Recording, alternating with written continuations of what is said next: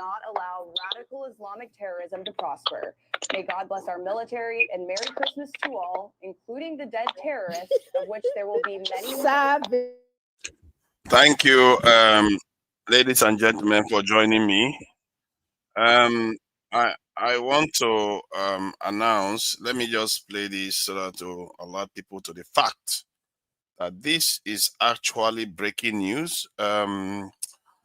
Nigeria is under attack. I not necessarily Nigeria under attack.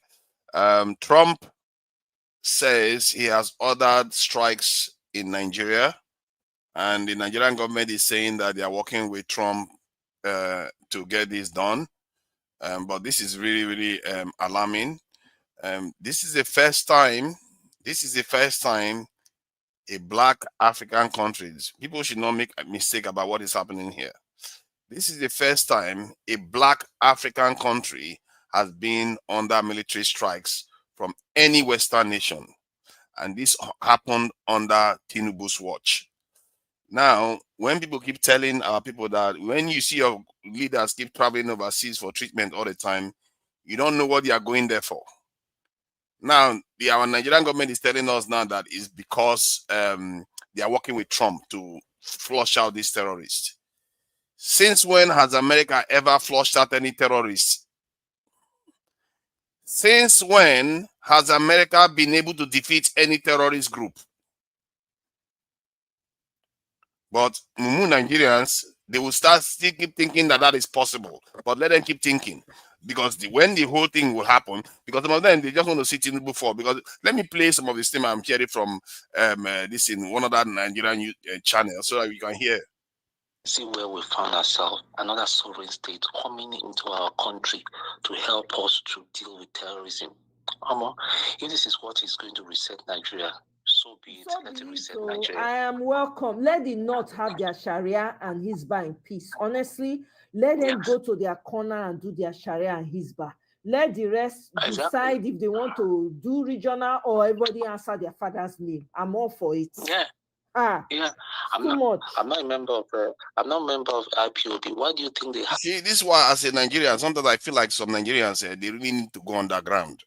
Some of the things our people talk about, they drive me mad. And I hope this type of stuff creates the kind of leaders that we need in Nigeria. Because some of all these crazy people causing problem in that country are so happy to be sectional and religious division. Maybe this is the environment that will create the kind of leader that we need that will deal with these type of people. Because they just go around talking nonsense. They don't know what they're asking for. They don't even care. No, grown people, they don't even know America has never defeated any terrorist group.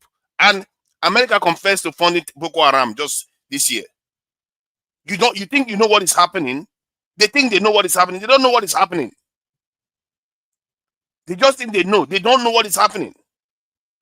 Oh, because America launched a rocket strike. Oh, that's it. You think you know what is going on behind the scenes? I don't know why our people are so ignorant about things. They are super ignorant. But this is why I like Trump being in office, because what he's going to be doing, he's going to wake Nigerians up. This is the first time, make no mistake, a black, especially in Niger Congo country, has been subject to Western bombing. For how many years now? Maybe since 1960, it's never happened. For the first time, and the one they picked on is Nigeria. And the aircraft that they were using to survey Nigeria is coming from Ghana. Ghana has always had a form of silent American military base there. Our people are traitors to themselves. They are shameless. And I hope all this that is happening, that is going to happen to us, especially if it is bad, we will learn our lesson. And I hope we learn our lesson. And I don't think all these crazy people, you see how the Omoye Corner is already talking about, oh, this Fulani go on their own, this one go on their own. This is how crazy they think. People like that, they're gonna get what is coming to them sooner or later. When the problems of all this happen and terrorism doesn't go, but guess what? And our people keep getting murdered, and America does whatever it wants in Nigeria, people like that will be the first to go. Because they are so hell-bent on repeating the mistakes of the past. Oh, let's go and let's Trump come and save us. How is Trump going to come and save you? Trump has not saved America from itself. They didn't save Israel. I don't know why people are pretending as if Trump can save us from bombing. Trump cannot save you. I don't know. You know what? Most Nigerians now, you know what they would like to hear? Oh, thank God, Trump has come and bombed Nigeria. Yeah, they're going to deal with those terrorists. That's what you want to hear. But the truth is that it's not going to happen. That is the truth. It's not going to happen. If it was going to happen, Hamas will not exist today.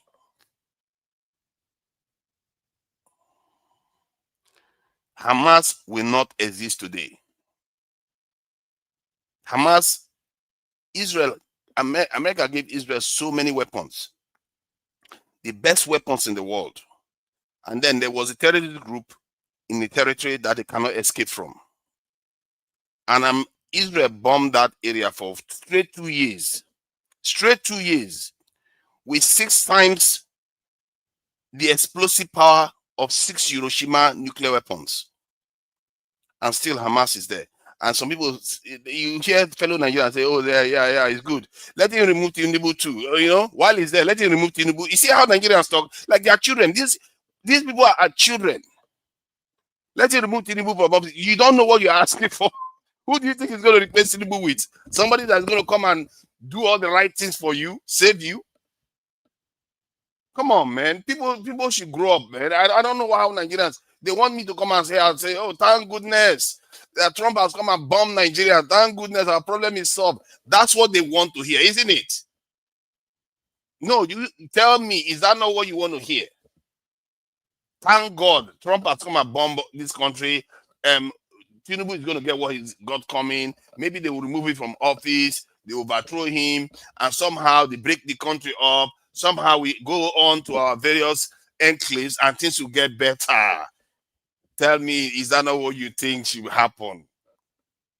I'm not going to tell you that because I'm just going to tell you the truth. America did not defeat Al-Qaeda. They did not defeat ISIS. They did not defeat Boko Haram. If anything, they funded some of all these organizations. What makes you think coming to bomb Nigeria is actually to get rid of terrorism? They've been in the Sahel. America was in Niger Republic when Boko Haram was founded. I don't know what is wrong with our people. I really don't know what's wrong. America had the largest drone base in Niger. Look at that. Look at that. You see, I'm glad. I'm glad you are seeing that. This is exactly what I mean. Nigerians, we regret your negativity because it is true. Okay, Flora, tell me, was America not in Niger when Boko Haram started forming? When Boko Haram became stronger?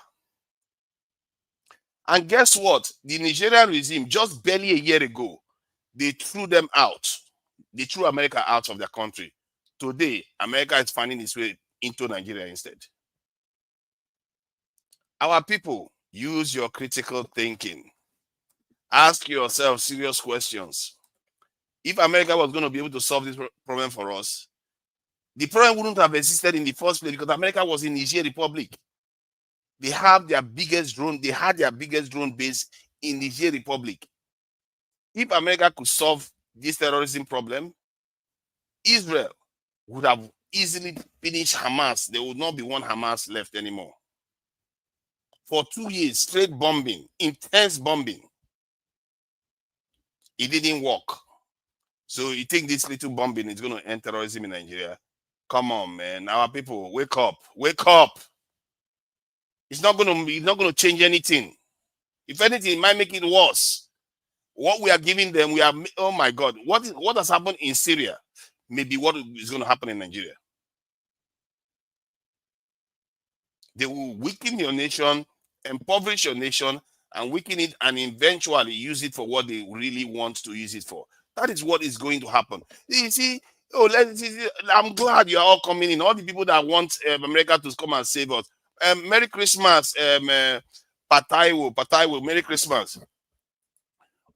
All the people that want America to come and save us. You see, if they are coming to save us, I will appreciate it. The problem is that's not what they are coming to do. And you should know it by now.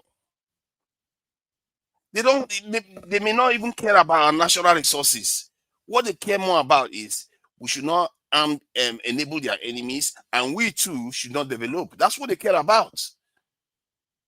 They care about that one strongly. And for me, personally, I don't even know why they don't want us to develop. Because if you look at the way our people behave, our people are not their enemies. Our people are not their enemies. Yet they simply don't want you to see the light of day. They simply want your people to keep suffering continuously. Oh, look at this one. Why are you crying? Don't worry. You are the ones that will be crying soon. If you think what is happening now is bad, you'll be the ones that will be crying. And I really hope during that time, the kind of environment that will be created will create an actual leader in Nigeria, a true leader that is willing to do the hard thing. And all these people that are mounting their mouth during that time, and when that time comes, mark my words, all this I'm saying now is in maybe a year's time or 2 years' time, I will remind some people of this. That I said this, and this is what is going to happen. It's just the truth of the situation. Many people will be rejoicing. Look at Nigeria is under attack. You know, it's going to come and save us. No. And when we look at those ballistic missiles flying into Nigeria, we're like, oh my God, that weapon is so like made from heaven. It's going to solve our problem. No, it won't. If that weapon was going to solve anything, why is Taliban still standing? America couldn't even handle Taliban. I don't. Maybe this is why I say this is a good thing to an extent. It's going to open our people's eyes to reality, because these things that we have in our head, thinking that, oh, because it's America, it's going to solve everything for us. No, it's not going to solve everything for us. It won't solve this problem. What is going to solve the problem is the things that the Nigerian government is going to do. In other words, the things that the Nigerian people are going to do, that will solve the problem. Egypt is not facing the problem we are facing now. Algeria is not facing the problem we are facing now. Morocco is not. Why are they not? Why don't we ask that question? Do you see America threatening to bomb them? Let America go and threaten to bomb Algeria. Now. They're going to have a big fight on their hand.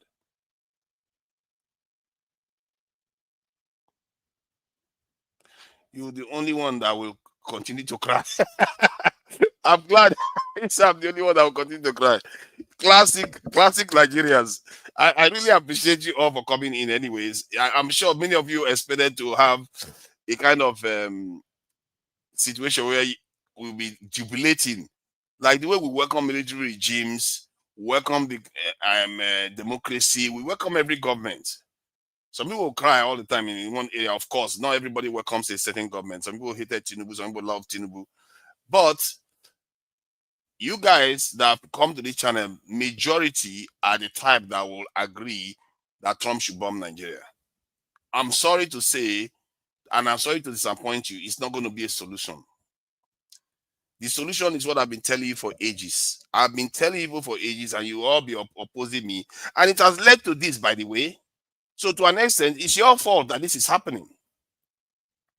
Because you all like to blame the government, but when they told you the solution to the problem, you oppose it. In other words, you oppose it so that the government should not implement it. And today you are happy when foreigners come and bomb your people. I personally, I don't know what to say about Nigerians. Sometimes I just feel disappointed about our own people. We are so underdeveloped strategically. Strategically, we are so underdeveloped. A lot of us need to go and get some lesson in strategy. All we hear is, okay, I think let me see if I can get to some of all these Twitter. This is the tweet here from Trump. Let me read the tweet so that some people get an idea of what Trump said. He said, tonight, at my direction as Commander-in-Chief, the United States launched a powerful and deadly strike against ISIS terrorist scum in northwest Nigeria, who have been targeting and viciously killing primarily innocent Christians at levels not seen for many years and even centuries. I have previously warned these terrorists that if they did not stop the slaughtering of Christians, there would be hell to pay. And tonight there was. The Department of War executed numerous perfect strikes as only the United States is capable of doing. Under my leadership, our country will not allow radical Islamic terrorism to prosper. May God bless our military and Merry Christmas to all, including the dead terrorists which there will be many more if slaughter of Christians continue. So you see what he's got to say there. What did he say? We will not allow terrorists to prosper. Was he not the one entertaining a former terrorist in his White House barely a month ago? The leader of Syria right now was the head of, if I'm not mistaken, Al Qaeda in Syria or ISIS. I'm not sure which one. He was the head of one of the major terrorist groups in Syria. He is the one running. He is the head of Syria right now, and he visited Trump just barely a month ago. Trump welcomed him. And many of the nations where these terrorists come from, that are funding many of these terrorist groups in the Sahel, they are Middle Eastern nations that America is an ally with. America is an ally with Qatar. America is allied with Dubai, that's UAE. America is allied with Saudi Arabia, Kuwait. All these nations, if you go and investigate whom is funding the militants in the Sahel, go and check it before you start jubilating that Trump is coming to save you. Go and check who is funding those militants in the Sahel and hear the names that will show up. And those names are names that are allied with America. And now he is saying he is against, he will not let them prosper. Who is enabling them? Without them, they won't succeed. They won't even be in Nigeria in the first place. Who went and brought down the Libyan regime that allowed them to pour into the Sahel? Was it not the Americans that brought down the Libyan regime? There was no way they could have come through the Sahel.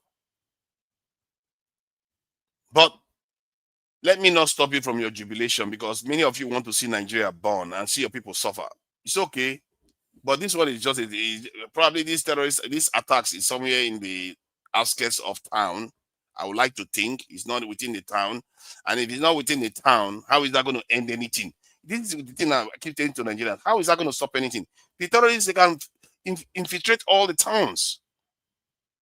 They can be anywhere. This is just talk. This is just talk. All the stuff that he's doing now is symbolic.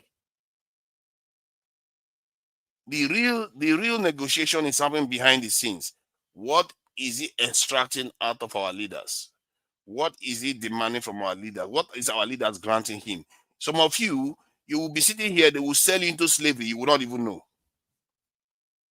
Some of you, after you have been sold into slavery, they will take change and still sell the scraps of you remaining as change, and you still don't even know. You will still be jubilating and happy.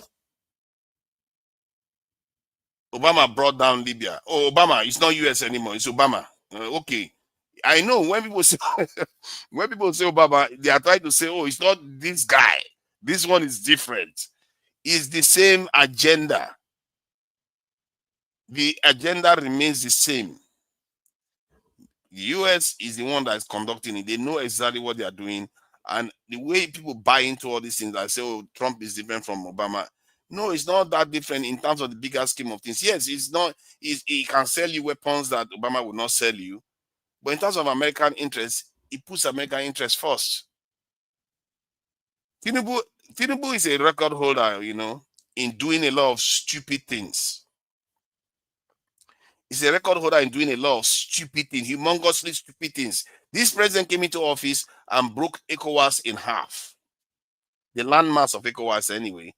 He broke it in half. And then he went on to float our currency.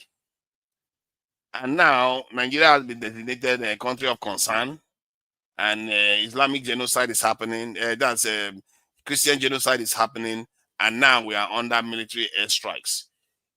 You see, when I look at it from the surface, just looking at the events, he has been a horrible leader.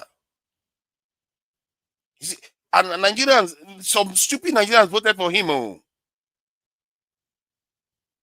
They will see this thing is wrong, but because of tribalism and religious stupidity, they will vote for him. That's what got us into all this mess we are in. Our people, and many of you in the chat, because you hate Tinubu, you will not think twice about what Trump is doing. You will be happy. I don't understand how people, are you not grown men? You should be able to, you have devices now. It's not like before where you don't have devices. People just read the news for you. You don't have any way of buying newspaper to find out the news. No, you can go on your Google and check this information. What makes you think what Trump is doing is going to solve anything? He's not going to solve anything. He's just bombing forests and maybe pounding the ground somewhere. Who knows? Maybe even killing some innocent people. Like Israel just killed about, how many people did Israel kill today innocently that Israel bombed today? Let me see.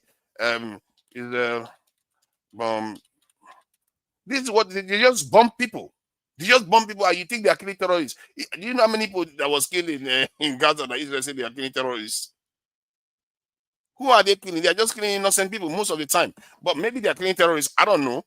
If they are killing terrorists in the Sambisa forest, good for them. Let them kill as many as they can.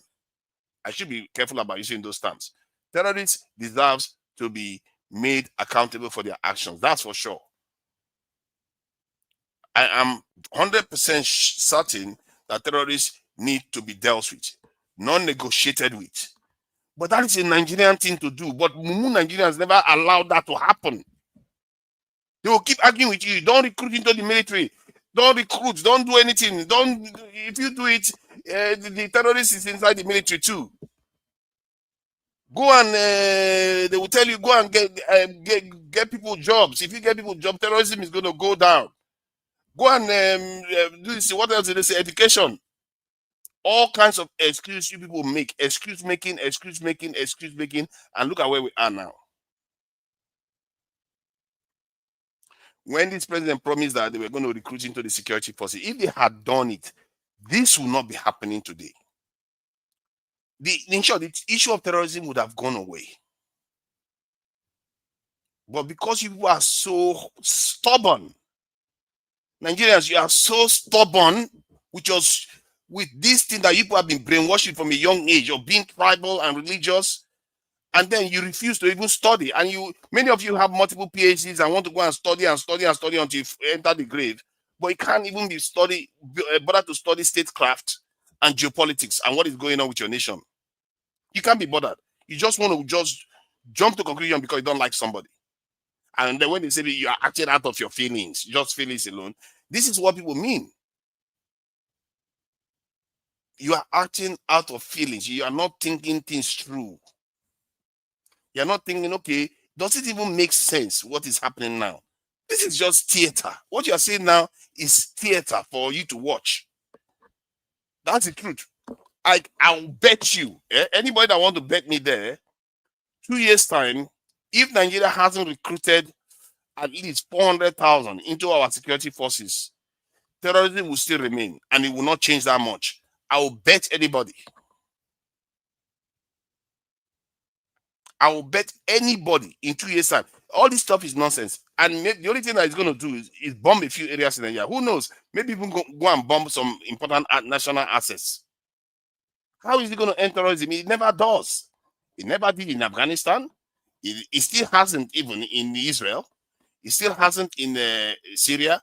It still hasn't. Where else was it happening? Even in Iraq, that they are fighting terrorism.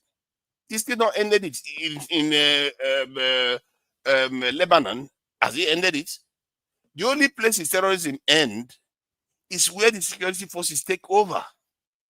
Like in Egypt. Egypt used to have the same problem. The security forces stepped up. They recruited almost 1 million into their security forces, into their military, and it is over now. It is over now. The same thing with Algeria. You all remember, I don't know whether many of you are old enough, but the ones that are old enough, they know what was happening in Libya. Not Libya, like Algeria. Algeria was very, very bad. When I was growing up, Algeria, the kind of bloodshed I was hearing about in Algeria was so much. But today it's all calm now. Because their security forces took charge. The nation took charge and did what they needed to do for themselves. Nobody can solve your security problem for you other than your people. and we have them in spades. And we have brave Nigerians. I know we have brave Nigerians. I've seen them. We have very, very brave Nigerians out there that are willing to do the job.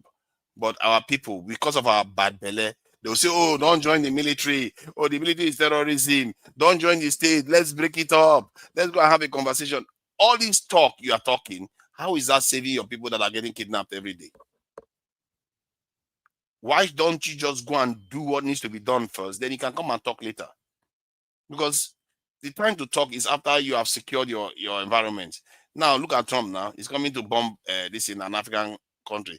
This is something that has never happened in history for a very, very long time. I don't think since 1960, American jets have flown over any Niger Congo nation ever. Like from Senegal to South Africa to go and bomb it. They didn't even bomb Zimbabwe when Zimbabwe expelled white farmers.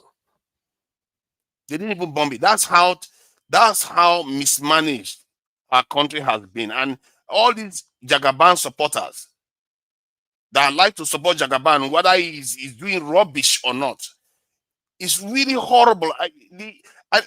We are paying for our sins. Let's face it. We are literally paying for our sins. And we have not even started. What we are seeing right now, we are paying for our sins. All these people that are supporting Jagaban, they know what he's doing is wrong. They will still support him anyway. Some people that know what America is doing now is wrong, they know it, but they don't care. They will support it because they hate the other side. That is how Nigerians behave. At least most of them behave. There are some that can see between the lines. They can read between the lines. They will know, okay, Jagaban has screwed up here. America has screwed up here. What are we going to do to take care of ourselves? I tell you, that's where most of you should be.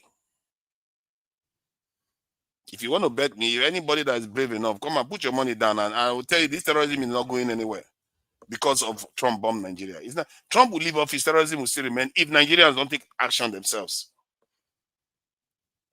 We have to take our own action to defend ourselves. If you don't get those people into your security forces, why should you deserve security? Why should you deserve security? Why should you even survive if you keep expecting foreigners to come and save you?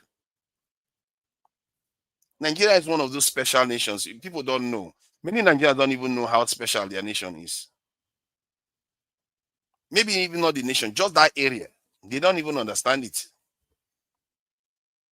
Like people like, like Esau that sold his birthright for porridge. That's how many Nigerians behave. They have signed off their birthright a long time ago. They don't even understand. That's why grown men will be happy that their country is getting bombed. Because they've signed away their birthright a long time ago. Jagaban has failed. We know Jagaban has failed now. But your fellow Nigerians that will be defending him. The guy, he was a spectacular failure. Was he not on this channel? I was telling fellow Nigerians, this guy is flying overseas every day for treatment. Do you think he's going to govern for you? He's not there to govern for you. He is there to govern for other people. People think he's bombing, and what he's doing now is against Jagaban. I don't know where they got that one from. And I think was it on Omoye Corner that was saying that the French are not going to come and save Tinubu. What? The French and the US are on the same boat. What are you talking about? They are part of NATO. Don't you get it? Do our people even study geopolitics at all? How can you have a people that are part of NATO, that they have a military alliance, and you think France will come and fight America on behalf of Nigeria? What? What? Man, we need to study geopolitics a little bit more before we start saying stuff that we don't even understand at all. And this is why we will invite a snake into our own house. We will not even know, because our people don't know anything. They don't know anything about the world. They just walk around the world like zombies. They see America has a lot of weapons. Oh, yeah, nice country. We speak English like them. So that's it. Oh, France. Oh, yeah. France oppress French Francophone countries. That's all they know about France.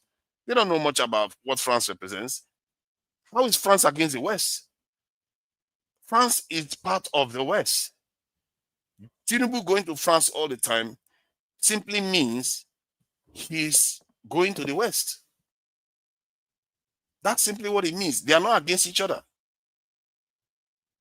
The question you have to ask yourself is, what has Tinubu given them? What has he sold to them now? Because whatever he sells to them, the only thing you can pray for, which I doubt we are going to get to, because we clearly know God has already answered our prayers. Our Mumun is not letting us see it, that we need to do our own bit. The only thing we can pray for is that whatever he negotiates with these Western powers is good for us. Because so far I've not seen it. All I've seen is dirty December. All I have seen is dirty December. What have they given us? What have they negotiated with Tinubu that is going to be good for us? And some people, one of the things they keep talking about, I don't know how many people that have said, oh, America is going to come and steal your natural resources. Who cares? Nobody cares. I don't care about it. If let me say this, if America would take all our natural resources and ensure Nigeria is secure, arms our military, allows Nigeria to be able to defend itself and recruit into the security forces, has a military alliance with Nigeria to defend itself, and quid pro quo, Nigeria will also help America, and Nigeria will be able to develop and become a strong nation. I don't care. America, take all the natural resources. Because natural resources is just, how do I describe it? It's not as important as we like to think. The most important natural resources is in your brain. Not what you have underneath the ground or even on top of the ground. It's what's in your brain. That's your true national resources.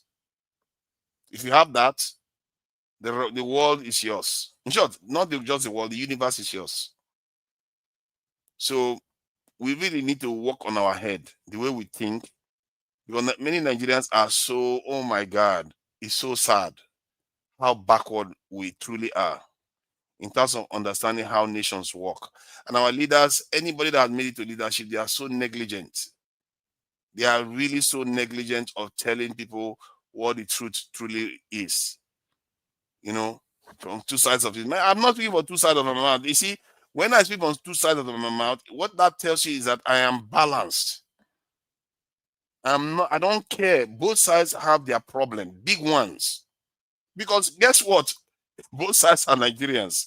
We are all the same people, and we all have this flaw that has led us into this mess that we are in. The truth is that we have always been in this mess. People might think that this is a new low. We've always been in this mess. Just that this one is just one of the chapters that is showing it, and it will get worse. I'm sorry to say, it will get worse. Most Nigerians think that we are going to get out of this, get out of the mess we are in somehow by catching cruise, or somehow we sneak our way through it and just become successful. That's not how it happens. Most nations have to go through some tough times, some seriously tough times. And Nigeria, do you know, in all our history, the only people that can say they went through tough time at any point in Nigeria is the Southeast, when that civil war was occurring. At least the regions that experienced that war, those are the ones that will say they experienced tough time in Nigeria. Because most Nigerians haven't seen what it's like to truly be hungry and you are living from hand to mouth. That not one person, the entire nation, not one person here and there, or poor people that live in the slums. No, the entire nation has to be struggling for food. We don't know what that is like at all. We've not seen it before. We don't know what it's like when you hear 300,000 is dead in the last week because of somebody just did something and they're all gone. We don't know what it's like. And we think we've seen anything yet. We've not seen anything. And we are not going to twerk our way out of this one. We are not going to dodge our way out of this one. All those crazies that keep thinking that breaking up Nigeria is your solution. That to show you how crazy many of our people are. During Christmas right now, guess what is happening in Nigeria? All these crazies that want Nigeria to break up, they are all running to their towns. So their towns remain their own. Their language remain their own. Their kings remain their own. Everything remains. Everything is still in place. The only thing they don't like is the idea that you have a country. Soon, those people will even hate that they have Africa. Where would they stop? They will hate that there's a world out there. You see, the reasoning is so flawed. They are acting as if somehow when they created Nigeria, their towns disappeared. Their language disappeared. Their gods disappeared. It's all there. It's all there. That just shows you our limitation in the way we think. We ascribe some life, some kind of negative force to Nigeria that it doesn't have. I think Nigeria is eroding the Yoruba culture, or is eroding the Hausa culture, or is eroding the Igbo culture, or the Ijaw culture, Ishekiri, or the Benin. No, they are all still standing. As a matter of fact, the Benin people got their stolen these artifacts, quite a lot of them back just this year. The cultures are still there. The towns are still there. The people are still there. The country is just a club. And a club of power, if you know how to tap into it. If you decide to break that one up, you don't have anything remotely as powerful than that. What kind of senseless thinking is that? You don't have anything remotely as powerful as Nigeria. You would rather go to a Chinese, smaller, midget state. And then, and then in that your midget state, you go and argue with the superpower that is already bombing your country that is even bigger now. That's already bombing it. Imagine if you're smaller, what it will do to you. Trump is using Nigeria as a distraction. He doesn't care about Christians. If he cared about Christians so much, why is he not welcoming Christian refugees? Have you seen Trump welcome Christian refugees? Have you seen him welcome any Christian refugees to America the way he welcomed them to what they call it? The way he welcomed the South African that are not even facing a genocide in South Africa. They are not even facing genocide in South Africa, but yet he welcomed the white South Africans to America. Why is he not welcoming you? But let me go to the chat and talk to Nigerians and see what they are saying, because it's good to get points of view of what is going on in the country. Let me see the images here. What is it showing? It's used as a distraction now, because this Nigeria issue came up when Israel was trying to imply that the genocide going on in Nigeria. Why is everybody talking about its own genocide? You see what I mean? So they need something else to say there's another genocide going on out there. It's not only Israel that is doing it. As a matter of fact, Netanyahu, just yesterday, if I'm not mistaken, let me see if I can find that speech. He literally made a speech about this. Netanyahu made a speech about the genocide in Nigeria that is going on. It's funny. You couldn't even make it up. Maybe he basically may be the one that just ordered Trump to do what Trump is doing now, because somehow that guy seems to be more powerful than Trump. Let me see if I can find that video. I just saw that video yesterday. That was quite interesting video, actually. Let me see if I can find it. It was on X. Somebody shared it with me. It was on it. Somebody shared that with me. So let me find that that video. So you see what I mean, and that should tell Nigerians that how much influence Israel has over Trump right now. And this is something that a lot of Americans are alarmed by. Let me see if I can find that image, that video. It was just yesterday. Where is it again? Yeah, somebody shared the video yesterday. Let's see. Yeah, that's it there. see and get it out so you guys can see it. I'll play it, you know.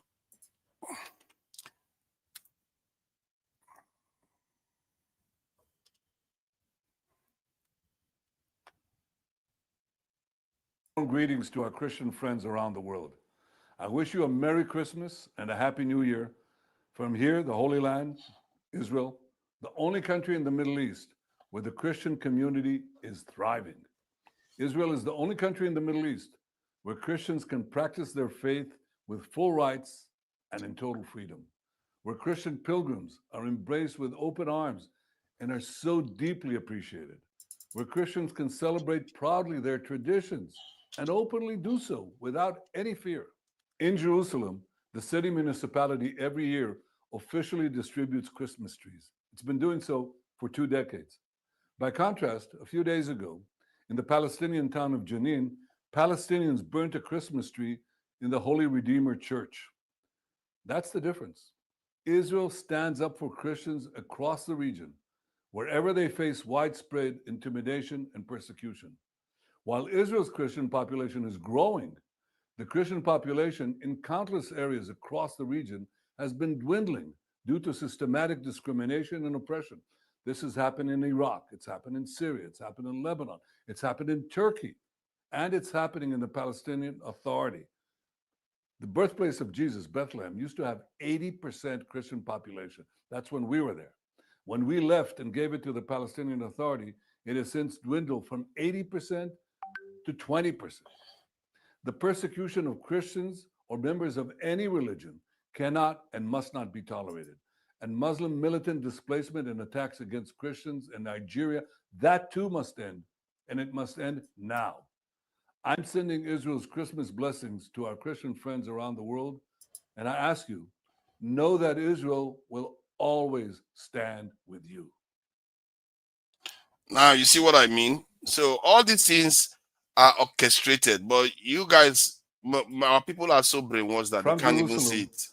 They can't even see it. They are laughing at you. They are just laughing at our people. Sometimes I feel embarrassed being a black person, I tell you. Specifically African, to be, because African Americans are not that gullible. They are not that gullible about this. We are some of the most gullible groups ever. Now, this is the rocket that he's launching that most people think that, oh my God, it's going to save Nigeria. Yeah, right. If he was going to save Nigeria, this is something that they have been using for the last 2 years, bombing Gaza. They've been bombing Gaza, Bozak, Bozak, Bozak, Bozak, Bozak. Where did he get us? He's still, him that just spoke just now, Netanyahu, is still next door to Hamas. I don't know what to tell Nigerians. So, the man that just spoke, that is technically wanted by the International Criminal Court, he's still living next door to Hamas after bombing Hamas for straight 2 years. Today they are still bombing Hamas. Actually, they killed a lot of people today. Let me see whether I can find the images. How does that even solve anything? Let me see. Somebody says I'm missing the point. Let me see. What point am I missing? Let me check what he's saying. Missing the point always. I'm blaming people who are asking to be allowed to go if they are not welcome. Leave Lagos and leave the north. I don't see when you keep saying that you are not welcome and they want you to go. The truth is that you don't even know yourself. Oh my God, why are people like this? You don't even know yourself. Because if you knew yourself, if you knew your people are outgoing people. They are everywhere. Why would you want to go? That is your power. But you don't even know your power. Like we have been twisted round and round in such a way that where our power lies, we turn against it. That's how we are. Like you actually think, like because you are from the southeast, living in Nigeria is going to solve your problem. You're just making it worse. Because that's not your nature. Your nature is you are expansive. You travel to places, bravely traveling to places that most people will not even dare to. You are adventurous people. and you actually think caging yourselves inside the Southeast is going to solve anything, it's not going to solve anything. Most of the people that are causing problems in the Southeast are Southeasterners. Just like the Southerners, South people are causing problems in the South. The North too are causing problems for their people. Our people have been, in short, our people are just like you, let's face it. They're not that different from you. You are all the ones, you are Nigeria. You are the ones causing the problem because you don't even know your power. You don't know your power. That's the truth of the situation. Because when I keep saying, oh, it's just the elite, but the elite come from the people. Is that not true? Am I mistaken? True Nigeria believes in electoral system. What do you want me to believe? You want me to believe in dictatorship so that somebody just comes overnight and takes over? You think you will be happy with that? I believe in the most advanced democratic system, which is a direct democratic system. If we wanted that, we can elect a president from each region and they go and sit in a presidential council. Then everybody goes home not worrying about who is going to be president, because you know your president is there. They are all making decisions together. 6 heads is better than one to make a decision for a nation like Nigeria. That is how it's supposed to be. But our people, instead of them to be thinking creatively, thinking about new things, new ways of solving problems, we double down on ways that never worked. Why do we do that? If you carry an umbrella today and you go outside in the rain and the rain beats you because the umbrella is torn and broken, tomorrow are you going to carry that same umbrella? But technically, that's exactly what our people do. They'll carry the same umbrella thinking that it's going to give them a different result. But it won't. The result is exactly going to be the same. And our people are just going to think that, oh, somewhere along the line, it's going to come out different. It's not going to come out different. It's going to come out the same way.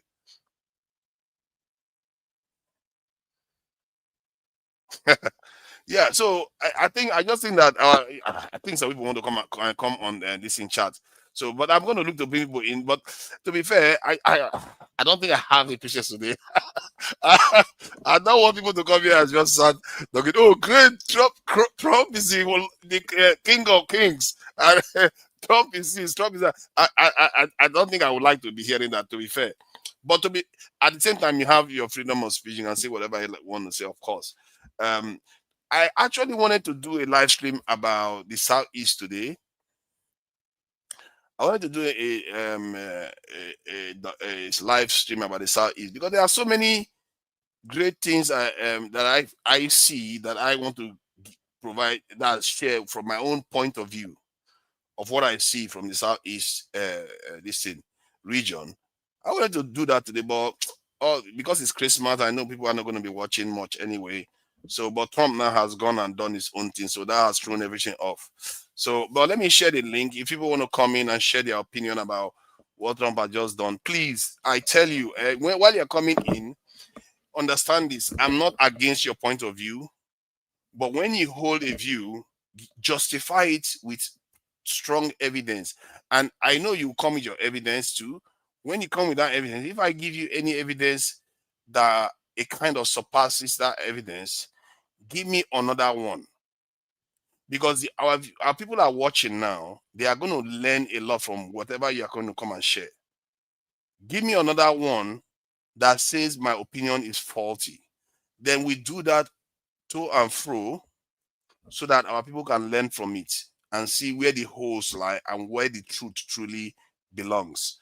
The fewer the people that join, the better, to be fair. I'm not keen on too many people joining because then we'll not have a chance to delve deeper into our reasoning. Most of you believe the same thing, so there's no need for everybody to come in. So it will be good for us to flesh this issue out and learn something instead of just come here and watch Trump bomb Nigeria and then go home, sleep, and go on Boxing Day, enjoy ourselves. If you're in Nigeria, you go and enjoy yourself. If you're in the West, you go shopping on Boxing Day, and that's it. And wait for the next round of bombing to occur. This is a seismic moment. People don't understand. See, people don't read history. They don't understand how seismic this is. This is the first time America has gone and bombed a Black African nation. Especially, no Niger Congo nation has been bombed like this. Even India, at its heights, has not been bombed like this. This in Mugabe at its height, kicking white farmers out of lands, it was not bombed. But somehow Nigeria has not been bombed. And I've been calling for us to secure our country for a very, very long time. But many of you that were pushing back against it didn't know any better, because many of you actually literally said we don't have any enemies from outside. Until today, you still double down and say Trump is not our enemy. But let's wait now. History, who is history going to prove right? And I really don't want you to prove me right, because if you are right, then we are going to emerge somewhere along the line. Things are going to get better. We are going to be happy. But if I'm right, things are going to get worse. And I really don't want to be right. This one, I don't know who to bring in on. This one that people are showing up.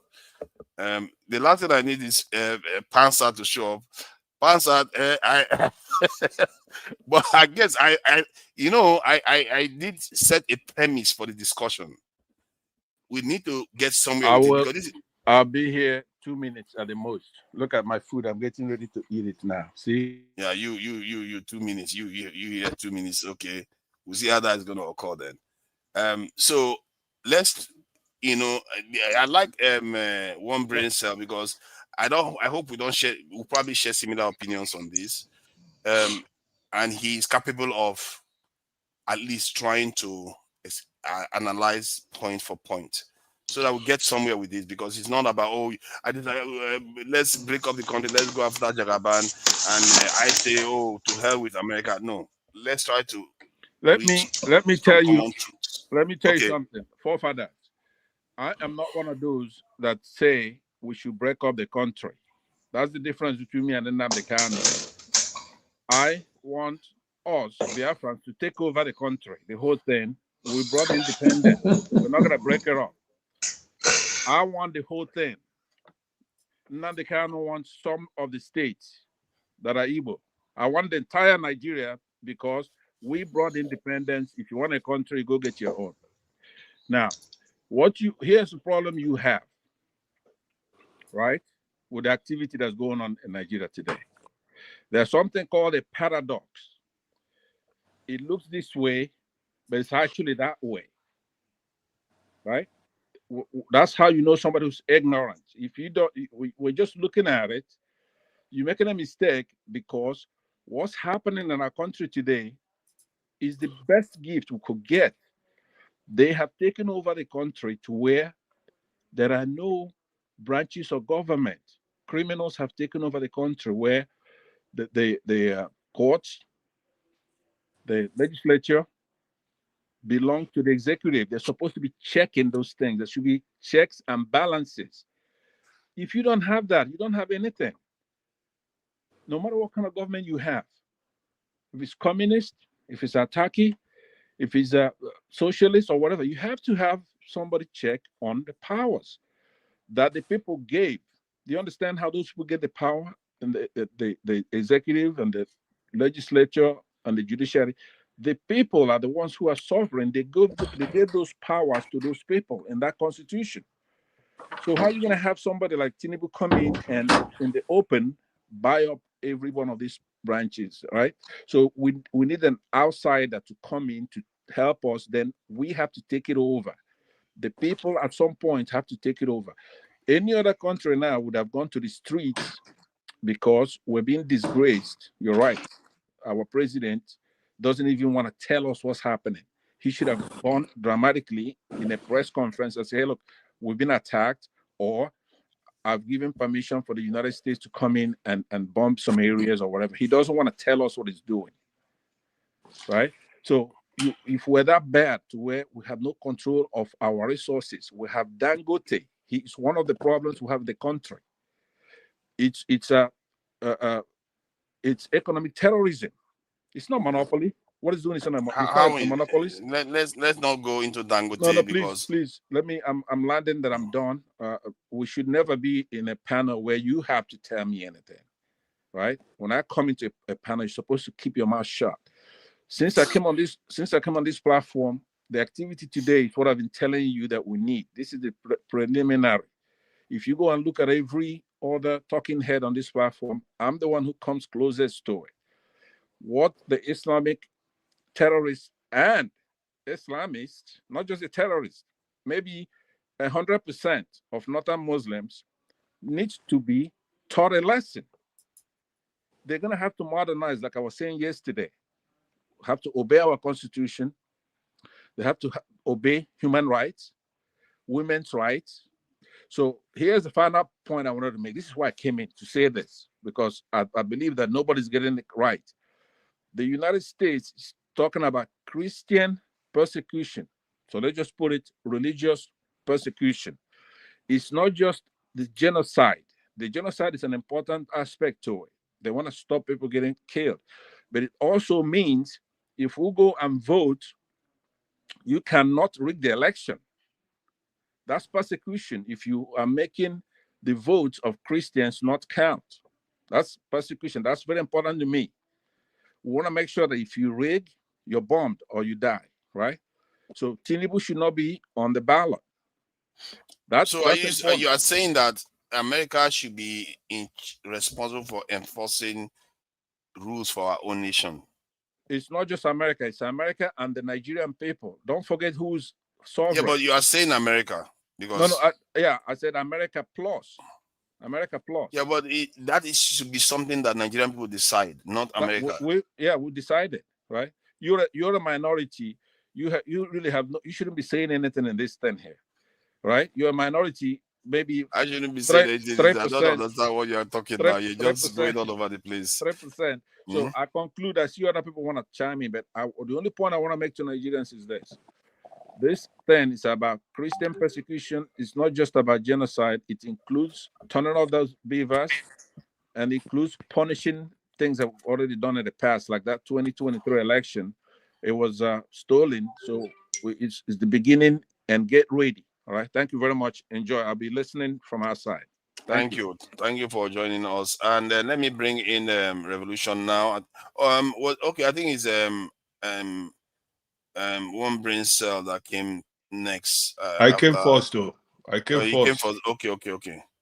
Great. Revolution now. Thank you for joining me today, because hearing this, in one sense, is a good news, because our people have been under some illusion that somewhere along the line there's some guardian angel saving us somewhere, and many of them are still under the illusions because they are thinking that Trump is there to save them.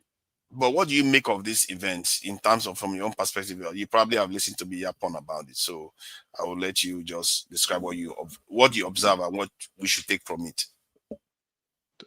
Merry Christmas, everybody. And first of all, I want to congratulate Mr. Pansat. You know, he have opened the door of truth. Almost all what he said, I'm very happy that he said them, because I don't normally agree with him, because he said I'm an anti-intellectual. I'm not anti-intellectuals at all. At least I have gone to a bit of schooling myself, so I know what it is to be educated. So really, I appreciate him. Most of his submitment is top notch. Let me use that word, because he broke down everything the way I wanted to. Maybe I wouldn't have dealt with it the way he dealt with it, because of intellectualism. So I respect him for his own submission. He did a lot. For me, I can tell you, I was reading the comment section while you were talking, and people said the best Christmas gift Nigeria ever got. It is one of the best news I've ever had in my life. Because I don't want you to see it differently, as if, because most of you educated ones, some of you, and those sympathizers of Islam, will tell you Trump want to invade Nigeria. He didn't say he's invading Nigeria. Many of you have given example, look, anywhere Nigeria, even my guy I support, Showore, he was a part of that group of people who, of course, are forgiving him, giving us example, where America has gone, what ended up with it, how did it end, Afghanistan, blah, blah, blah, blah, blah, blah, you know. It is not the same. Let us help you people, let's educate you people a little bit more. Where they went in those places, they went to remove the sitting government. because of the cries of the people of that country. The people of that country cried. They needed help. For crying out loud. Wow. They needed help and called America. Did they get to come. help, or did it get Yes. worse? It didn't get worse. It's just that the system, please, if you don't mind, forefathers. No, You know, I did this is say very, that when you come in, you'll be asked questions and you need to give answers to justify your statements. okay, But then this I is will very, very justify. important now. Yes. Thank you. Did it get Thank you. worse or did it get better for those people? No, you are seeing it in the angle of you don't support them coming, so it will get worse in your own view. You understand me? In my own view, it didn't No, get in worse. terms of living standard, in terms of life expectancy, in terms of organization, those are the metrics that nations are measured by. Did it get better for any of the nations that America went and bombed? In my view, it got better. You know why? Okay. Because those people, like what is happening in the northern Nigeria today, they learned a lesson. They knew that there's a force bigger than them. So what they are doing now is they handle their people with the belief that when they fuck up, there's another mighty power that can descend on them. That is where you people don't see it. Where I live in Sweden, we have a lot of refugees from those countries, and we interact. The Taliban in Afghanistan might have taken back the power, but they do it now with the belief that there's somebody watching them. You understand So me? that is the only matrix that you use to measure whether the nations Of course. got better. So before, excuse Libya, me, Libya okay. situation, you see the case of Libya. It is people like you who are saying that things are not getting better. You understand me? No, things got worse. Not whether things are not getting better. Of course, things may get better. Nothing got worse. Most people believe that when Gaddafi was there, of course, I could believe that when he was there, it's difficult to see a Libyan outside in Libya because he was taking care of them in his own way, while he was killing a lot of people also in his own way. People were locked in prisons that they don't see the daylight. You understand me? So we should not forget all those atrocities. And then he was trying to Islamatize Africa with the money he has. You people don't, I mean. Yeah, but you look at one thing, but I'm saying the nation, you said they help the nation. The help you are asking for, because we are now living through it, the same thing again. That you are saying help Libya. Is it objectively, did they objectively help Libya? If you want to, I can pull up the GDP of Libya, I can pull up life expectancy of Libya, and let's see what I actually helped Libya. Okay, further, let me tell you my mind about when you compare Nigeria with other places. We are not in those places. Nigeria is a peculiar case. So please, I was just making references to that nobody should come and help Nigeria because of this, that. Please, let us leave this, that, and concentrate on my own country, Nigeria. I'm a refugee today. I might be living good in Africa, wherever I'm living, but in my soul, I'm a refugee, and I don't like that. I want to be able to go back home to Nigeria and show those my people who are still living there that at least I survived.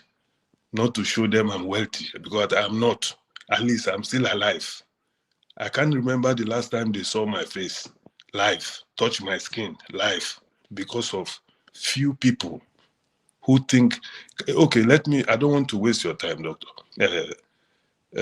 Forefathers, you know I don't like wasting time. Only that today is a special day. I was sleeping. Suddenly I saw you alive. So I said, let me join forefathers. Before now, you broke the news to me that my big brother has done what he promised to do, to liberate us. Trump is your big brother.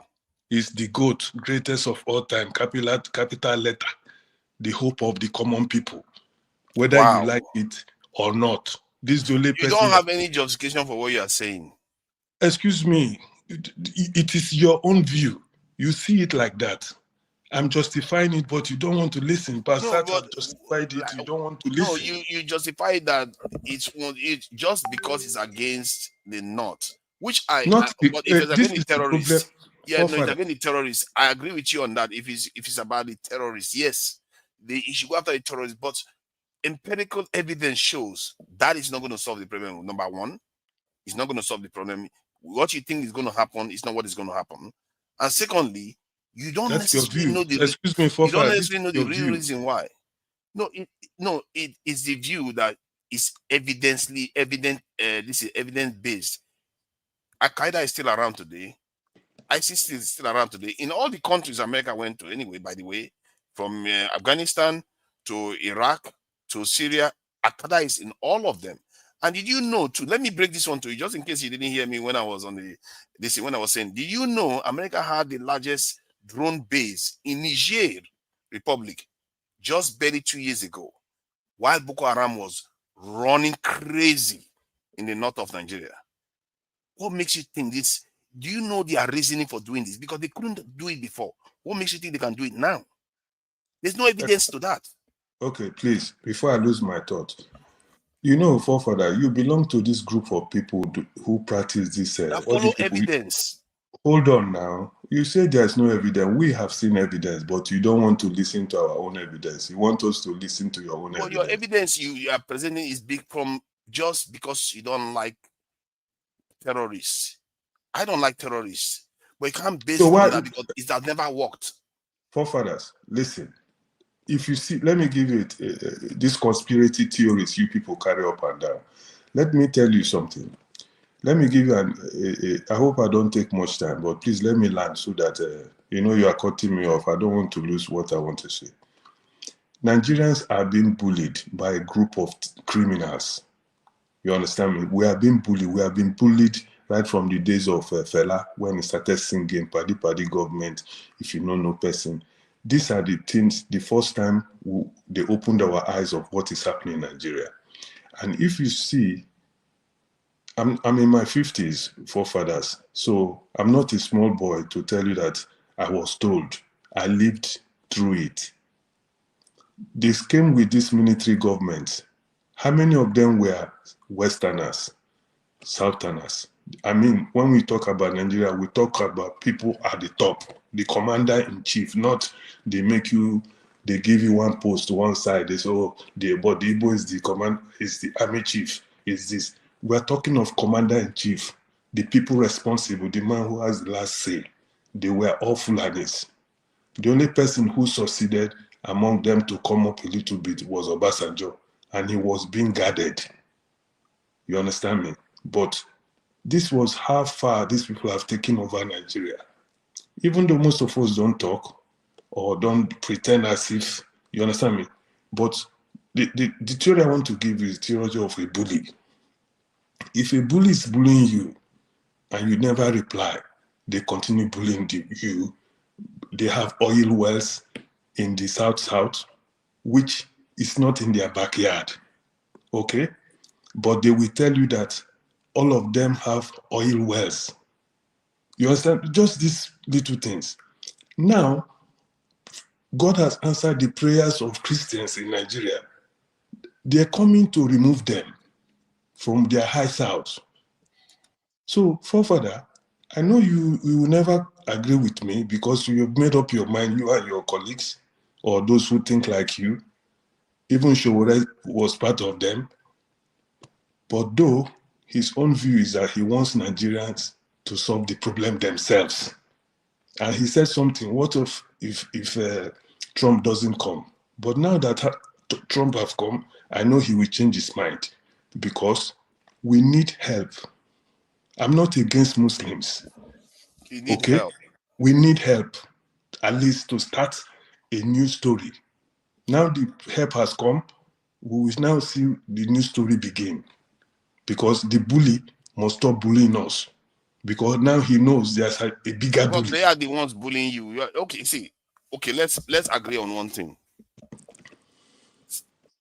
What is happening now may lead to a situation where I just maybe to an extent I wish Trump does it. Goes outside and start doing other things to disrupt the Nigerian economy and the Nigerian state itself. When he does that, let's even cause an overthrow of the regime. If that happens in Nigeria and the chaos that follows, mark my words, if you say you wanted a revolution, that's when it's going to happen. is going to create leaders that the people that are talking like the way most people in the chat are talking, their heads are going to be taken off, because those people need to go. If Nigeria, if we are as people have to survive, those people need to go. Those people that always believe that foreigners can save us, they need to go. And they should be the first to go, because if they don't go, they will betray us repeatedly. Like the leader you are talking to right now is a friend of the West. That's how crazy we are. He's a Excuse friend me, of the West. forefather, we are not crazy. Nigeria is a peculiar country. We need something to happen there so that the good among us, That's where we whether agree. Muslim, That's where we agree. excuse me, so that the good amongst us, whether it's a Muslim or a Christian, can come to power so that they can change that country. Without the intervention of a mighty power like Mr. the greatest of all time, GOAT in capital letter, mind my words, he's the greatest of all time, whether you like him or not. Man, that thing you are saying here is not going to age well. I can assure you.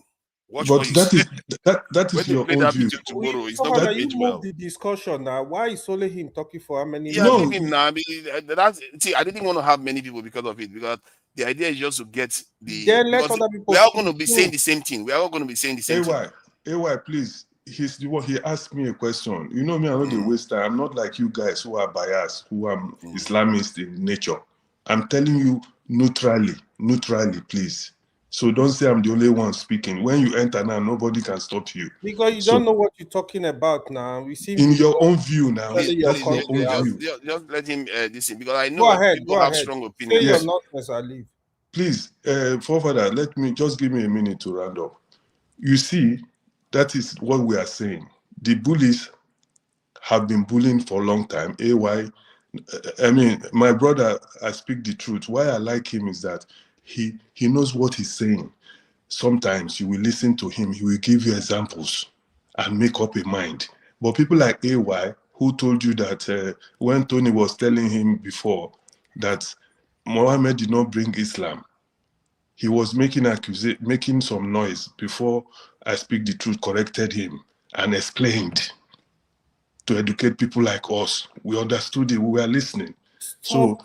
Okay, So before The going to only thing Mohammed, you hold do- on, just hold on. Sorry, leave it. Before going to Mohammed question. no, I was just trying to Let tell me, AY yeah, I to understand. give me Let me talk to peace. let me do some paperwork. We have over 670 people watching, and there's barely any likes out there. You have to like, share, and subscribe. We have to hold the conversation, and Nigerians, take your time. It doesn't cost you anything. I'm not asking for donation at the moment. I'm just asking for people to like and share, and also subscribe to True Niger. I need subscribers, and all you have to do is click the subscribe button, and you'll be notified whenever we are live, because you never know. And there's also a Roku post that you can go and subscribe to. Most of you already know it, and I'm going to share the link in the chat.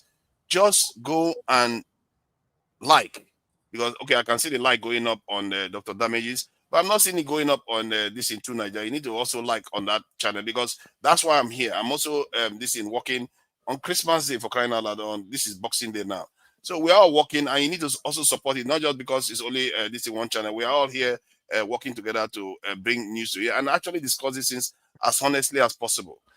So let me this 30 thing check. seconds. Just 30 seconds. Don't say anything yet. Don't say anything yet, because I want to see whether they actually go over to do what I just said, because they let them just keep watching us stare at each other, because Nigerians, they don't do anything until you make them do it, like Abacha.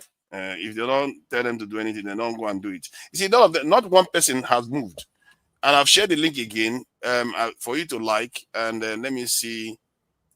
Like and share. Tunaya, this is your Like, biggest share. view. This is your biggest view ever. Push them to go like Dr. Dami. There was 1,000 the other day when Trump threatened to attack Nigeria. Nigerians, when they hear that the foreigners want to kill us, they get turned on. They start showing up. Okay, give me a minute. Give me a minute so that I go away, please.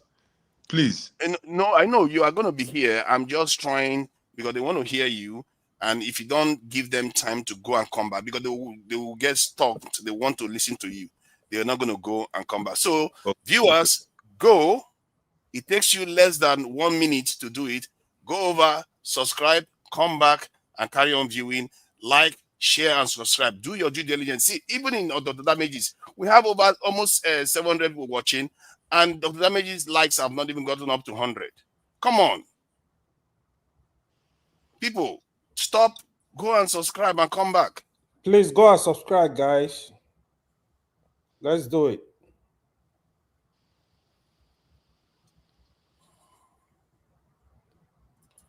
Zero. I've not seen one person even move. The likes have gone up on your channel. Tell them you are gonna end the show. No, if I end the show, then then there will be no discussion anymore now. And I could. Who says this? We have to be don't end it. Just move to educated people. They will maybe what they are listening to. Good. All right. So move to educated people, please. Let me allow Revolution now to finish this thing. At least we've taken at least a minute to do that, and I will be doing that. I will be stopping and starting so that they can engage more, because these things are important so that I can get alerts whenever we are live. All right. Please, thank you for your patience. Go ahead. Yeah, I will just stop now. I want to thank you specially for this program, for coming in today on a special day. I want to thank two brain cells. I want to congratulate my brother AY and the other brother, I can't see him properly. And then I want to give a busa to Mr. Pansat and the General, Dr. Damages, all of you who are handling this, giving us this opportunity to speak. And I wish you the best in the new year. But for further, promise me something. Don't say that we are supporting people to come from outside to destroy Nigeria. You know in your heart that the Nigerian people, I mean the common people, we are being oppressed by very few people. And they are from all sides of Nigeria, Igbo, Yoruba, Hausa, Christian, Muslims. We know that they are harassing us in that country. I'm not against Muslims because we know that it's just a handful of Muslims who are killing even their own people too. We all know this. That is why I'm in support of Mr. Trump, to at least let us, you know what they used to say, let's weed our farm, so remove the thorns so that the plants can grow. Thank you. I appreciate you. Thank you. And I like the spirit you came in with, even if we disagree. See, that's how it is. We try to disagree. The viewers will decide where they belong. One brain cell, thank you for joining us. And let me bring in Femi. Between Femi and oh my God, I've lost. Femi came in first. Femi came in first. No, you actually came in first. No, I'm saying before, after me, it's you, then the other guy, then A1. Thank you for that. One brain cell. So, what do you make of this? I don't need to. Thank you. So first, yes, it's a sad day. First of all, happy Christmas to everybody, and I hope everybody's having a beautiful holiday, joyous moment, which we should all be celebrating with our families. I think this is devastating news, and I think celebrating this is short-sighted. And whoever, like you said, whoever's happy at this incident, I don't think this is going to age well. I mean, first of all, I think this is a distraction from what's happening in local politics in America, the Epstein files primarily, and other domestic issues that the Republicans and Trump's administration itself is trying to shift focus on. In addition to that, the issues in Palestine, which an entity, a wanted international criminal like Benjamin Netanyahu is definitely trying to shift focus from his atrocities in Gaza. With regards to, I wish Pansat was on here, because Pansat is someone that I'd say, maybe because I have a soft spot for him, I always tend to listen to him. And why I like Pansat is because I think Pansat is very, very, aside from I know he's an intelligent man, I think he's very misunderstood. Because I've spoken to Pansat numerous times, backstage, and I've seen him in his real element where we weren't discussing politics. It was just him having fun.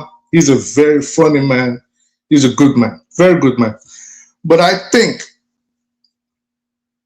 on this issue, I think he's wrong.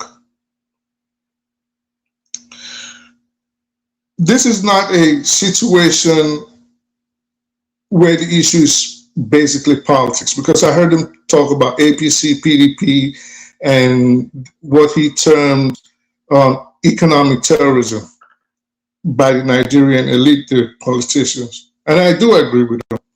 But here's where I disagree. We have the same issues here in the United States.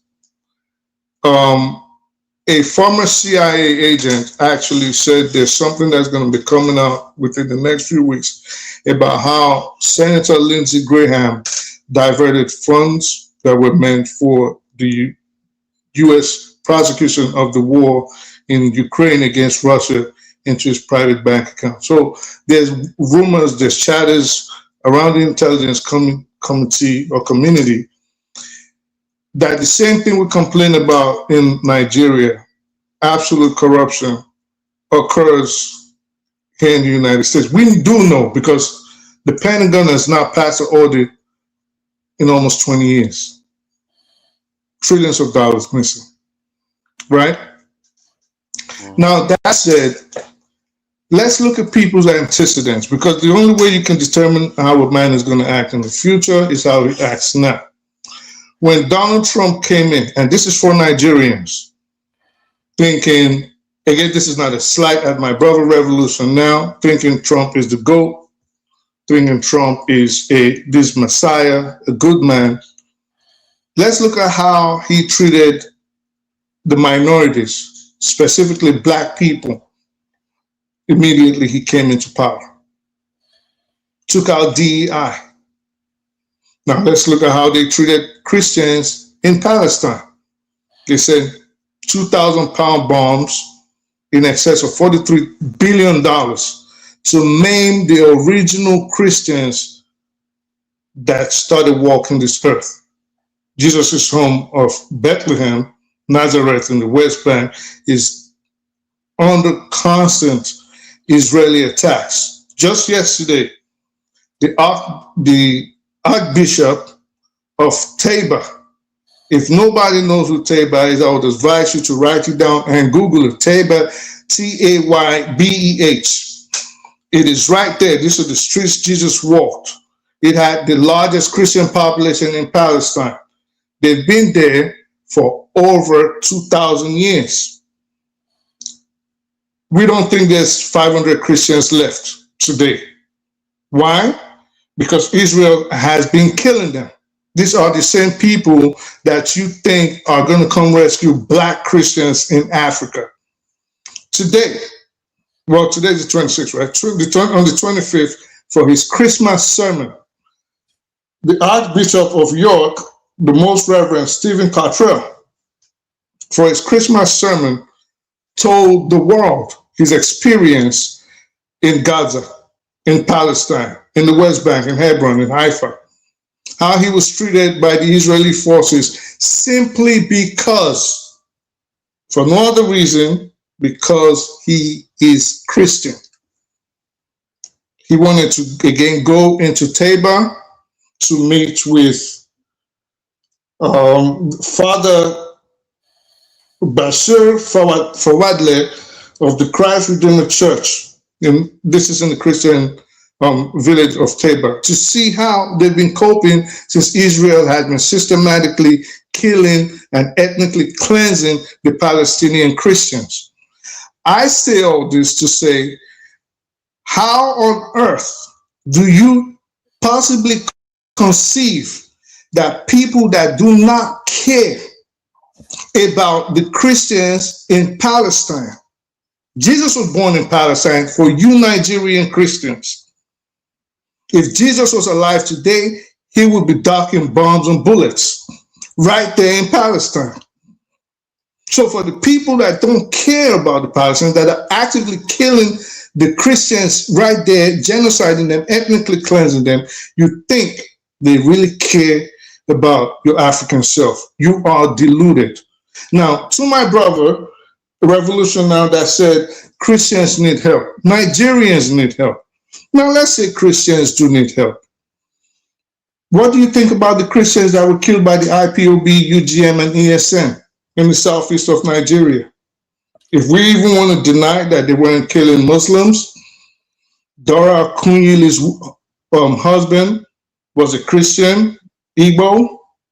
He was killed by IPOB. Should we now send Donald Trump to the southeast because we do know most of the people that were being murdered and killed by the IPOB were Christians themselves? So we got to be really careful about what we wish for. And I'm just going to end it by saying, and me and forefathers, we're going to argue about this later because this is probably our favorite pastime. Yes, we have enemies, but I disagree with you that the weapons, the weapons issue, like at what point, if we even wanted to arrange for them, we could have not gotten them now. We're not getting nukes in 3 weeks, right? But that's another completely different discussion. I just end by saying, be careful. Be careful what you need for, because forefather says something that is very, very correct. If this escalates, which is what I know this government is hoping for, if this escalates where, for example, the government is pulled down, overthrown, problems happen all over Nigeria, nobody's going to be the better for it. If you think the problem is going to be isolated to the north, again, you don't know what you're talking about. You're going to have small pockets of insurgencies. At least we've done this simulation over a decade ago. I would assume to say 30, 40 different pockets where insurgencies are going to happen. Nigeria is going to be on fire. Western Africa is going to be on fire. And the refugee influx that will come out of Nigeria, the whole world, the entire world will not be able to handle it. We got to be careful what we wish for. Thank you. I appreciate that. And I could have asked some question, but let me bring Femi in, because even if, like you said something about whether if we get the orders in, it's not necessarily about this conflict. It's about the one that is coming in the future too. Because this one, I don't think this one could. Trump will be out of office soon. He will be out of by next November. He will be a lame duck. Welcome, Femi. What do you make of these incidents that, for the first time in history, a Black African country that is of the Niger-Congo family has been attacked since 1960, since the independence era? No plane has flown over them to bomb them, not under Idi Amin, not under Zimbabwean leader, not even under Mandela ANC when he was tormenting white people during that time when they were fighting against apartheid. So what do you make of this incidents? I may like to check later on whether the bombings that took place at the outset of immediately after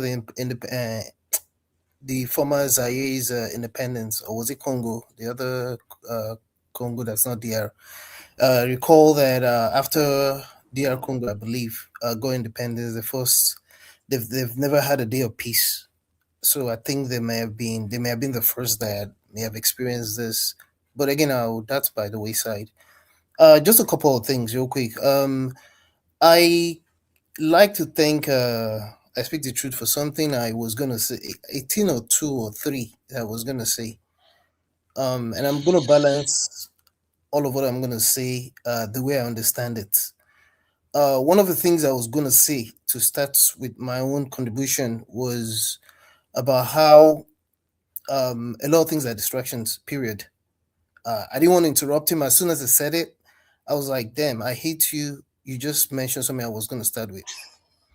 Now, if you notice, because again, I like to look at things from the global perspective, because I just have this belief, and anybody can criticize me, say whatever, I do not give a damn, that whatever is going on today, in fact, I have a belief that starting in 2026, I hope nobody wishes me Happy New Year, because I'm a realist.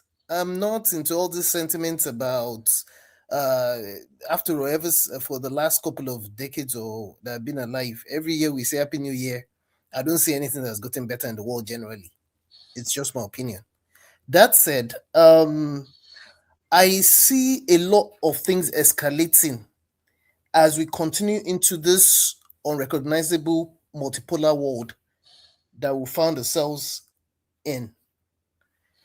I say this to say that on one hand, we're dealing with the issue that's been started by Marco Rubio, for example, in terms of what they're doing in the Caribbean, call it the Latin American countries. It's intentional.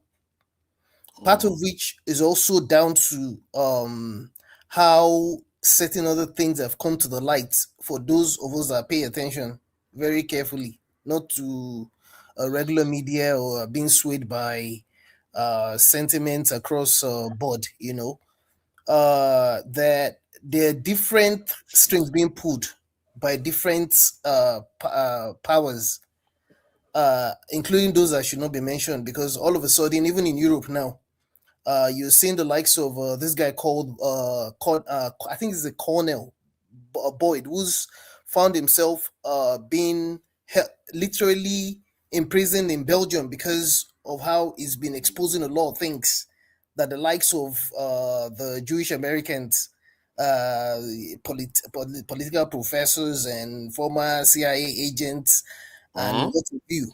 I don't know about him. What's his name? Colonel Boyd.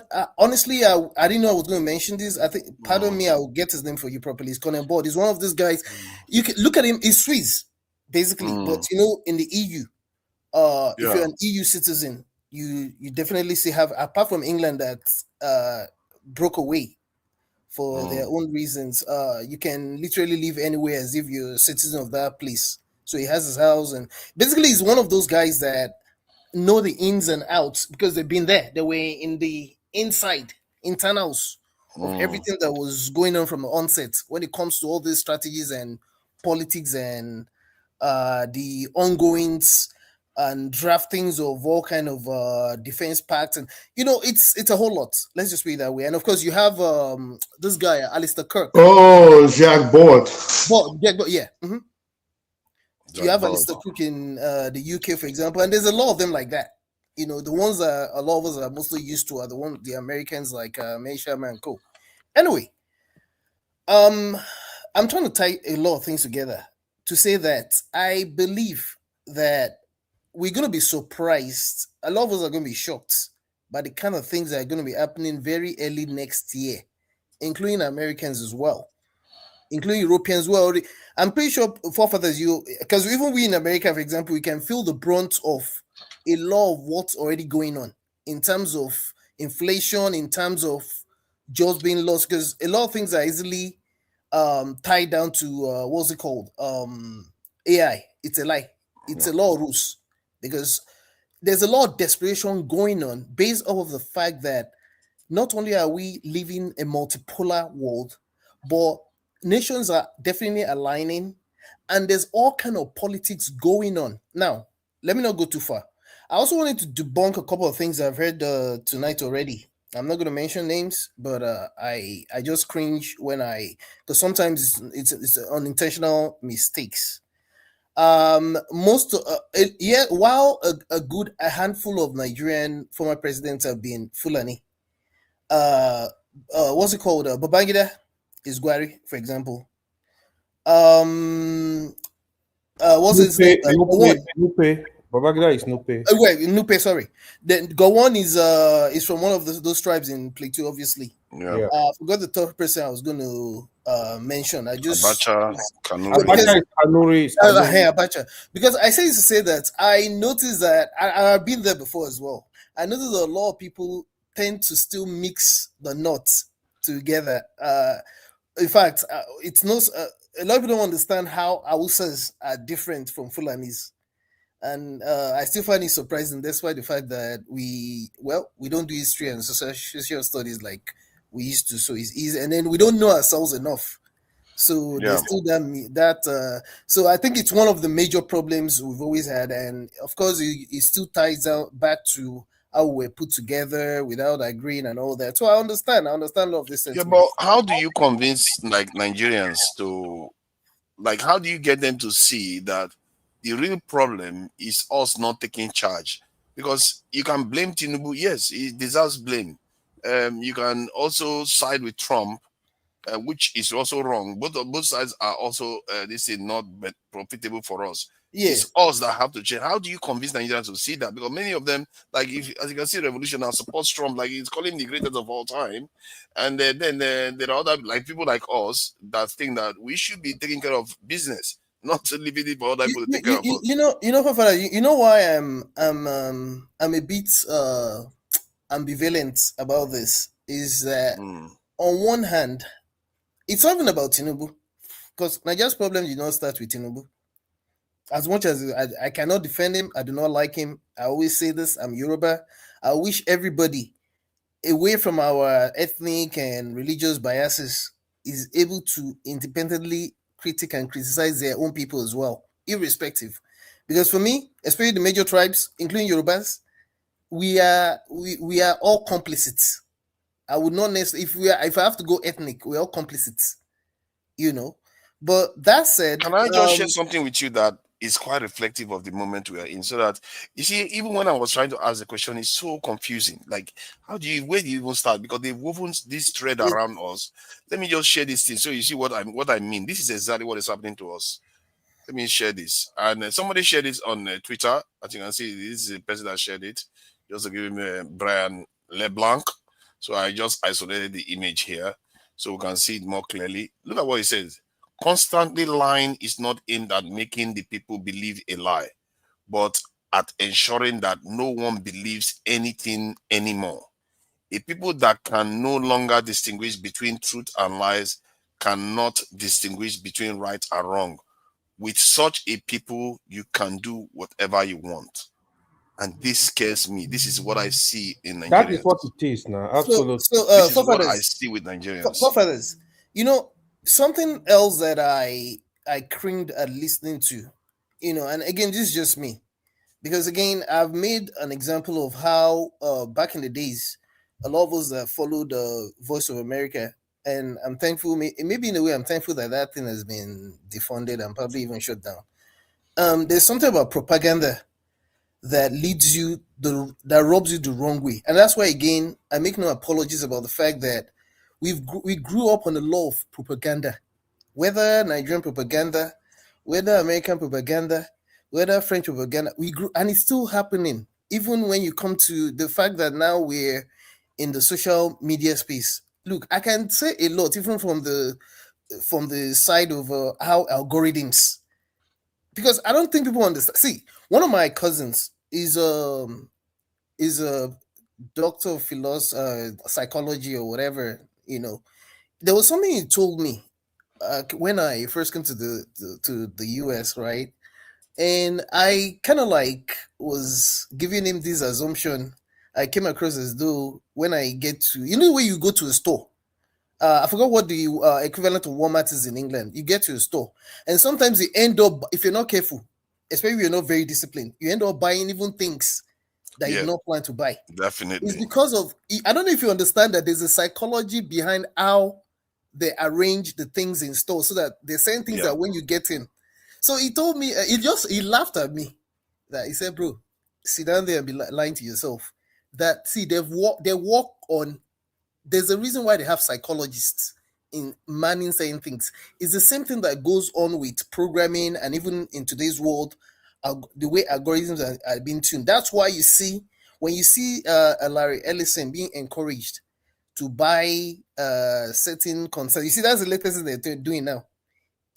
So let me not even go wander too far. So back to something else I was going to dispel, because again, it's very important that certain things are balanced and people are just not too sentimental. See, I have re-educated myself. I keep saying it now. This thing about Muammar Gaddafi I heard earlier. Yes, whilst it may have been true that it was autocratic and what have you, but there were a lot of Nigerians. I'm sure quite a number of us here, new Nigerians that lived there during Gaddafi's time, they will swear to you that it was the best thing since sliced bread. And ever since then, we know what has become of Libya today. I mean, we're being honest with ourselves. So I just thought I heard that, and I wanted to be sure I heard wrong, because it's very obvious it's a destabilized country right now. There was a lot going on for them, even under that autocracy. In fact, there's a common saying I hear among Libyans now, that we went from prison to there's a way they say that thing. We went from prison to something. I remember to anyway. But that's on the side. That's the other thing I wanted to comment on that I heard. Now, maybe as I round up, there's something I also wanted to mention as I was listening to I Speak the Truth. This issue of whether it's just Christian. I mean, again, two things can be right at the same time. I'm a Christian, for crying out loud. Maybe I also have the privilege of having grown up among Muslims in the north. And then amongst Yorubas, we do have this, maybe you could call it this privilege of sorts, of being mixed within various families. Like my extended family, there's a lot of mixture. There's Muslims that marry Christians and all that. In fact, in some cases, a lot of Northerners would think that Southwesterners are not Christian, Muslim enough in some cases. But I'm not saying it's all of them. I'm just saying it's sentiments that I've seen. Because, again, it ties down back to how we discriminate amongst ourselves, thinking that one group is better than the other. It's a thing, whether we like it or not. And that's why you see situations where even between blacks, Black Americans, and even Africans, there's that issue, that fissure, where sometimes Black Americans think African Americans are too arrogant, and the other way around as well. Now, that said, there's a case of the Christians in Syria as well. If it's possible for is it Assad to have been removed, and someone that used to be a known terrorist that really they wanted to take out has now been polished to the point where is now being regarded as someone that should stand side by side with the Western world. All of a sudden, he's being presented to us like as someone that we should relate with. If that's not hypocritical on one hand, to the point where even as we speak today, their parishioners that are being killed in Syria, Christians are being killed in Syria, and nobody is saying anything about that. And then someone will tell me that, you should talk about Nigeria, as if we're isolated from what's happening in the rest of the world. Abba. Again, not only Christians are being killed in Nigeria, and I say this with my full chest. Yes, it's a lot on the Christian side, and I should be able to defend Christians. But I mean, there are Muslims that are against this thing that actually protect Christians as well. We see these things, we know these things. So as much as we want to express our sentiments, what pains me, I used to be very, very, very sentimental as well and biased as well. But I've grown out of this biasness. Let's think humanity as well.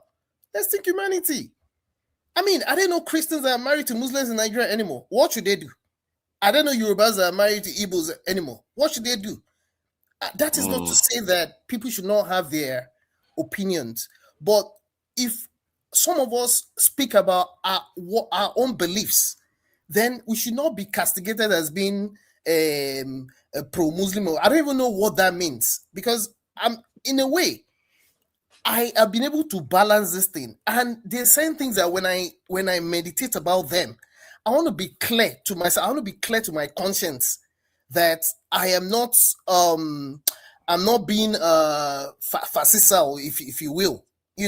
Let's be honest with ourselves. We're all complicit in one way or the other in what's happening to us.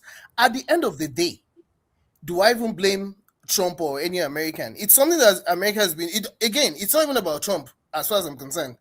America has been doing all kinds of things that the people did not ask for a long time as well. Let's be honest with ourselves now. And we also forget, a lot of us live in America. We see the kind of hypocritical things that happen even within America, the same things that America complains about other people. I mean, I'm grateful that I have the opportunity to be here, but then I cannot see black and be calling it white. I mean, after all, the Americans are, as we speak today, what the present regime or government was elected to do, they're not even doing it. And even when you look at the fact that there are things like the Epstein files and other things that are going on that we're being distracted from, then you try. If I can criticize Tinubu and someone tells me I cannot criticize Trump, I mean, come on now. What kind of Thank you. are we? Thank you. Just to confirm your statement about Syria, Christians were under attack when these guys came into office, but they have not been under attack recently anymore, at least. But when he came to office, they were attacked, and there was quite a lot of upheaval. Actually, forefathers, that's not even true. They're still being killed. And these I forget what you call this minority ethnic group as well that are being slaughtered as we speak. That's not even true. Yeah, there's unrest. Definitely, there's unrest in Syria. The Alawites. Yellow whites, yeah. Yeah, the Christians Alawites. Yeah, there's unrest in Syria, that's for sure. But the point is that Trump was comfortable putting an Islamist, not just a Muslim, an Islamist in office. He was fine with that. A terrorist. Yes, he's fine with that. And people, a known terrorist that was beheading people on camera and had a $50 million bounty on his head. This is my point, that Nigerian Christians somehow think that this has anything to do with them. They don't understand what Trump is demanding from the current leader that are there. They don't know what is going on behind the scenes, what they are demanding that they do with the Chinese, and we just don't know. And now they're just bombing our country. They're coming to carry out surveys, discovering things about us that we don't necessarily know about ourselves. What our leaders are doing, some of our leaders, my God, they will not know peace. And they are just like many of our people. They sell our people out for nothing. We don't even value our own lives. And this is why people can be happy to see foreigners come and save us. Because we don't value our own life. Why can't you save yourself? It's up to us, because we definitely are not a serious nation anyway. We definitely not serious. We don't value our own lives. We outsource it to others to save for us. The fact that you can't save yourself, you don't value it enough, then you leave for some other person to come and save it for you. Jesus Christ, who is saving those people? Let other people speak. You know the look at him. And look at him. Not get tired? Ojoro man. He come here that tell me I don't tire. This thing we were supposed to be few people to come in so that we just drill the issue down. But remove yourself then now. We're gonna be blessed. You're welcome, AY. Let me bring in who is next? I think it's Victory. It's me. Victory, man of finance. I hope you are not doing bets on this bombing in any way. These people that deal with forex. So, but what do you make of it though? Because I'm a little bit, like that statement said, there's a lot of confusion in the air in the Nigerian discourse right now, and people don't know what is right and wrong, what is the right direction to go anymore. What do you make of it? I think, for that, thank you for hosting the stream. I saw it and I came in. Quite an interesting conversation, and I think. I don't even know where to start. I just think that we, particularly Nigerian men, are useless set of people. I'm sorry to use this word. If you look at what has been happening for Nigeria within the last 15 years, I mean, you can't make that up. Like, I will cite some example. You had the guy that came from America, Raleigh Moore. Flew all the way from America, went to Benue State for a supposed fact-finding exercise. Which Nigerian politicians, all your senators, all your House of Rep, have been to those areas to say, okay, let's go and speak to these people that have been affected by what has been happening? They don't care. If you look at when Donald Trump first made that tweet that he's going to come into Nigeria, go and look at the Nigerians that were commenting under that tweet. They were begging Trump to come and save them. And when things happen, people don't like to go back to the beginning. You should go back to the beginning and review that. How did they get here as a people? The 2023 election, before that election, there's a guy that came on and Rise TV. I can't remember the guy's name. The guy warned INEC that, please, don't rig this election, because history will repeat itself again. And a side example of the 1993 election, what happened when they took Abila's mandate. The country was thrown into chaos.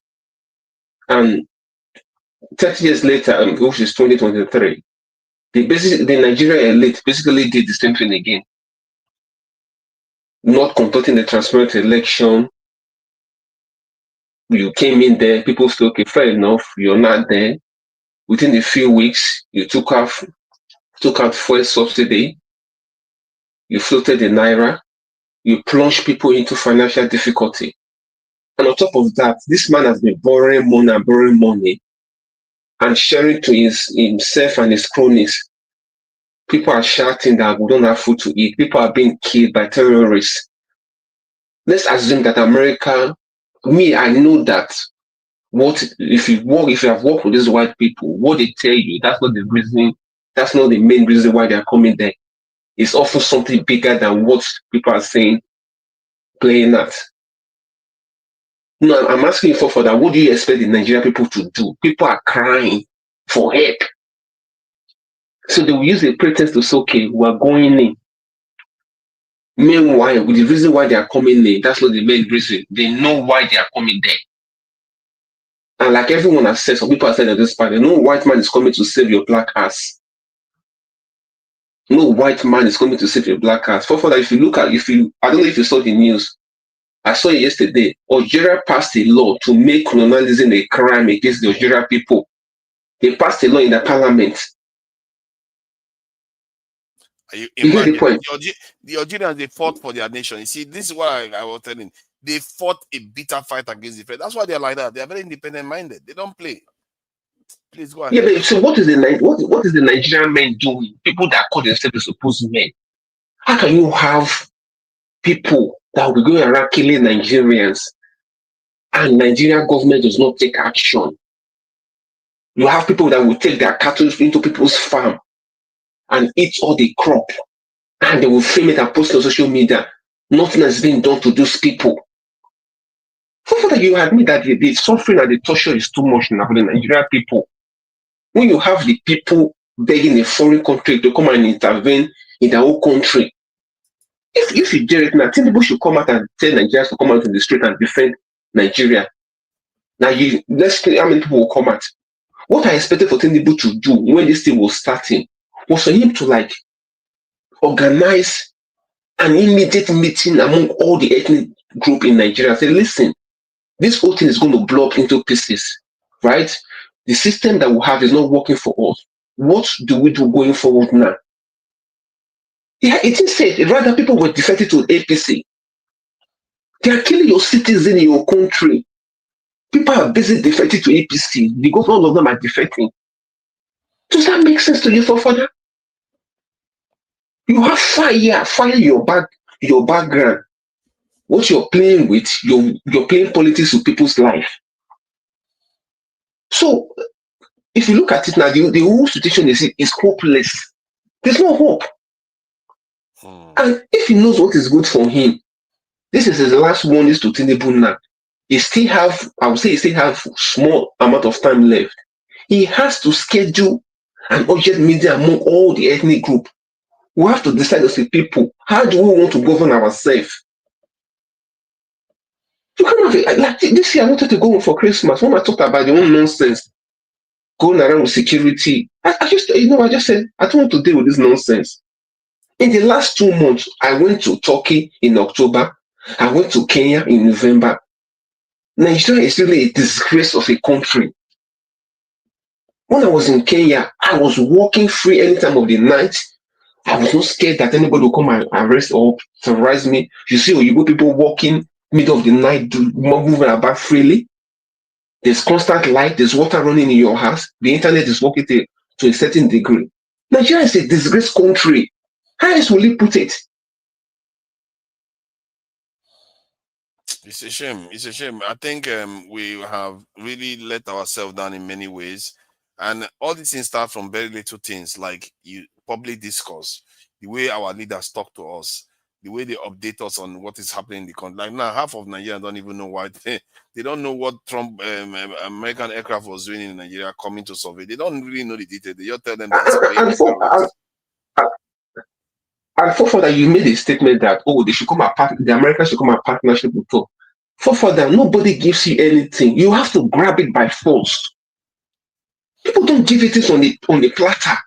You have to prove that you're a man. For that, if I had the time, I would send you a video where the Chinese guy was telling the Western press that, listen, that China has come of age when they paraded their military might in September this year. He said the weapon they have, they call it 61. The reason why they call it 61, that the additional one is a hydrogen bomb, that if they release that thing, it will go to every corner of this world. That nobody should dare China. What are we doing as Nigerian men, forefather? I feel come bad. here and talk. I really feel What bad are we for doing? people. I really feel bad for our people sometimes. I really feel bad because it's really sad, because Trump is ushering an era where all the lies, all the cutting they put over our people's eyes, it's beginning to be revealed now. You see, it shows that we don't have any clothes on. We are naked. Whenever they want to do anything, they can do with us. This is for do you know why? Because we as a people, we are not united for that. Let me give you an example. Do you know America or the Western world, they can go to any tribe in Nigeria and say, listen, don't you want to be the leader? We'll sponsor you. Before you know, you have chaos in the country. Because we've not sat down to decide as a people, how do we want to govern ourselves? Do you know? Let me share something. Okay, go ahead. Do you know that for that, go and ask any Nigerian person what do they want for themselves, whether any tribe or Muslim or Christian? They will just tell you that they just want to live in a normal house. The children should go to a good school. They should have access to healthcare. They should have food to eat, and they should be able to live in a safe environment. Nobody should nobody should be terrorizing your own country. Go and ask any Nigerian. That's what they will tell you. If a government cannot provide those basic amenities, what is the point of you saying that we have government? I think I've told you for that the last time that you heard what Obasanjo said. For let me tell you, there's a lot of things happening behind this thing. When Obasanjo was saying that, for God's sake, we are part of a community. If you cannot protect your own people, the people will cry out for help. And this man is still busy playing politics. When the people that they call the patriot went to see him, that Mr. Tinubu, reform this country now. He said he doesn't have time for that. That he's focusing on economic progress. For that, have you seen any economic progress? No, I've not seen. Yes, the money from the subsidy. Where is it? Where has he applied that money to? Where is the money? It's really sad when you watch. You see, Nigerians, we like to divide ourselves. I was watching a video on TikTok today, and this lady, it was a simple video. She was like, she's thanking her God because she traveled to another state to go and see her boyfriend and come back home, and the parents didn't discover that she did that. And what I discovered in the chat is what is interesting. And more other women were like, I traveled to Mediguri, I traveled to this to go and see my boyfriend. Nigerians are mixing with each other all the time behind the scenes, but in public discourse, they are bad-mouthing each other and dividing themselves. It's really a very, very... This is why when you go to any family, you see multiple regions in every family. You will see that one person is from married to somebody in this other region, and this person, but yet they will start, when it comes to politics, they start dividing themselves, and our politicians are so irresponsible in Africa. They are so super irresponsible. I've never seen anything like that. What are people that are irresponsible? I don't know. No, for that, you should say Nigerian men. That's why right now, I told my friend a few weeks ago that right now in my life now, instead of me to make a friend with a Nigerian man, I would rather a dog should be my friend. We as a people, we are absolutely a useless set of people. We are a disgrace. I'm sorry to say for that. We have nothing to offer. I've never seen a set of people whereby people are only interested in themselves.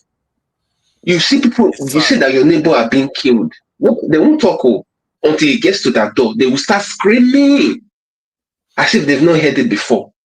As a people, that's how we are. It's really scary the way they talk about it. I was in discussions with somebody. The person was talking about how we can solve the problem of Nigeria and everything. Then the next thing, the guy just went and said in one swoop, is like, "Oh, let all those people, these things that's happening, let it be their problem. If they are killing your people, it's okay. As long as we are." Or like, what makes you think that's going to help you? Like now, it's happening in the north. They are bombing in the north now. For that, let me just round up with this. Do you know when I knew that this Tinubu is a useless and a hopeless man? For that, this man was talking about state police. Do you know if we had state police even 1 year ago, we will not be where we are right now? Because basically, that's what you've been talking about for that security. Because for that, I can volunteer to want to go and be local security in my local government. I know my local government very well, and I'm willing to die to defend my local government. This man just played politics with it for almost 1 year now. And that's the fundamental issue that we're having now.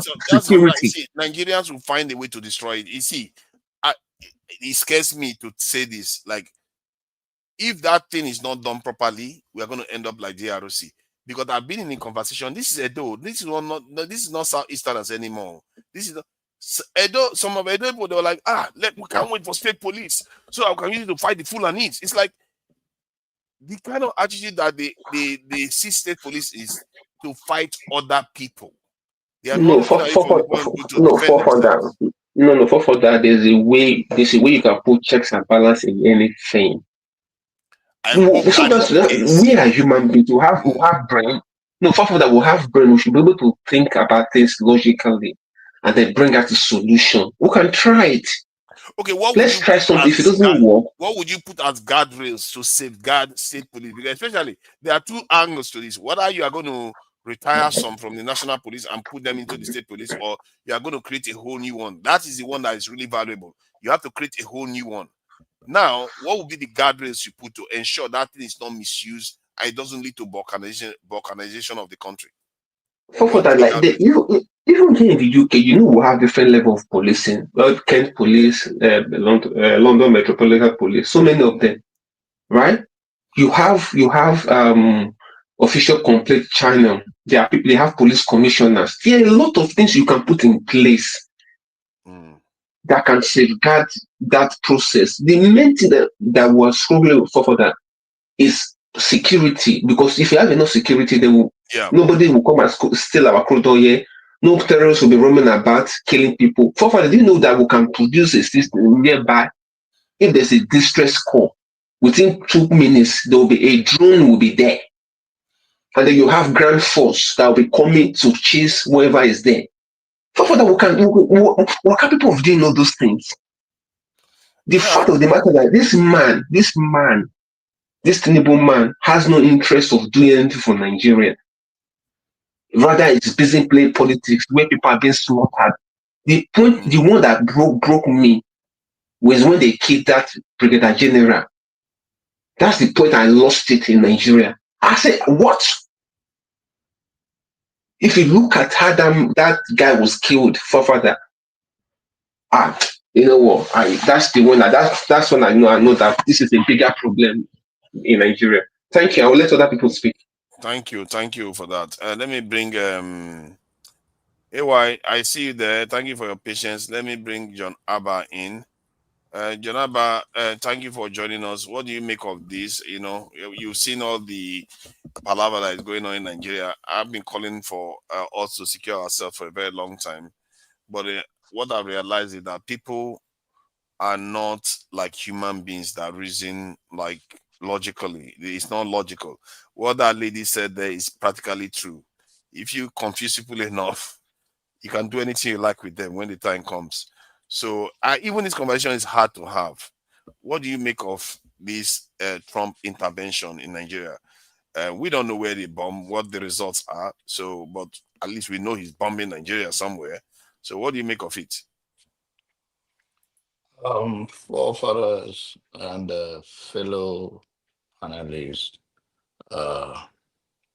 good to have you guys on Christmas Day or Christmas Boxing Day in your end. First of all, it's sad, but what can you say? I still the failure of the government that couldn't protect their own people and couldn't see beyond their nose, and not just Tinubu, but the previous leaders and ordinary Nigerians, home and abroad. I'll put it in this way to what the Victory said. He say it's a shame, but I think we are just a cowardice. And I hope after this strike, it's a wake-up call. As Nigeria as a country in that zone, the growing populations of Nigeria is even a threat to our neighboring country because we have no plan. The leaders have no plan whatsoever to secure the people. And the no security, food security, and all kind of security is not there. And if anything continue to happen, or this thing escalate from where it is today, even the neighboring country will suffer the consequence. Even the state, if the Northerners started flooding towards the southeast or wherever, they also will not be safe. So there is no point anybody jubilating if Trump strike any part of Nigeria. But like I said, it's a failure of the leadership of Nigeria over the years. They neglect everything. And you cannot be too surprised, especially when you hear our fellow brothers and sisters in diasporas that have seen what is humanly possible by building infrastructure, empowering your people, or are direct beneficiary of what other institutions they enjoy in other country, say all kind of thing. And you cannot wonder anymore because one day is one of us will become a leader of this country. It's still from the citizens. And when citizens have that kind of mindset, that have no strategy, have no plan to secure their people, to make sure they are okay, or make sure they have a basic knowledge of geopolitics of the world, that these power struggles are some of this as a result of distraction over things may be happening in America to shift focus, or the struggle of other stuff in Nigeria, maybe because Chinese are increasing their own, not only in Nigeria, but are increasing their popularity in Africa. And Nigeria, as we all know, regardless of our being useless, we are in number, and China presence, they are benefiting, and this is also opportunity for them to know that Americans say they don't come. They say, why we are not going to come? You can't tell us what to do. And all of this combined, end of the day, the simple thing, because I don't want to go into details of all of those things, is the failure of the government. And I hope they will quickly sit back. If we have people who are very logical, who understand the geopolitics of the world, and sit down and negotiate so that this do not escalate beyond this point. Otherwise, they Jonava, can. regarding, sorry, I know you were talking about something, but something just occurred to me because we're having quite a heavy discussion yesterday about um, some actions that people in the Islamic community take that are not necessarily that should be moderated. And because if you look at the situation we are in now, part of it, I would say 10%, 20% of it, is because those groups, those some of people are the ones that expose us now to this situation we are in now. Because their attack to an extent looked like it was tilted against non-believers. That's what made all this now to spill that. At least Trump used that as a pretext. The truth is that he could have used any pretext to attack Nigeria or do whatever he's doing now. But the point is that is that not something that any northern Muslim should be considering, that okay, we need to start reining in on, because I feel like they were a little bit feeling comfortable that they are on the ascendancy in Nigeria. Because I heard what AY said. He said that Islam is spreading everywhere, and it sounded like what Herofai says. It's almost as if they assume that everybody is going to just follow their religion by default, without necessarily reining in some of the extreme action that some people take within their communities. And it has led to this now, because from what I'm reading here, it's in Sokoto that they targeted. They said it was due to the request of, as a result of the request of the Nigerian government. Let me see if I can put it up so that everybody can actually see. I was just reading just now. Where did he go? Just vanished, kind of disappearing But artist. you would allow Jonava to finish now. I say, you talk too much. I wanted to ask him now, so please Today don't do is that now. Christmas. Take it easy. Let Jonava Don't do finish. that. Let me. Are you moderating now? I'm assistant moderator. Because I now. started talking about this topic now, you want to start going in now. So, but do you think that, in terms of the question I wanted to ask, do you think that there's some work to be done in the north to rein their people in so that they are not susceptible to this sort of extremism that leads to terrorism in Nigeria? Yes, I believe the Northern elite and the Northern cleric should do more, but also uh, I can see someone like Isa Patami. I don't know if you have seen him. He's a professor. He's a very refined one. He was rough, but now he's very smooth. He's commanding quite numbers of the youth and is speaking to the core belief. And if you follow him, he's more refined. And I believe this is um, decades of damage done to the society, brainwashed. It has to take a lot of time to start to re-educate them to leave this kind of violent aspect of it.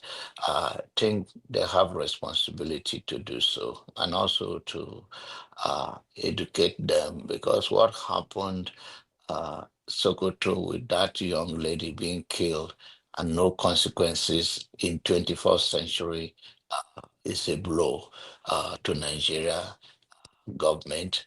It's a blow. If I was a president, I don't care who is the governor of that place. I don't care I will make sure justice prevail. Exactly. That whosoever did that kind to anybody, whether you do it a Muslim sister or a sister, as far as I can human being, and anyone carries such thing, I will make sure that that person do not see a light of the day. That's how you teach people a lesson. You will teach them a lesson I will that this set is an not. example with such a person. I'm Yes, telling I'll you. set an example and I send it abroad, whatever is going to happen. But it is even more shameful to hear that with the request of Nigerian government. And that is how naive our people are and how brainwashed our leader and how useless they are. So you do not have the capacity to strike if you know these people exist there. So they borrowed money, they do not buy any ammunition, they go to Israel to go and pray. They go to Mecca to go and pray and spend billions, but they cannot buy weapons to protect their own people. and to make sure that any kind of local terrorism like this will be wiped out. And this is a shame to hear from a country of this magnitude in number, saying that, oh, we with our collaboration we allow US to strike. Can you Yeah. hear that? I'm Can not you even sure. imagine that? That's quite interesting. You made Yeah. that statement because I'm not sure there's any country of this size Yeah. that's ever done that. Yeah. That welcome So foreigner to bomb them. yeah, Oh my yeah, God. yeah, and that is to tell you how we are not deep. We never see consequences of our actions. We never see far. Hi. So you think when such thing happen, you can carry local intelligence and you pick those people up without destroying anybody's life or any property. But for our people, I think there's a long way to freedom in the leadership of Nigeria, and I hope this is a wake-up call that people will think, if you come, no, this is like, I have it in two ways. I hope, I would love to be proved wrong, that this does not continue and a lot of life will be lost. But also, I also feel good that this is a wake-up call for Nigeria. If this would turn around to bring revolution, to say, okay, we are between the rock and the hard place. Where else are we going? And let us everybody revoke, or whatever it's going to cost to bring. But end of the day, I don't think it will go that direction. There is a more to it than just what they are saying, that they come for striking any tourist there. There's more to it. But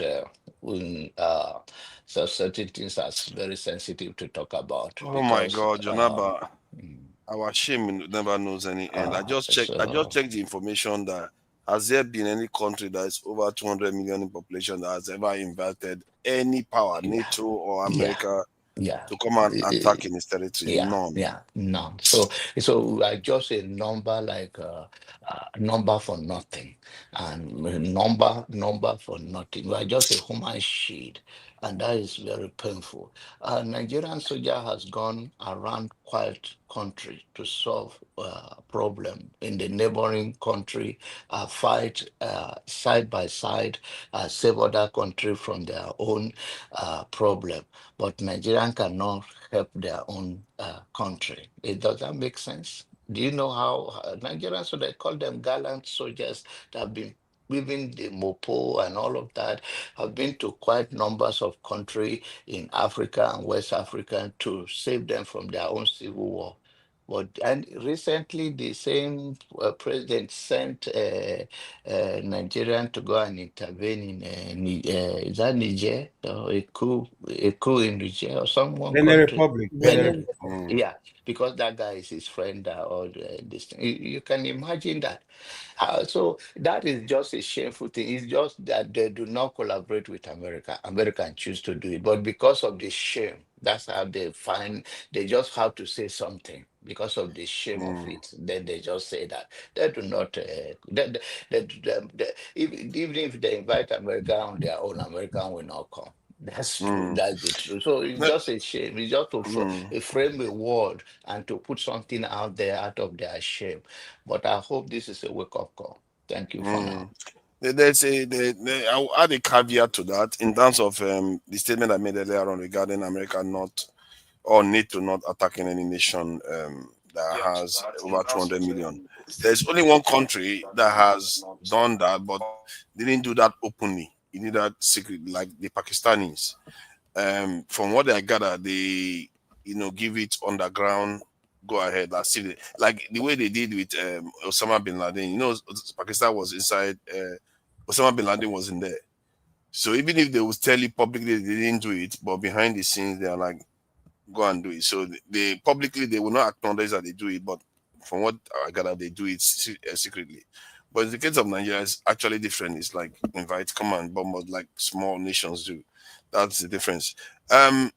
AY, thank you for joining us. And I really appreciate you for your presence. You have been so well, No, reserved. no, you talk too much. You talk too much now. Come on, man. I have to talk. You know that.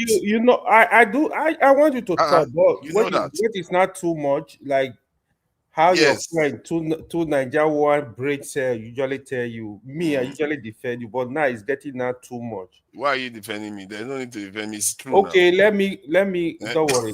Why Forget you about defend when yourself. it is true? Let me make my own contribution. I really like the way Mr. Janaba spoke about this stuff, right? So first of all, if we want to address all this issue, we need to come from the point of a of one nation. I think that's the problem we're having. Nigeria is we are very divided. Evil issue, there is too much hate. There is disunity. No matter how you're gonna say it, there is too much hate that just like Femi make very one important point that we don't even know ourselves. We don't even understand the country. A lot of people don't. So I think that's why you see all this a lot of like hateful comment, hateful. You hate your neighbor. You hate people that don't look like you. But however, what we have in Nigeria, right? For father, I was actually surprised because yesterday I kept telling you something, but when you open up the show today, you were really hammering on it. What is the genesis of the crisis we're having in the Sahel today? It's from Libya. The same people that are coming to help the country today, pretending to help the country, they were the people that destroyed Libya, that created crises across the Sahel, including Nigeria. So now they are pretending they want to help us solve the problem. I'm going to ask everybody a couple of questions. The first thing is ask yourself who created this problem. Like I rightly said, you know who. The other question is if America were really genuine, if Trump was really genuine to help Nigeria, I don't think he was supposed to even make noise about it. I think he was supposed to go directly to the to work with the Nigerian government. I said this thing is going on. We need to locate where these people are, track them out at once. But what was that? Who's track them out. So It has to hello? be concerns now. It was Okay. concerns. So you strike them out at once. All this while, it's over a month now. Trump announced he's coming to Nigeria, blah, blah, blah. How are we not sure the bandit, the terrorists are still in those forests? They are still there. That's the first question. So my O is if you are really genuine about it, which I was initially saying, work with the Nigeria government. You don't need to let them announce to anybody you coming to Nigeria. You have approval for area where you can clean up for the country. You don't need to announce it because I feel even they be talking about even yesterday a lot of news were flying around America are doing mapping in Nigeria. Today they strike. What makes you believe these people are still going to be sleeping there and waiting for America to come and blast?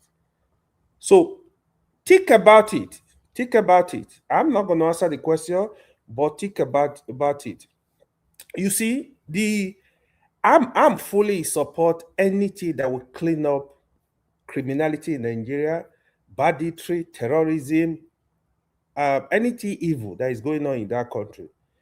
Because, like, who said? Vitri said, I go to different countries, right? I move freely. I'm not scared. I've actually announced that here. Like, I'm in my own country. Even in the afternoon, you have to be watching your back. Nobody want to live this kind of life. We want Nigeria to be safe from criminals, at least from kidnapping, from banditry, from let people go to farm, let people have peace. Yeah, we might blame the government, the way we want, but really, Tinubu is this not the genesis. It's not the problem is not just starting from President Tinubu, right? We will blame him because he is the president today. So he will receive all the blames. You know, one thing I need us to be cautious about, right? Those Nigeria that you feel because you don't like your neighbor, You don't like your tribe. Oh, now Trump is going to not to strike. You are jubilating because, yeah, if they go for terror, good. If they kill innocent people, you need to also think of it. If you create crisis in Nigeria, there is people don't understand what is Nigeria. We Nigeria don't understand what is Nigeria. If you create crisis in Nigeria, sorry for you. All of us here, all of us Nigerians, we are gonna suffer it. It's just the simple truth. No data, no peace. But I pray we don't get to that point where they are gonna create crisis in Nigeria. Look at common Gaza that is 3 million people. Look at countries that are even 20 million, 30 million people. Nigeria is over 200 million. We need to really think about it, what we are wishing for the country. I know people want the country to divide. Me, particularly, to be honest, if I am in position, any tribe that want to leave Nigeria, I can conduct a referendum. What I've always been against is don't touch any other region that don't belong to you. Go with your tribe if you want to do that. In fact, people from any part, if my tribe said they want to leave Nigeria, conduct a referendum. Those that want to stay in Nigeria, let them stay. Give them the right, protect them, let them be there. Those that want to leave, let them leave. You leave, you are not coming back. We are not coming back. I'm gonna lock you out. So let's look for a way. We gotta look for a way to work together as Nigeria. If the country is ready to divide, let's also divide peacefully. So you don't spill too much blood. You don't want to see that. It's not joke. People, 200 million people is not joke. We need to understand that. So we know what is going on. Like I prayed, like sincerely, Trump intentions are good. I mean, just like Jonaba also said, at least Trump even saying it is putting pressure on the government because for a long time the government have failed the people because I can't really understand it how they are unable to protect their own people. The banditry that has been going on, the Fulani herdsmen, Boko Haram, people are not able to go to farm. Like you can't allow a country to go down this way. Like what Jonaba said now, it was so easy for the president to call for rescue of the Benin Republic government. It was so easy. In twinkle of an eye, they were all there. How come when this is the happen in this region, the banditry, the Boko Haram, this attack, how come they don't speed up in that faction and move swift and go to those areas to rescue people? For example, people will carry bike, Okada, to come and kidnap over 200 students in school that is not inside the forest. There is nothing like what is called backup. There is no urgency for the military to move swiftly. They have helicopter, they have the Air Force is there to even trace these people, to even stop them. Even the police, they should be able to even, at least everybody will just sleep because this operation, they carry them out minimum 2 hours. It takes time for you to move over 200 students from a school, moving them on foot into the forest.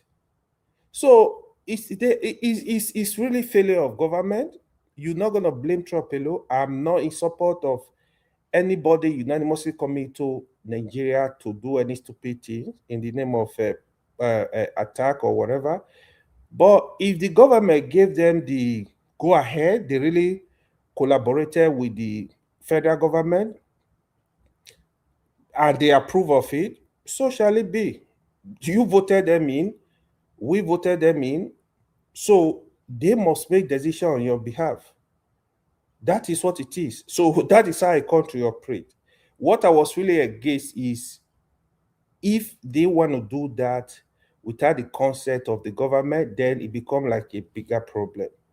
You know, if they are gonna listen to the government, you know, they know, okay, you can't go, this is what you can do, this is what you can do, protect the civilians, you know, that's fine. So I want the country to be safe. I want everybody to be at peace. But it's sad, it's unfortunate that foreign country is coming to help us do this. But I sincerely believe, if not for corruption, we can actually take care of this business ourselves. Hopefully, going forward, they are going to do better. They are going to sit up, you know, to protect the life and properties of the people. Thank you. You are muted, forefather. You are muted. Yeah, thank you for that. Thank you for that. The issue of I think everybody has spoken apart from one angry person. But oh, Jefferson is a decent person, not angry. Very nice person coming in. Jefferson. All right. So you know about the strikes. It's in Sokoto, by the way, not Borno State, which is You know, interesting. tonight is terrorist sympathizer is moderating tonight. So, but you have to listen to him.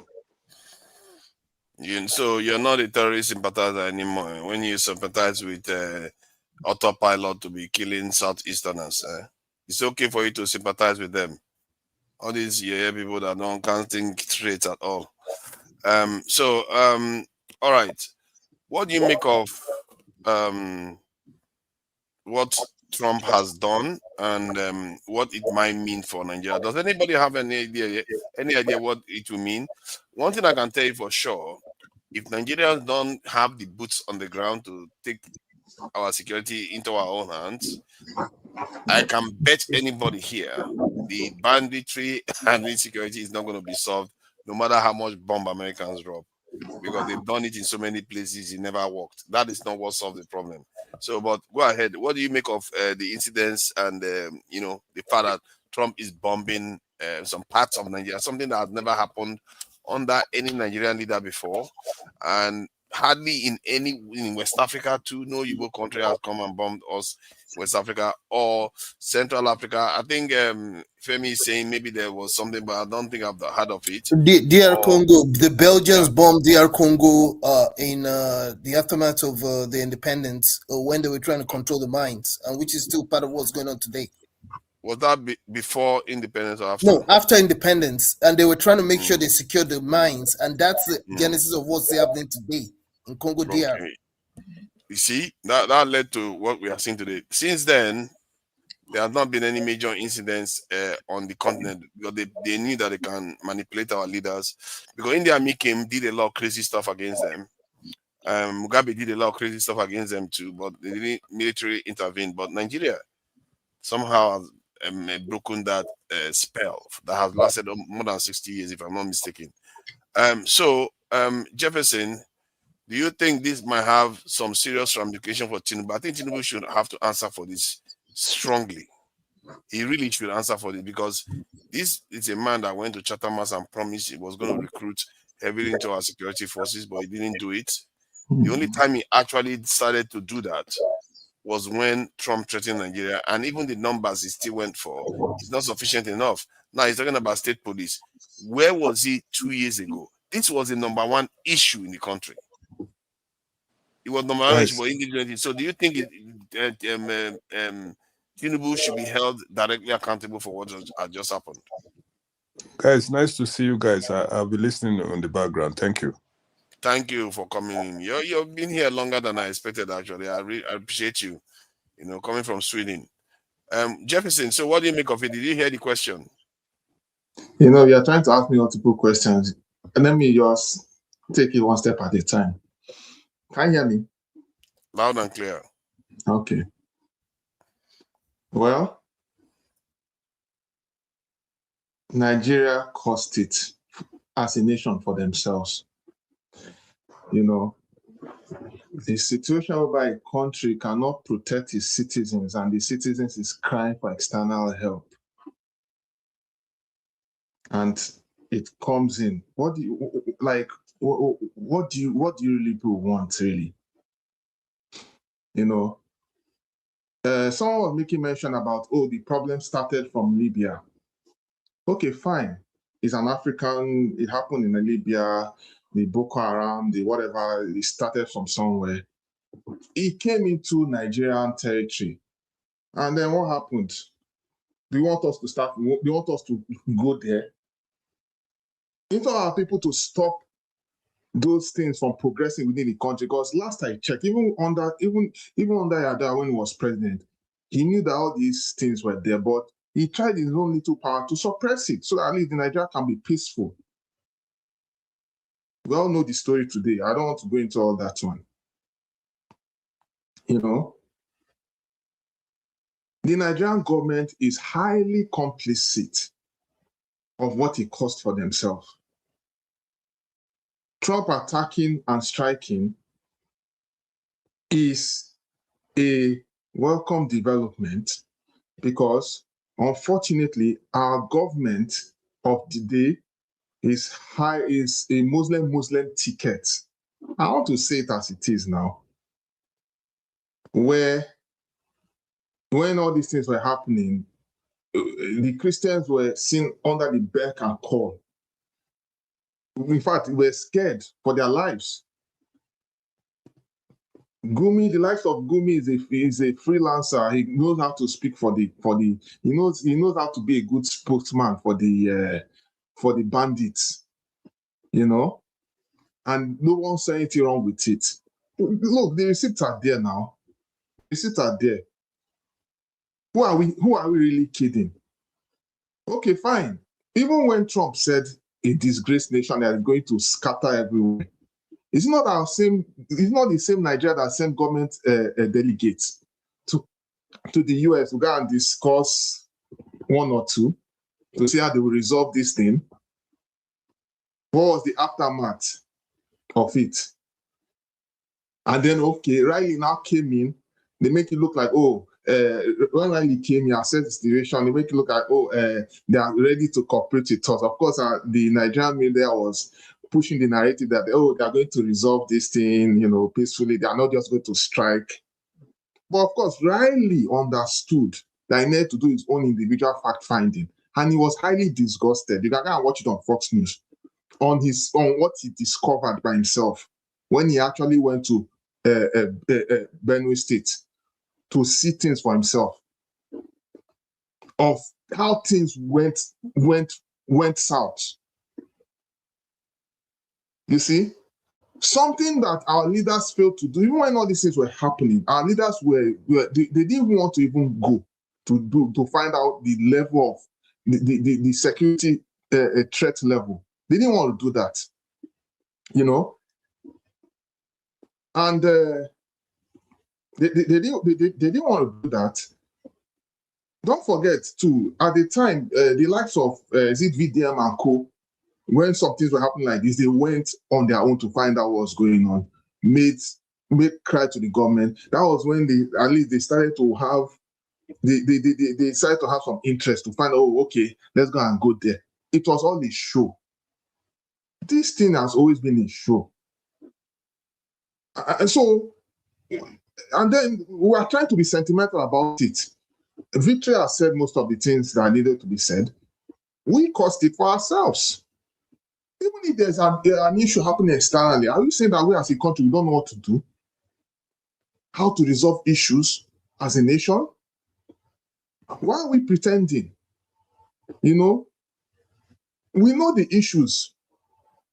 We don't want to address them. The other ones, I don't want to go into that. And don't forget too, he said he did the first strike, that more is coming. Now, the government's supposed to actually they need to really look into finding a way to align and discuss with the US government on how these things can be resolved. I'm sorry that it has to go that way. The same way the same Nigerian government was very quick to align with France to exchange data of how they will tax Nigerians home and abroad. It's the same way they should have done align with America to resolve them. Yes, now, because now when it comes to money, the Nigerian government is very, very quick in being very proactive in getting resources from Nigerians. but of course, very, very slow. They don't care about our lives. They don't care. Is it not bad enough that a transport company like GUO had to go and procure bulletproof buses for people in the southeast to travel all the way from Lagos or maybe Abuja to the east for Christmas? They had to procure so that people's lives will be safe. And some other transport companies. Doesn't it tell you that something is not right? Every time we are complaining that external power care, they don't care.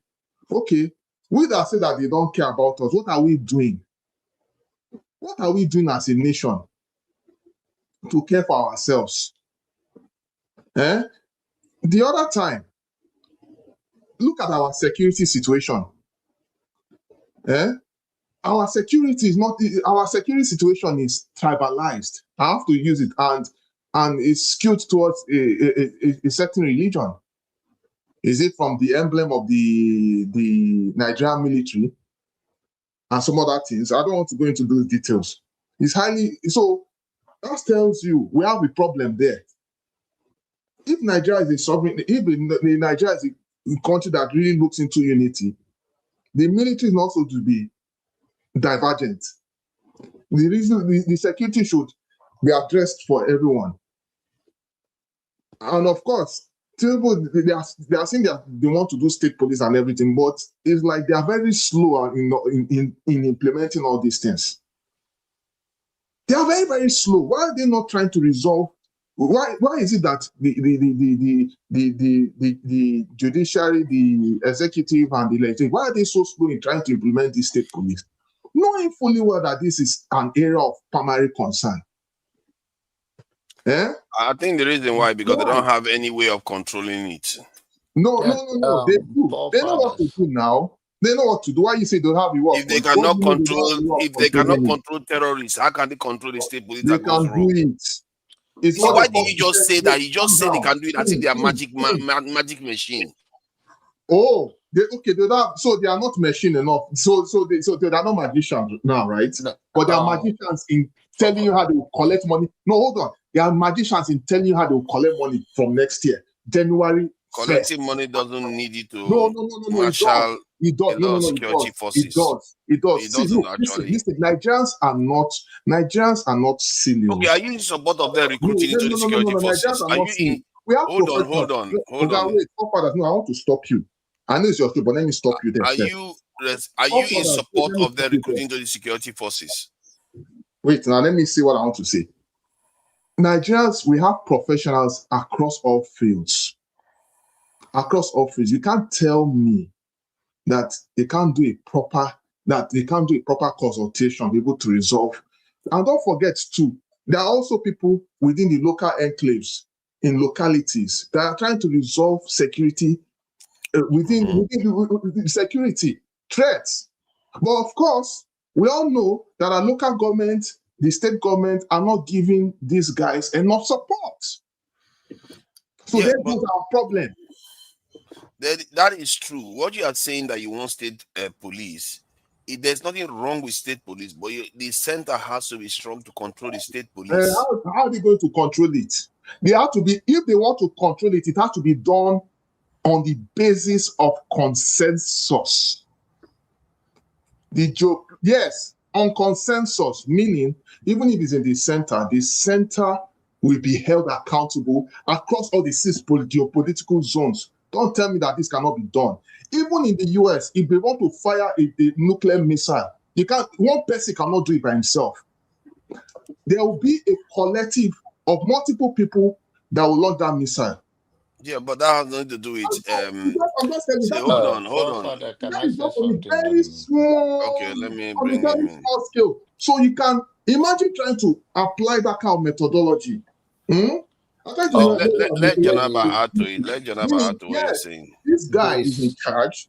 Yes, Jefferson. Let Janaba add to what you're saying. My thought now. Yeah. You've been talking now. You just want to interject a little bit and carry on. No, you're going to carry on. I'm not stopping you.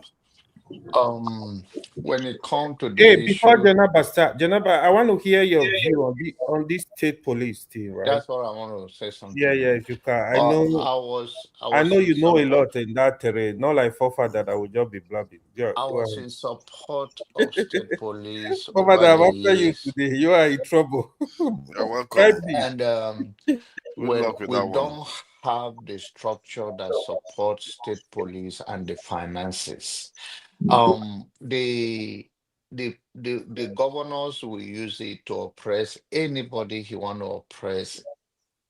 So to what forefather So said, I want to ask you, I listen want to It's ask you now, like they now. don't even know themselves. listen, Nigerians are listen. abuse loose like crazy. Right now, the We police don't are have the now. Jefferson, Nigerian Jefferson, So please. police. the police Jefferson, are now listen the to Nigerian what we need Janaba. police. right now Janaba to is oppress Nigeria. The what we have. Look at the police No, right now. forefather. the Nigerian police self right now are not even being paid well. Yeah. Okay, Now, thank you. okay, so the under this administration in the history of Nigeria, they have come up and won the case that the state, every local government autonomous, that even the money should be going to the local government. Up to today, it's not going. The Okay, thank governor, you. so the governor, even the governor, see hijack it. And of course, they have all kind of political undertone for election and all of that. And this is what went through.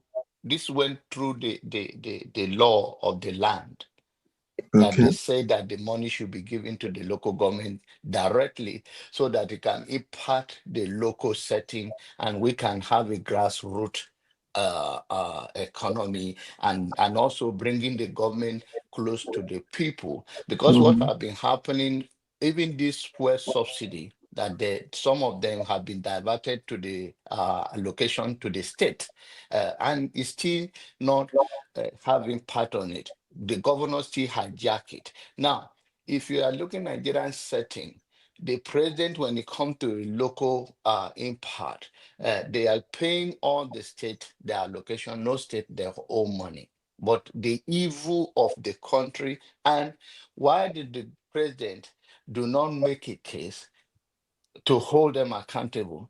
It is all because one of your finger touched the oil, the rest will not deny it. From the bottom to the top and top to the bottom, corruption has eaten up and no one is holding accountable. When it comes to the state police, if you say let's should create a state police today, for years before even people started talking, we talk about it. You cannot consider that, you cannot compare the way the police system in America or any other developed country run their affairs with the way we are talking about when you go to Okay, Nigeria. yes, we cannot Because the compare. generating, yeah, We cannot the way they compare. okay, We so there cannot, is sorry, no Jonathan. fund. The Jonathan, fund sorry. will not be, now there's local vigilante. I want you to know that when this thing was too much in Benue State under Otu created almost like state police. They were like almost like state police. Some of them have never been paying once till today. What they do, that they now become a local vigilante, which some of them have done some dubious stuff under that influence of carrying gun, a little gun here and there. So we don't have a structure enough to support it in finances, and we do not have a setup. So it is not like it's not a good idea, but we don't have the support system that will make a state police effective, that will clamp down. Oh, if you go to the east or any part of Nigeria, there is all kind of local vigilante that you can compare to that kind of activity, that they are doing some good thing, chasing out all those bad people around, which is more effective than local police. In terms of the structure we have in place right now, it will just be used and done by the governor, whichever way they can come in. So it's I mean it's a good idea to have a state police, but the structure we have, state police will just be under the Yeah, governor you operation. see, but my problem is that they say, well, we cannot have it, the structure. So why? So the question we should be asking is, why is it that our government apparatus haven't spent sufficient time to see how they can implement this quicker? You know, Because because look at it. I keep on saying this. Everything is all hold on. Why do you keep saying they should implement it quicker? No. This is motive driven. It's all motive. The agenda of every you can always know the agenda of government by their motives, right? What is your own motive? What is your own motive? So, okay, let me tell you what my own motive is. The same way they were so quick in trying to work on this taxation structure, it was equally the same way they should work on the security infrastructure. Because even the security, I agree with you. Because the security is still paramount. But you still need to state your motive. Is it okay if I speak? No, let me finish. When you have when the country is safe and people are able to go about their businesses, that will bring in much productivity, don't you think? Because think about it, see how many years we have been. Look at how many years we have been. Why is it that? Hold on. But why is it that you don't care about any guardrails for the state police to be in place before you start implementing it? Guardrails. What does it take to do that? It takes you have to. I want to answer it before you said no. Before John Abbas started saying his submission, like I said before, we have a lot of highly professional security, personnel and people who, if you engage them, they know what to do. And they can hold multiple states down. So they can be able to. They are not listening. You ask. You see, we are starting conversation now. You ask a simple question, and you should have just waited for the answer. He said, "What is it that they should do to make sure that they have those guardrails?" The guardrails, you have to have a center security system that is stronger, way stronger than the state police. Yes, but not just stronger because it's in the center. It will be stronger on a consensus. It is very much achieved. What does stronger on a consensus even mean? I don't even know what that means. On the center, you can, yes, you are in charge, but it has to be done in a collective. Is it okay if I speak on this? Because I guess the problem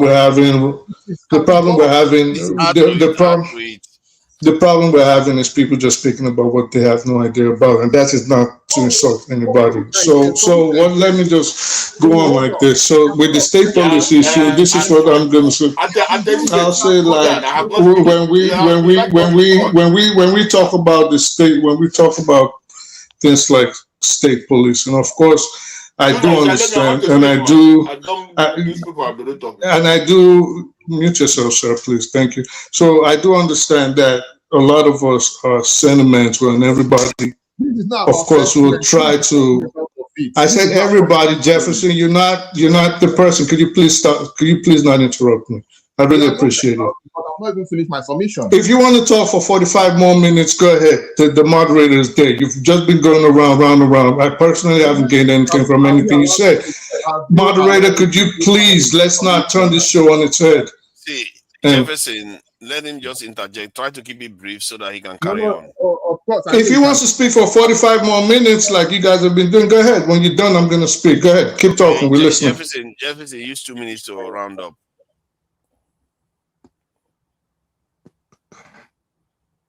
Can you hear me, Jefferson? You can use 2 minutes. Submission. Let me go ahead. Say your submission.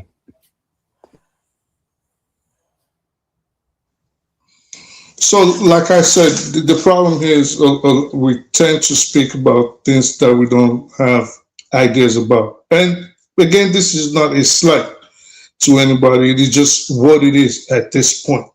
And of course, I think it is because everybody is affected in one way or another. Now, forefathers, you've asked some very pertinent questions, and John Abbott gave very makes very good points, and we've discussed this several times on here. You, first of all, like John Abbott rightly said, the structure for state policing is not on the ground in Nigeria today. Let's first take it like this. The issue of education, the issue of people not knowing their rights, and not just the ordinary people when I'm speaking about this. I'm speaking about the intended law enforcement agents themselves. We have a country today where it is against the rules to just run through people's belongings, but they still do it. You said something very pertinent, forefather. You said you spoke to people from Edo, and they were like, "Oh, we get state police. We're knocking everybody down. All the Fulanis, they're gonna hear from us. We're turning the heat up." This is the problem. Now, if they think this is what state policing is all about, all you're going to do is you're legally arming armed bandits and militias.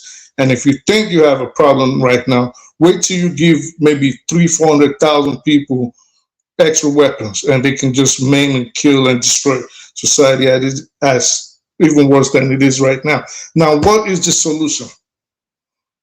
Again, it goes back to what John Abbott said. We need, and you said it too, we need a stronger federal government that will be in charge of state policing. I have said this several times on here. If the federal government does not have the power of federal oversight, state policing is not going to work in Nigeria. What does federal oversight mean? Maybe an independent ombudsman office, which will settle internal affairs, for example, crimes against civilians and violations against people's rights. My solution, if I was to have the ear of Nigerian officials, which I've actually discussed with at least a few people in the past, you start off state policing on a pilot project. So it is not something that will just happen overnight, or if I understand what Jefferson was trying to say, by consensus.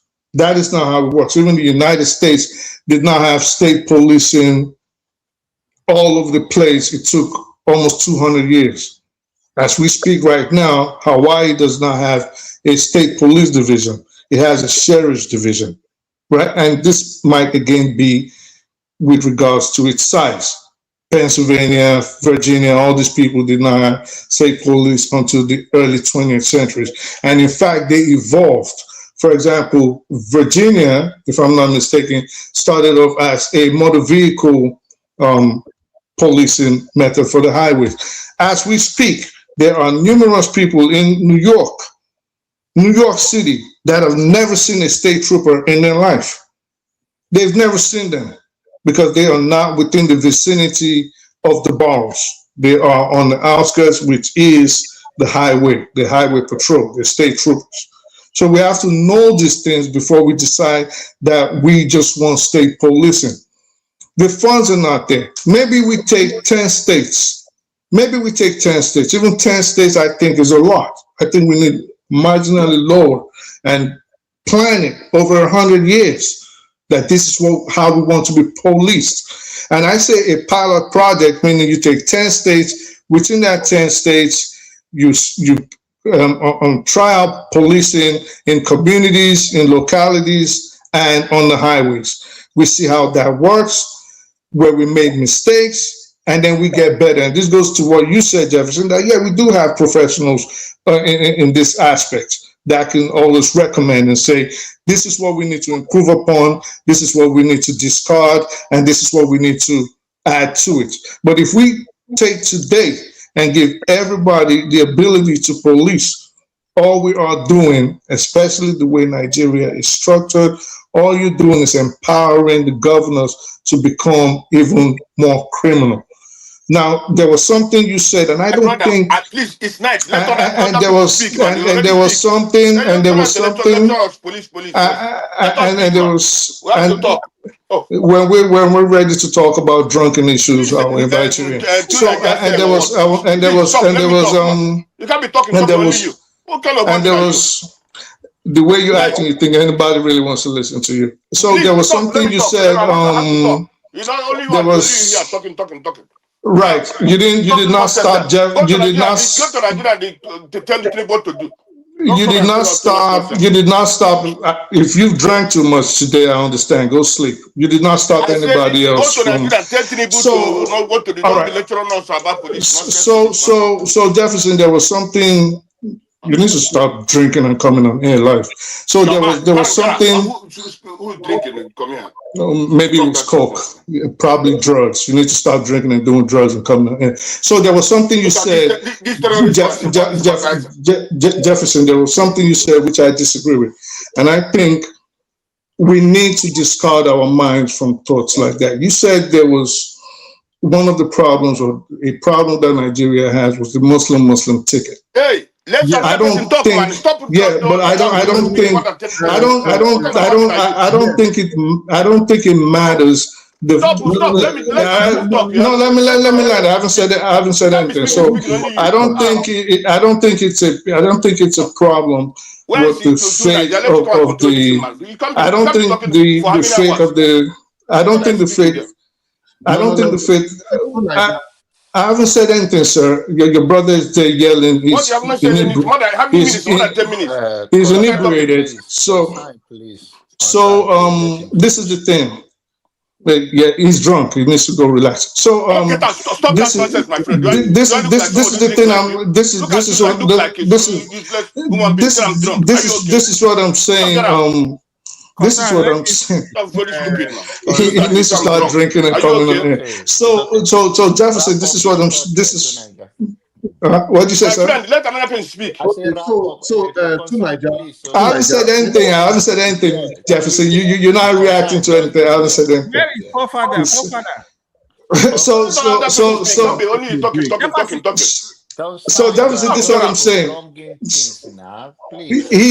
do it. Like, this is the problem. They're too hateful. So when they see someone they don't like, regardless of what you're saying, they can't say it doesn't matter. So let me just so Jefferson, when he's done drinking, he's gonna go sleep. So Jefferson, this is what I'm saying. It doesn't matter the faith, the creed, or the denomination of a person that leads Nigeria.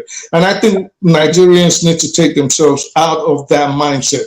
Whether it's a Muslim, whether it's a Christian, whether it's two Christians, whether it's two traditional worshipers, I don't think there should be. Again, it's okay for us all to listen to each other and talk. I don't understand the Nigerian thing where they don't like the other person speaking and they talk over each other. But if you guys want to take a break, stop. Let the other speak. You can't be speaking, only you. All right. The fact that I said that I made mention about Muslim ticket. Now, why I said it's an issue is because of the motive of the state of mind of our people in Nigeria. I can tell you for a fact. Jefferson, not to interrupt you. Wait, you continue. Do you notice that your brother is not interrupting you now? But the moment I start talking, the crazy man starts yelling to the sky. Go ahead. Please. Go ahead. Jefferson, please, for 1 minute. Please, let's. I know it's you to wrap up, but let's give a concise some time to talk. Regardless, don't mind that idiot talking nonsense. Are you a minister for police affairs? Please, nonsense. Please go on. Jonathan, thank you, my brother. You see, it's not about somebody hating somebody. Oh no, it's not going to happen. You crazy yourself if you think you're going to shut me down. It's not going to happen. We're just going to keep talking until forefathers come here. If you think you're going to, I'm going to act drunk like you too. So you crazy yourself if you think you're going to shut me down and I'm not going to speak. Get the fuck out of here. I don't know who the fuck you think you are. God, the police and the father, I'm one idiot. Yeah. Good for you. Coming from very good. You're not going to interrupt me and then act crazy. I'm going to act belligerent too. It's just as simple as short. There you go. No, sir. John Happy, I respect you. It's not going to happen. Get up, my friend. It's not going to happen. If Jefferson wants to keep talking, Jefferson can keep talking, but he's not going to speak over me and shut me down. It's not happening. Look at please. Look at him long. He's been waiting for so long. No, I don't care. I was waiting. I was patient. You all spoke. I did not interrupt anybody. Please. Look at. Please, I beg you. Please. Nah, he's not crazy. All right. Mind your language and speak. Until he apologizes for that, you can't insult people's parents and mother. Jefferson wants to speak, he can speak. But you're not going to speak over me. Get the fuck out of here. Okay, no problem. Continue talking. It's okay. Continue talking. Consign. Use your language well. Nah, John, but never. You can't. How are you going to stop me and insult my parents? So get the fuck out of here. They do this thing all the time. Why? Go ahead. That's cool. Please. Yeah. Because I come to talk with you.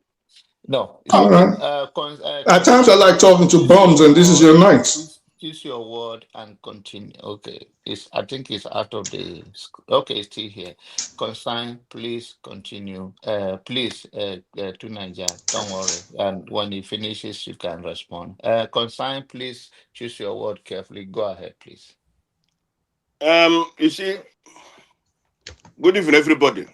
And for those who are like in Britain, good morning to you. Yesterday and today is a happy Christmas. And it's a happy time for everybody, not only the Christians, but everybody. I want to start with this. You see, we always try to blame the foreigners. What's happened to Nigeria? I don't believe so. They may also have a hand in it, but the real thing is this. When Libya collapsed, when the problem started in Libya, and these people start coming this side, why didn't they go to Ghana? Why didn't they go to Benin Republic? Why didn't they go to other Cameroon and all the rest? Why did they come to Nigeria? And why did Nigeria welcome them? Because that's what Nigeria needed. Like those Muslims, those not all the homo, those terrorists. The former Rufai, former governor of the governor of Bauchi, I think Bauchi State, yeah. He said if Fulani is Nigerian, they can come to Nigeria and do whatever they like. Buhari opened door for them. Why Ghana president didn't open door for them? Why? They didn't open the door for them. So that is one. Two, Nigeria for me has no government. Because if Nigeria have government, all these things happening today cannot happen. And like what Vitri said, really, I think Vitri, I was happy when that guy was speaking. That's what what made me to come here now. That guy spoke our mind, the mind of many people this night. Because even Janaba, today, I'm happy with what you said today. You're not like before, when you used to say some things which is not, but today, I'm really, really happy what you said today. One, Nigerians are make like people who are cursed or who are under a spell. I'm telling the truth. Because I have many examples. In Nigeria today, a minister is going to commission a road. And people are happy. Minister is doing a good job. He is that, hailing him. That road will not even stay to a year or 2 years. That road will destroy. But in other countries, I don't at this particular 21st century, a minister is being heard, a senator is being heard like he's a king.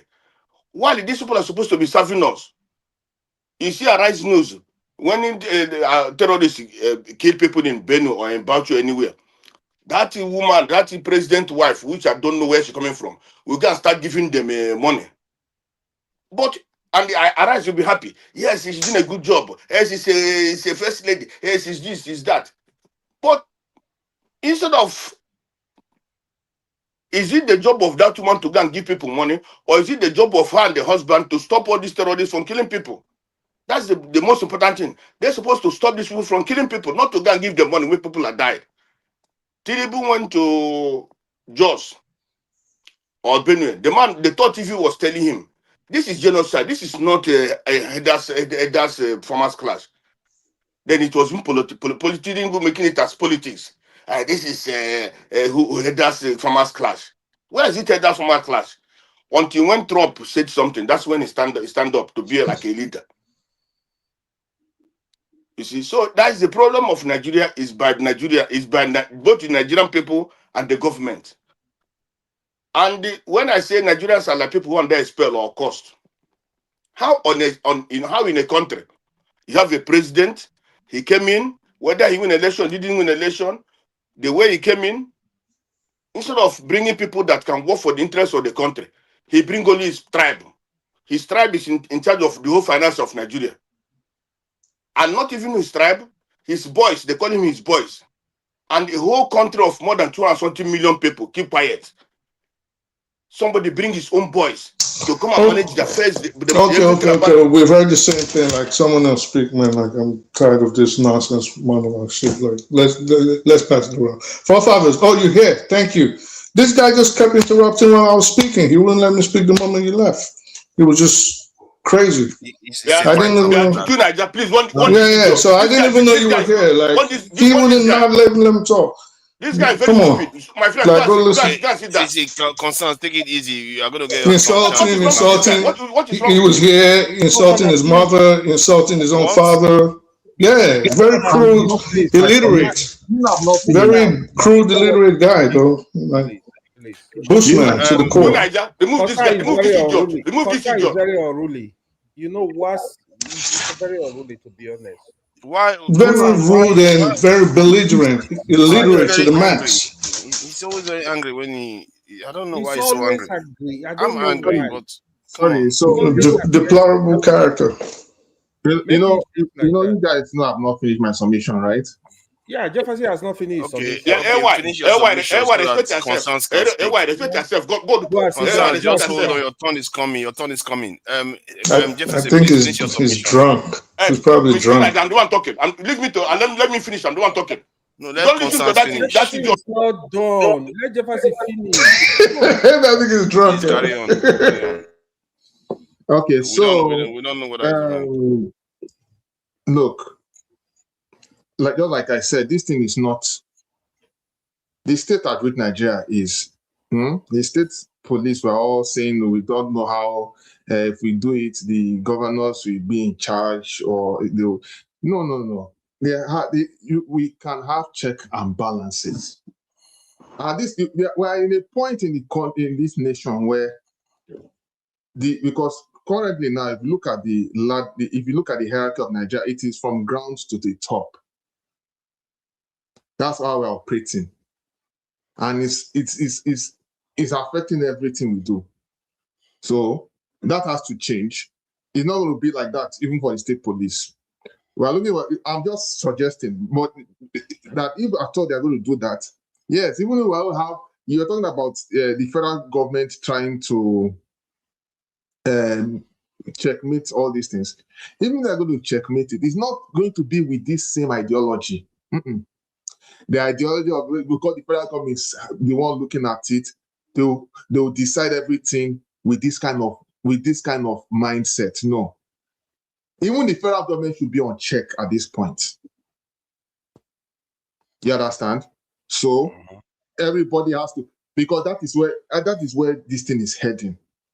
Because as you can see, centralized system of government is also is playing a key role of why we're having all this mess. You know, the police that we're operating today, there's the police that we are operating today, right? Is it not the same central system? And of course, whoever is in charge will decide how he wants to deploy that with the military, that with everything. So it's just something that needs to be looked in consensus. So I don't know. I'm going to stop there because there's so many things I wanted to say, but I think I've lost my thought. I'm glad. Let's open it right. up. It's okay. I think let's open it up now. To so it becomes a bit more relaxed before we close out. So from AY, so looking at this now, let's just discuss the state police this thing since it keeps coming up because people think somehow that's going to necessarily be a solution. Do you see the government implementing it now in Nigeria and everything going well without a kind of strengthening the center? Definitely, we will definitely have some challenges, right? At the initial kickoff. Why I actually asked Mr. Janaba I wanted to hear his view. I know he knows a lot in that area. I don't know much about this area, right? But what I think is there have to be a very careful, serious planning, carefully. People, just like Jefferson said, people with the experience to come in. Look for, we still have some beautiful policemen with experience, former IJ, former commission, some of them with very good experience, right? You can even get some military involved, like let them have like a strong committee that can recommend what we need to do. We can also study other countries. How are they operating in terms of their state and local police, right?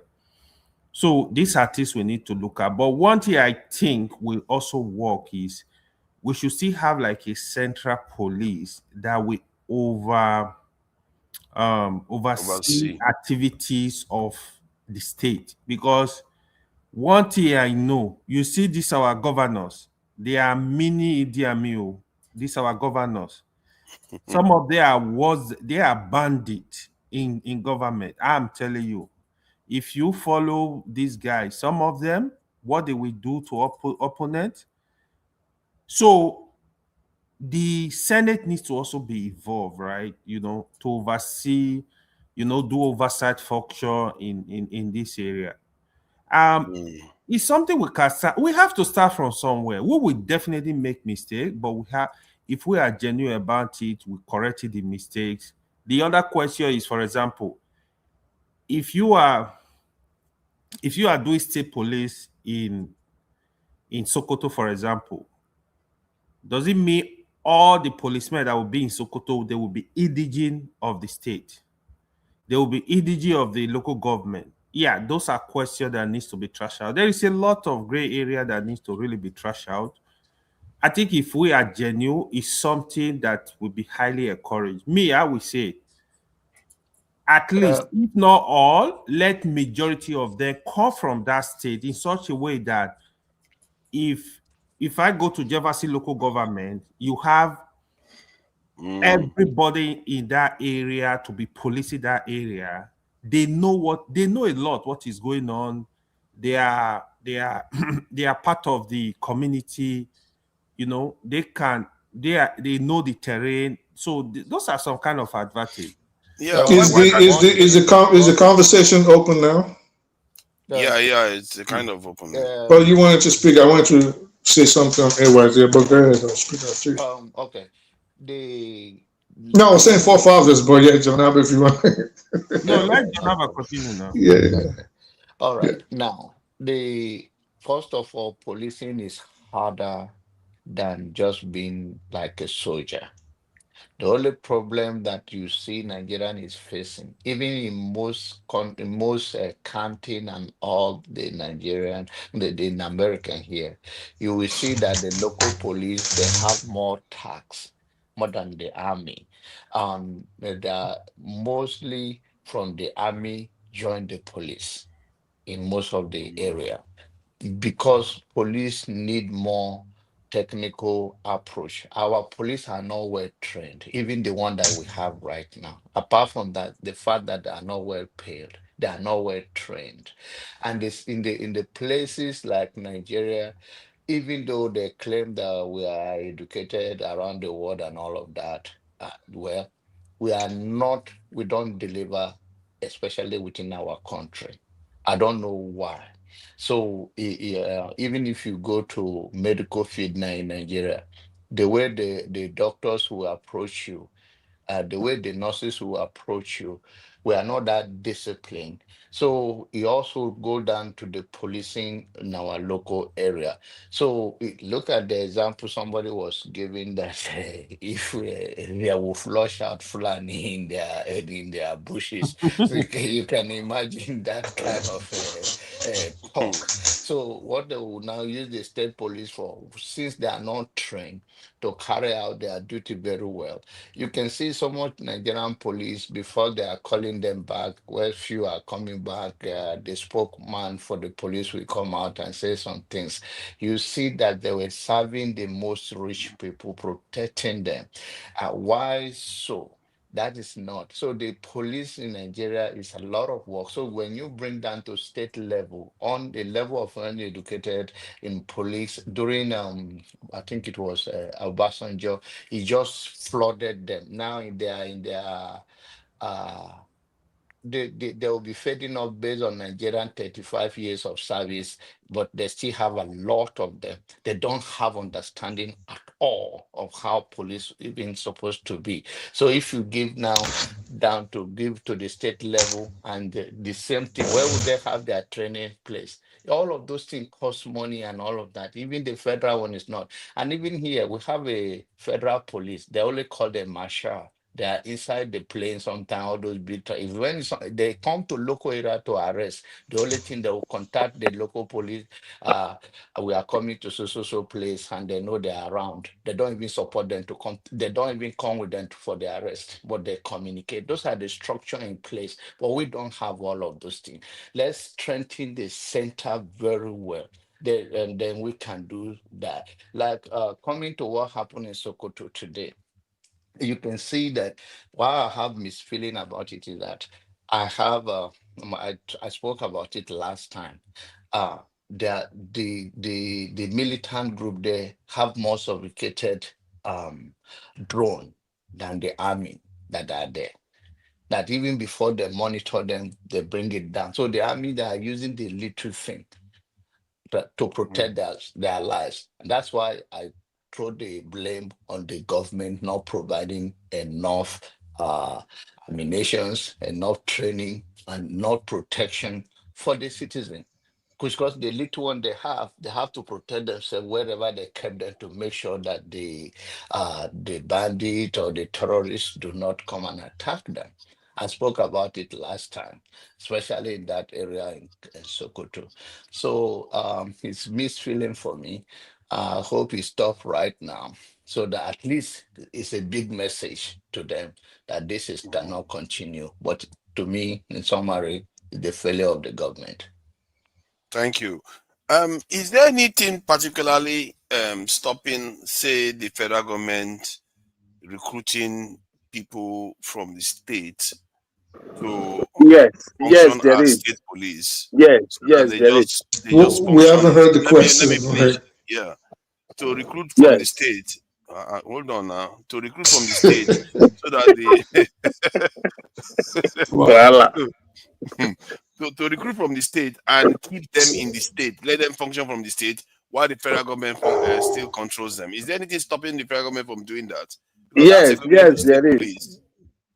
In fact, Father, if you may excuse me, the house, thank you very much. I think from a little experience when my vehicle had issues and I called the police, you know, there's no difference between the New York police and the New Jersey police.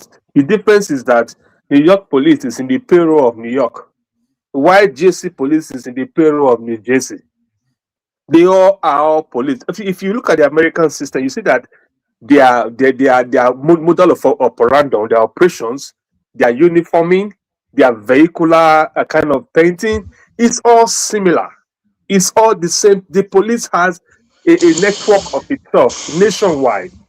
But the difference is that each state takes care of each police, uniform them, equip them, and run with it. But there is a police system in the country, as it were.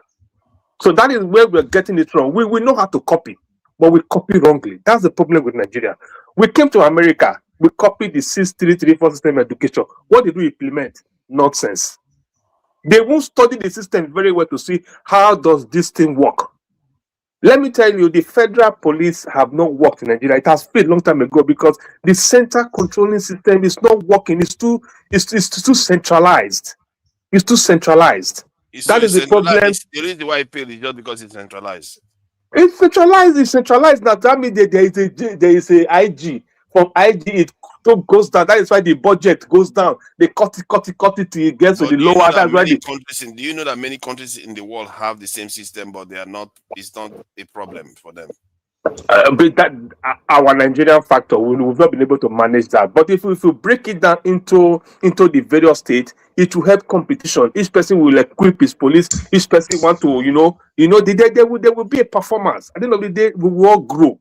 That is what I think. Have you not considered the dangers at all? All you just see is the opportunity. You don't see the big dangers that Which it danger? poses. The same danger in the national police is still the same danger, but it will not be locally managed. It is not. It will be better. It will be easier. It will be decentralized, and it will make reporting more efficient and the policing more efficient. That is my take. But if we look at it from that angle, hold on. You are being a little bit all over the place. Let's try to keep things simple. The question was, if the federal government employs people that are from that state, because I thought that was the original case for state police, let them be local so that they know the local, they have interest in protecting their locality. That was the original argument. Yeah. Now, if you don't want that, then I feel like there is another agenda going on here that means that's why you don't want that to happen. What is the real agenda behind you saying even people that are from that state, if they are recruited to protect the state, that you are against that? Just because the federal government is the one controlling it. All right, so Do you know we have an FBI here? Huh? Why you? I'm asking you a straight question. I'm talking about FBI. Okay, I'm talking about Nigeria right now. I'm trying to tell you how the system works in America. There's the central police system, which is the FBI. Once FBI show, the local police give up the whatever investigation. That is how it works. No, that's not how it works. That's not how That's not how it No, works. that's not correct. FBI has That's their not how it own works. jurisdiction. I know FBI have, but when an investigation overwhelms the local police, FBI takes over. That's what I mean. No. So this is what happens. Okay, the closest things to federal polices that the United States have are different departments that specialize on certain issues. For example, the DEA, the ATF, DEA, the Drug Enforcement Agency, ATF, alcohol, tobacco, and firearms. These people, of course, you would know that ATF focuses on gun crimes, bombs, and firearms, the violations of federal law.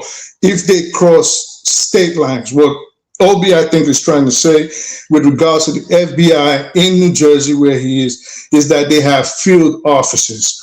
So if a department has a field office, they operate in different places in the state. They might have multiple field officers. They might have one, or sometimes they might not have any. Then they collaborate with others in other states. So again, we have like the field, the U.S. Marshals that John Aber mentioned. These are in charge of interdicting fugitives. And if for people that don't even know, the U.S. Secret Service actually, its only duty is not to protect the president, but it actually deals with financial crimes, forgery of, for example, checks, forgery of monetary bonds.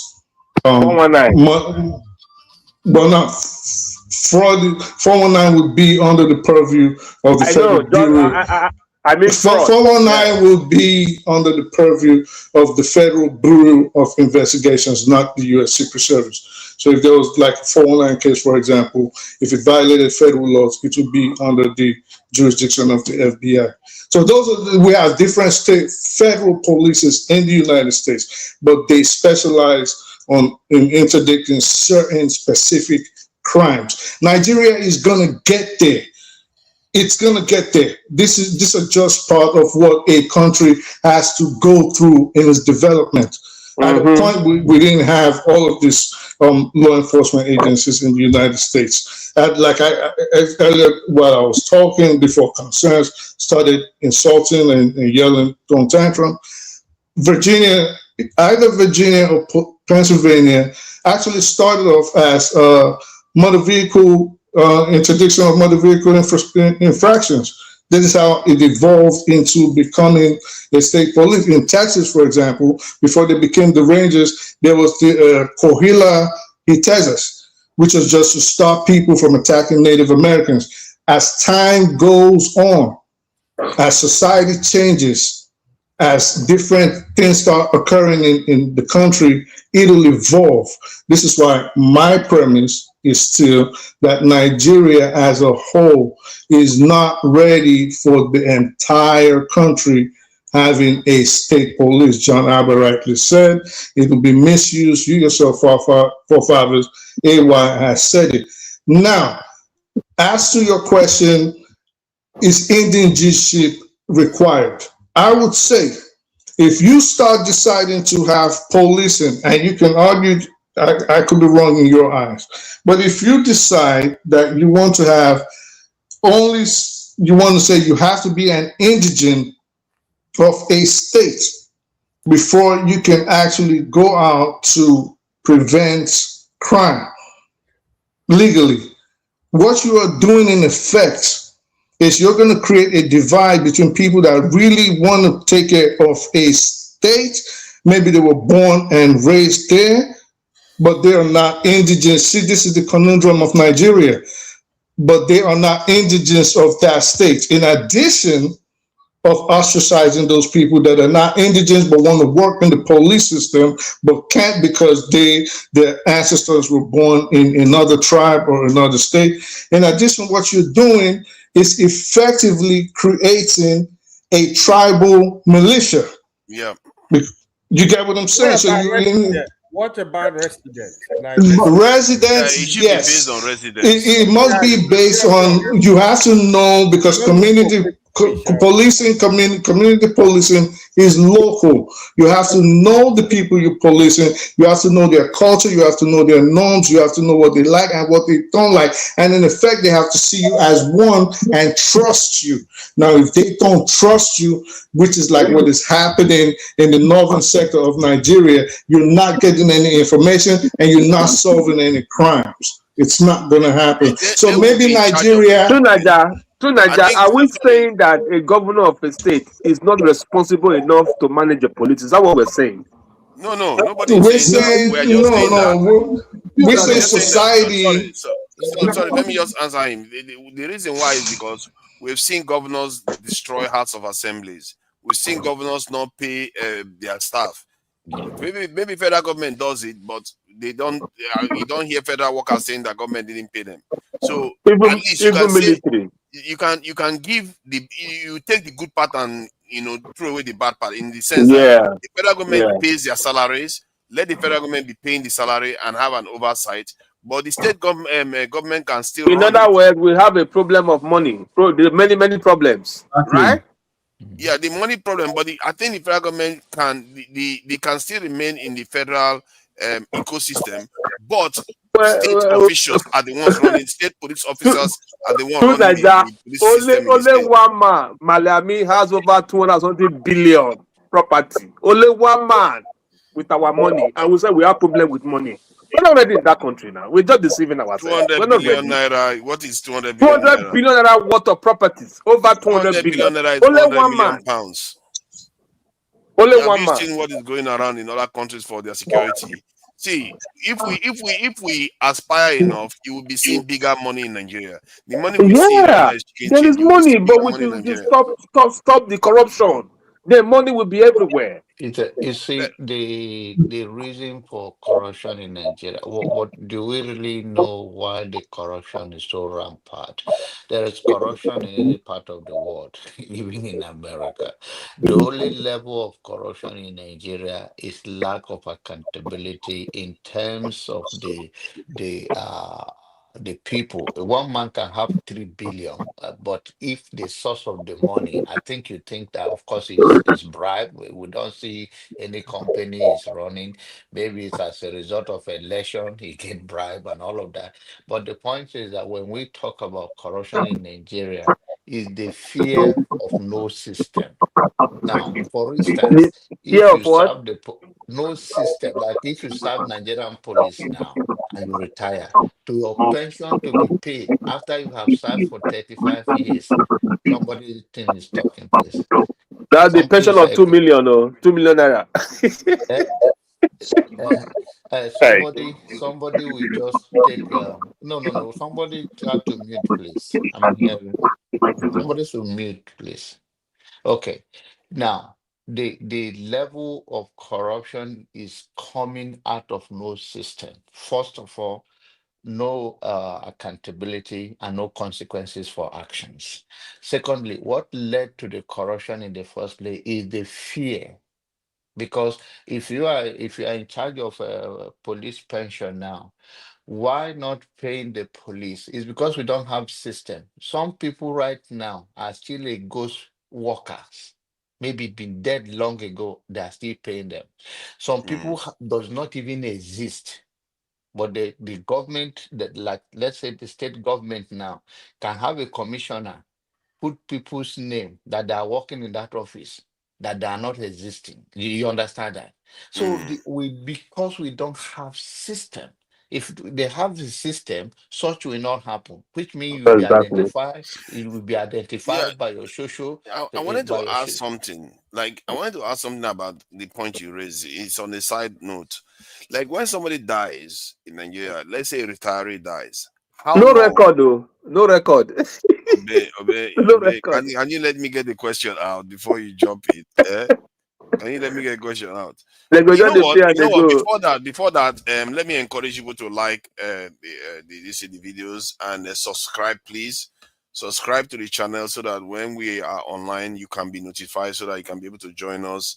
Because there, who knows what else is going to be happening with all these events that are taking place now. It's very important that you are notified as soon as possible.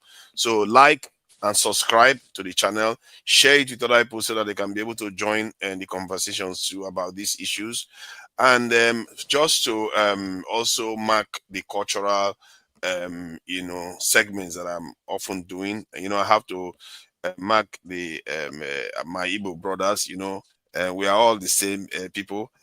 So and they have some of the finest culture that you can come across in Nigeria, and people don't give the Southeasterners a lot of credit for what they represent, and it's very interesting because I wanted to talk about that today, but because it's on a Christmas day, I moved on from that. They don't really give them a lot of credit for it, and I get the feeling that because of their culture, the way their culture functions, are not the toxic part, all these, Abeg, let's stay on the topic, abeg. Hey, Please, mind your Abeg, business, leave Jare. people Yeah, alone. man. I Hey, know it's don't make, I know it's don't let's make stay on me the mute topic. you now, eh? Please, I know Don't make it's me I'm mute you muting. now, I know it's eh? Abeg, Are you leave. allergic to abeg. compliment? Look at that. The He's one, the allergic one, to the one they compliment. have done to Hey, Nnamdi let Kanu is me talk, enough. Jare. Abeg, He seems to be Abeg, allergic let's to abeg. not go compliment. there. Let's not go Hold there. on. Let's discuss the other Let topic. me talk. Hey, let me talk. See, Everybody is important. one thing I've observed, because remember the Southeasterners, they don't believe in overarching leader over them. That's one. They tend to Yeah. be more representative compared to other cultures, and they also have this thing whereby you have to earn your way to have your say. You can't just come just because you are older. You just come and you tell people stuff and they follow you. It's not necessarily true. That's something that is very interesting, and which is one part people don't pick up on very well.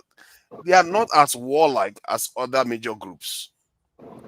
They don't seek.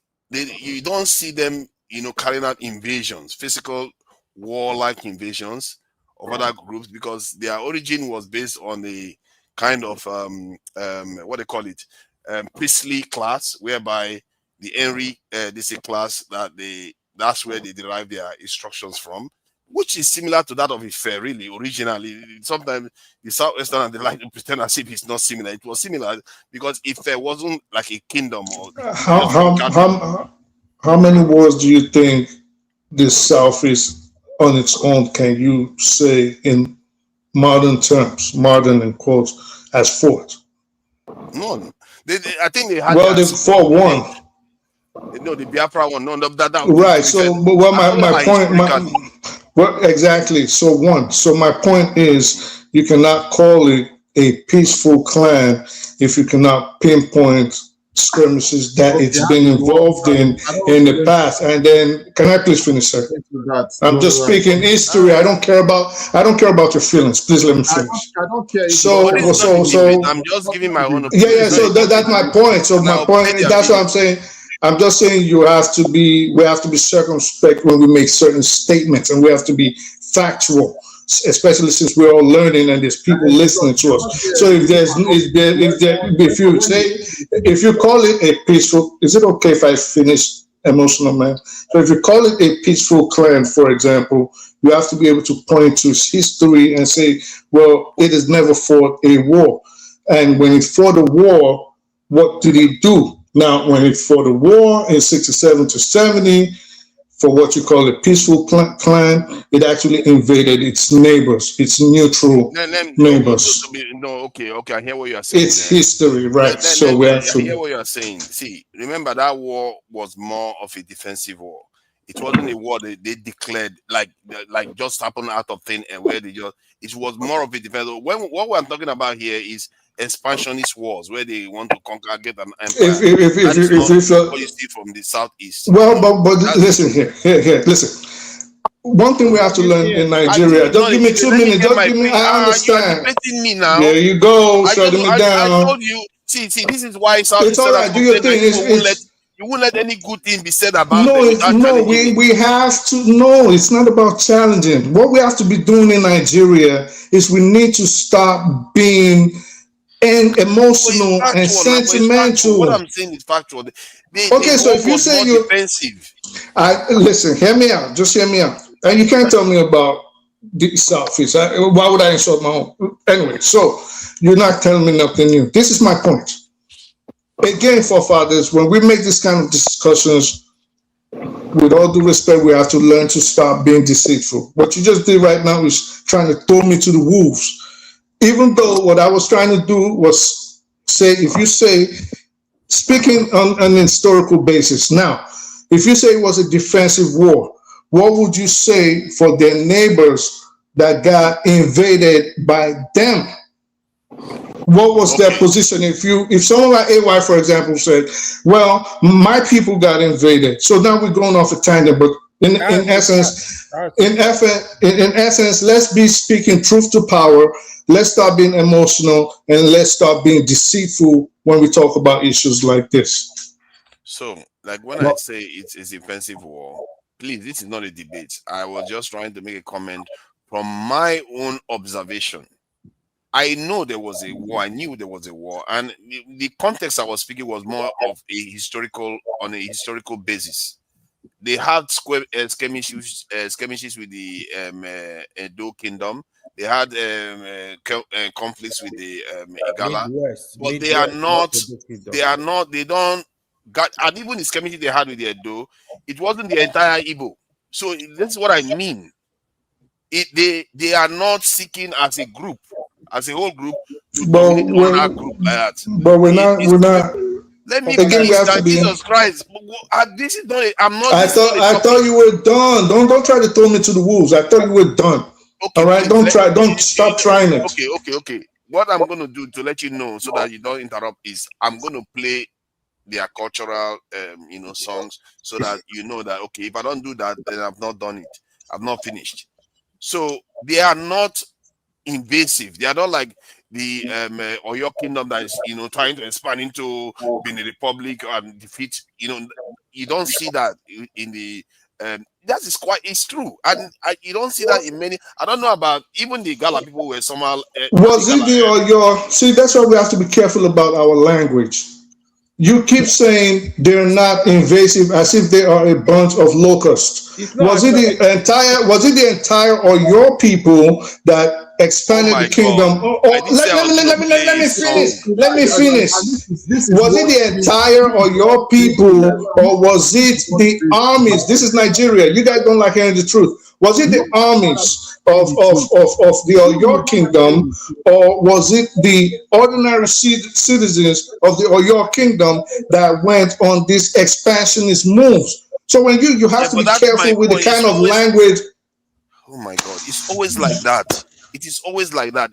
But you keep saying they're not an invasive group, but then you say they are not like the Oyos that went towards invaded their neighbors, as if the Oyos did not have a group specializing in conquest, which was their army.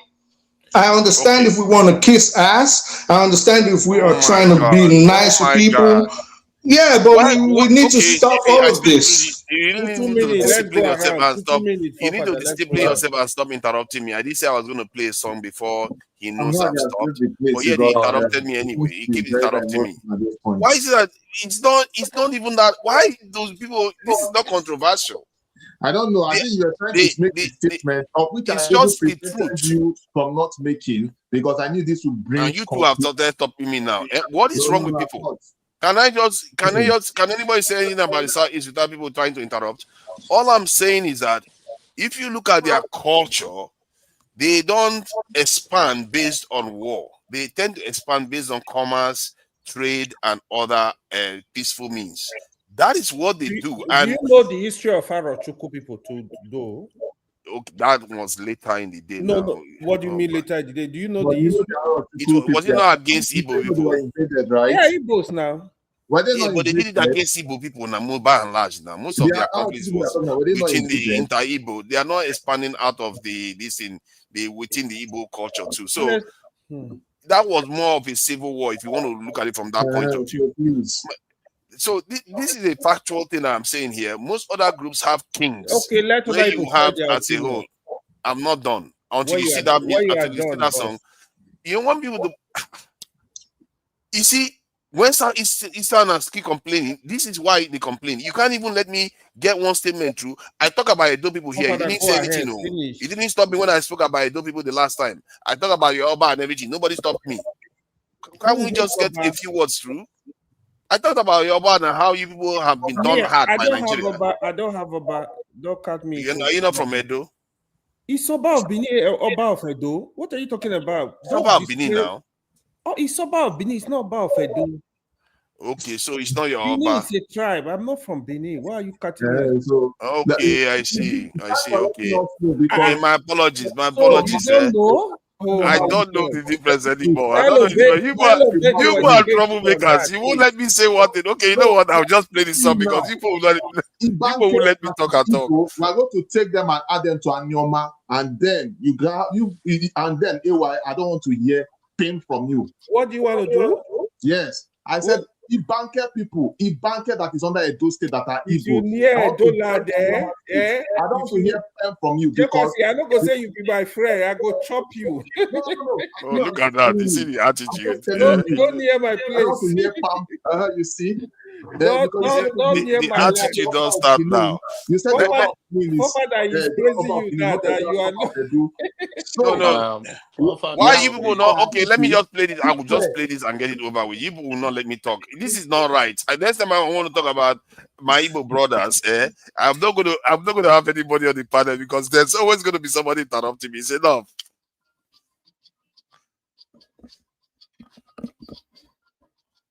Put more volume. I'm not hearing it. Yeah. Hold on. Let me correct that. Hold on. Let me start it again and get back to basis. I'll get it back up and with sound now. All right, perfect. Let's get busy.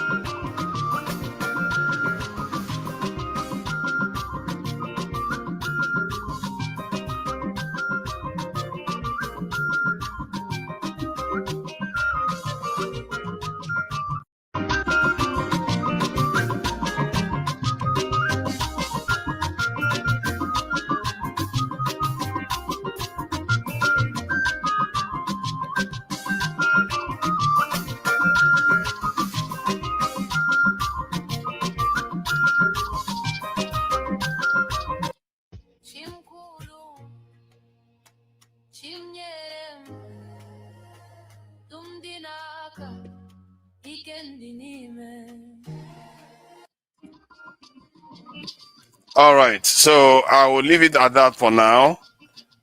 We'll carry on with that later. I'm going to cover a lot more of this. I wish I can do a historical stuff actually, because people don't necessarily. I see one of the reasons why I'm saying I went into details a little bit was because you go online, you see how people are maligning the Igbo origin and their nature.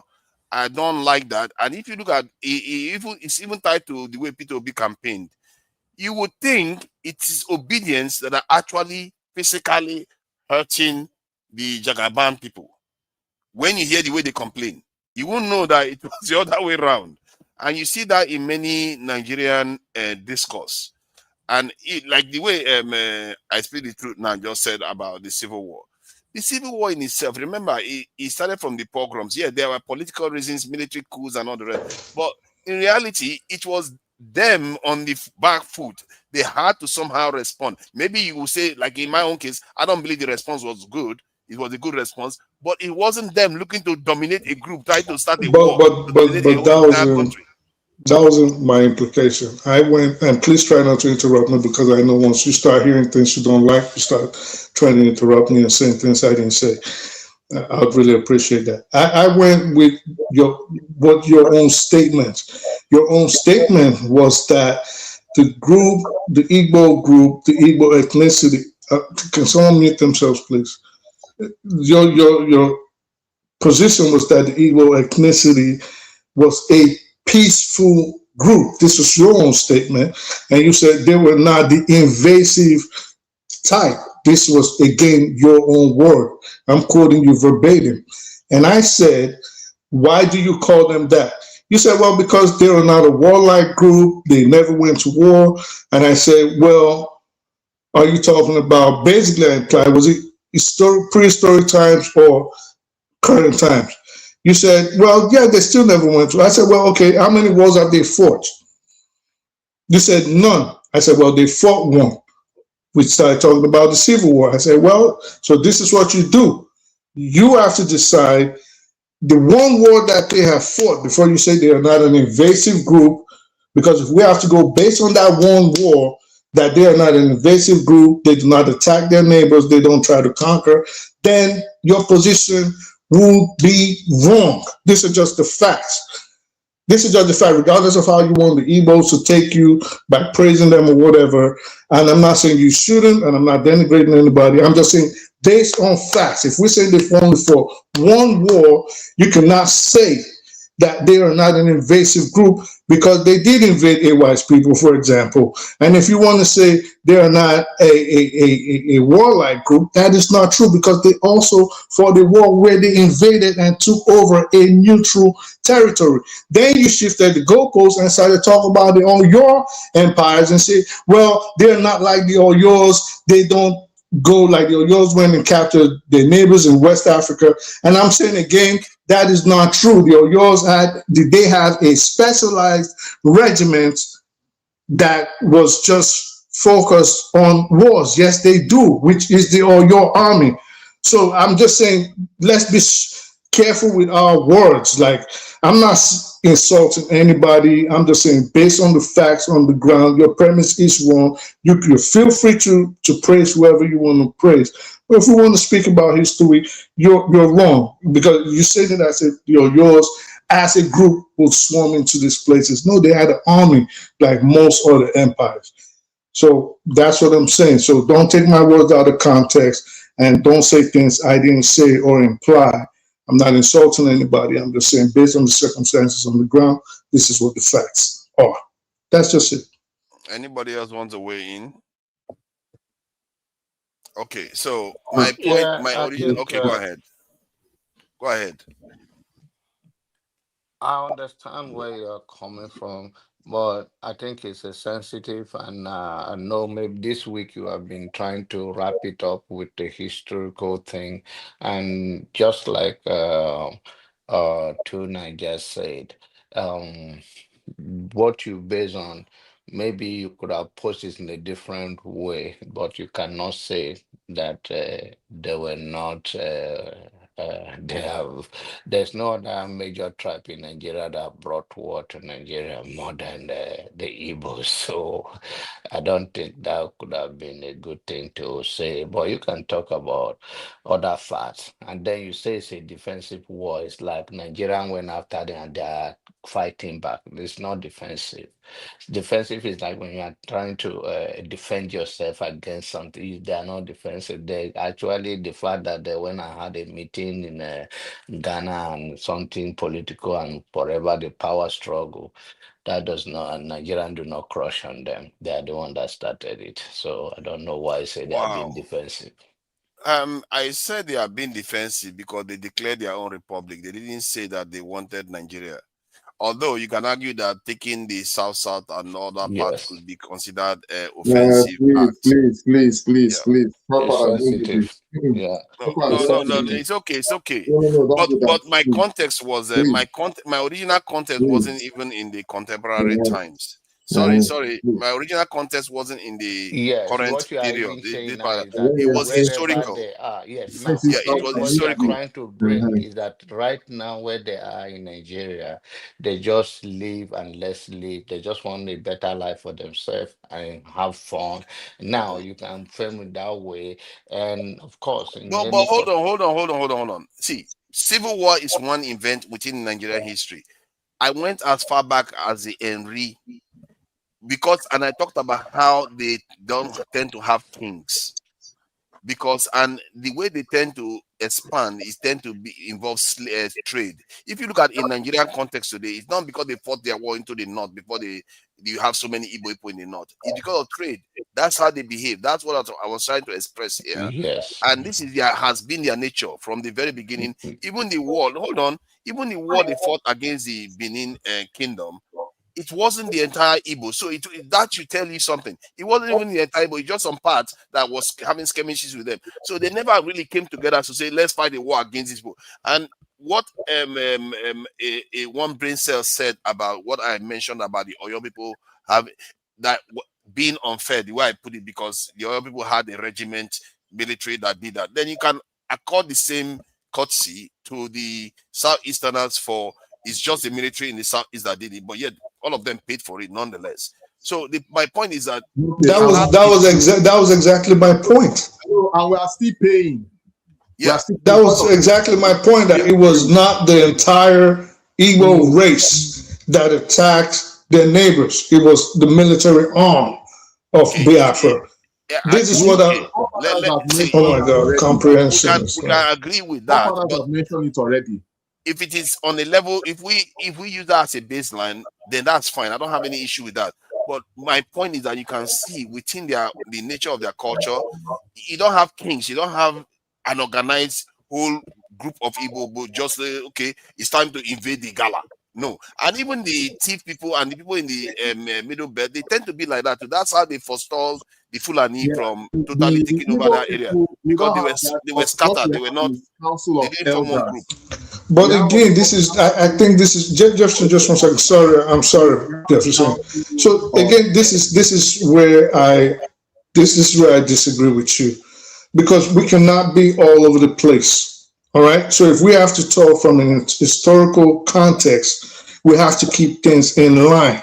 This is where I think a lot of Nigerians always have a problem with someone of my kind, because I guess comprehension is also an issue in Nigeria. This is not a slight to anybody on here.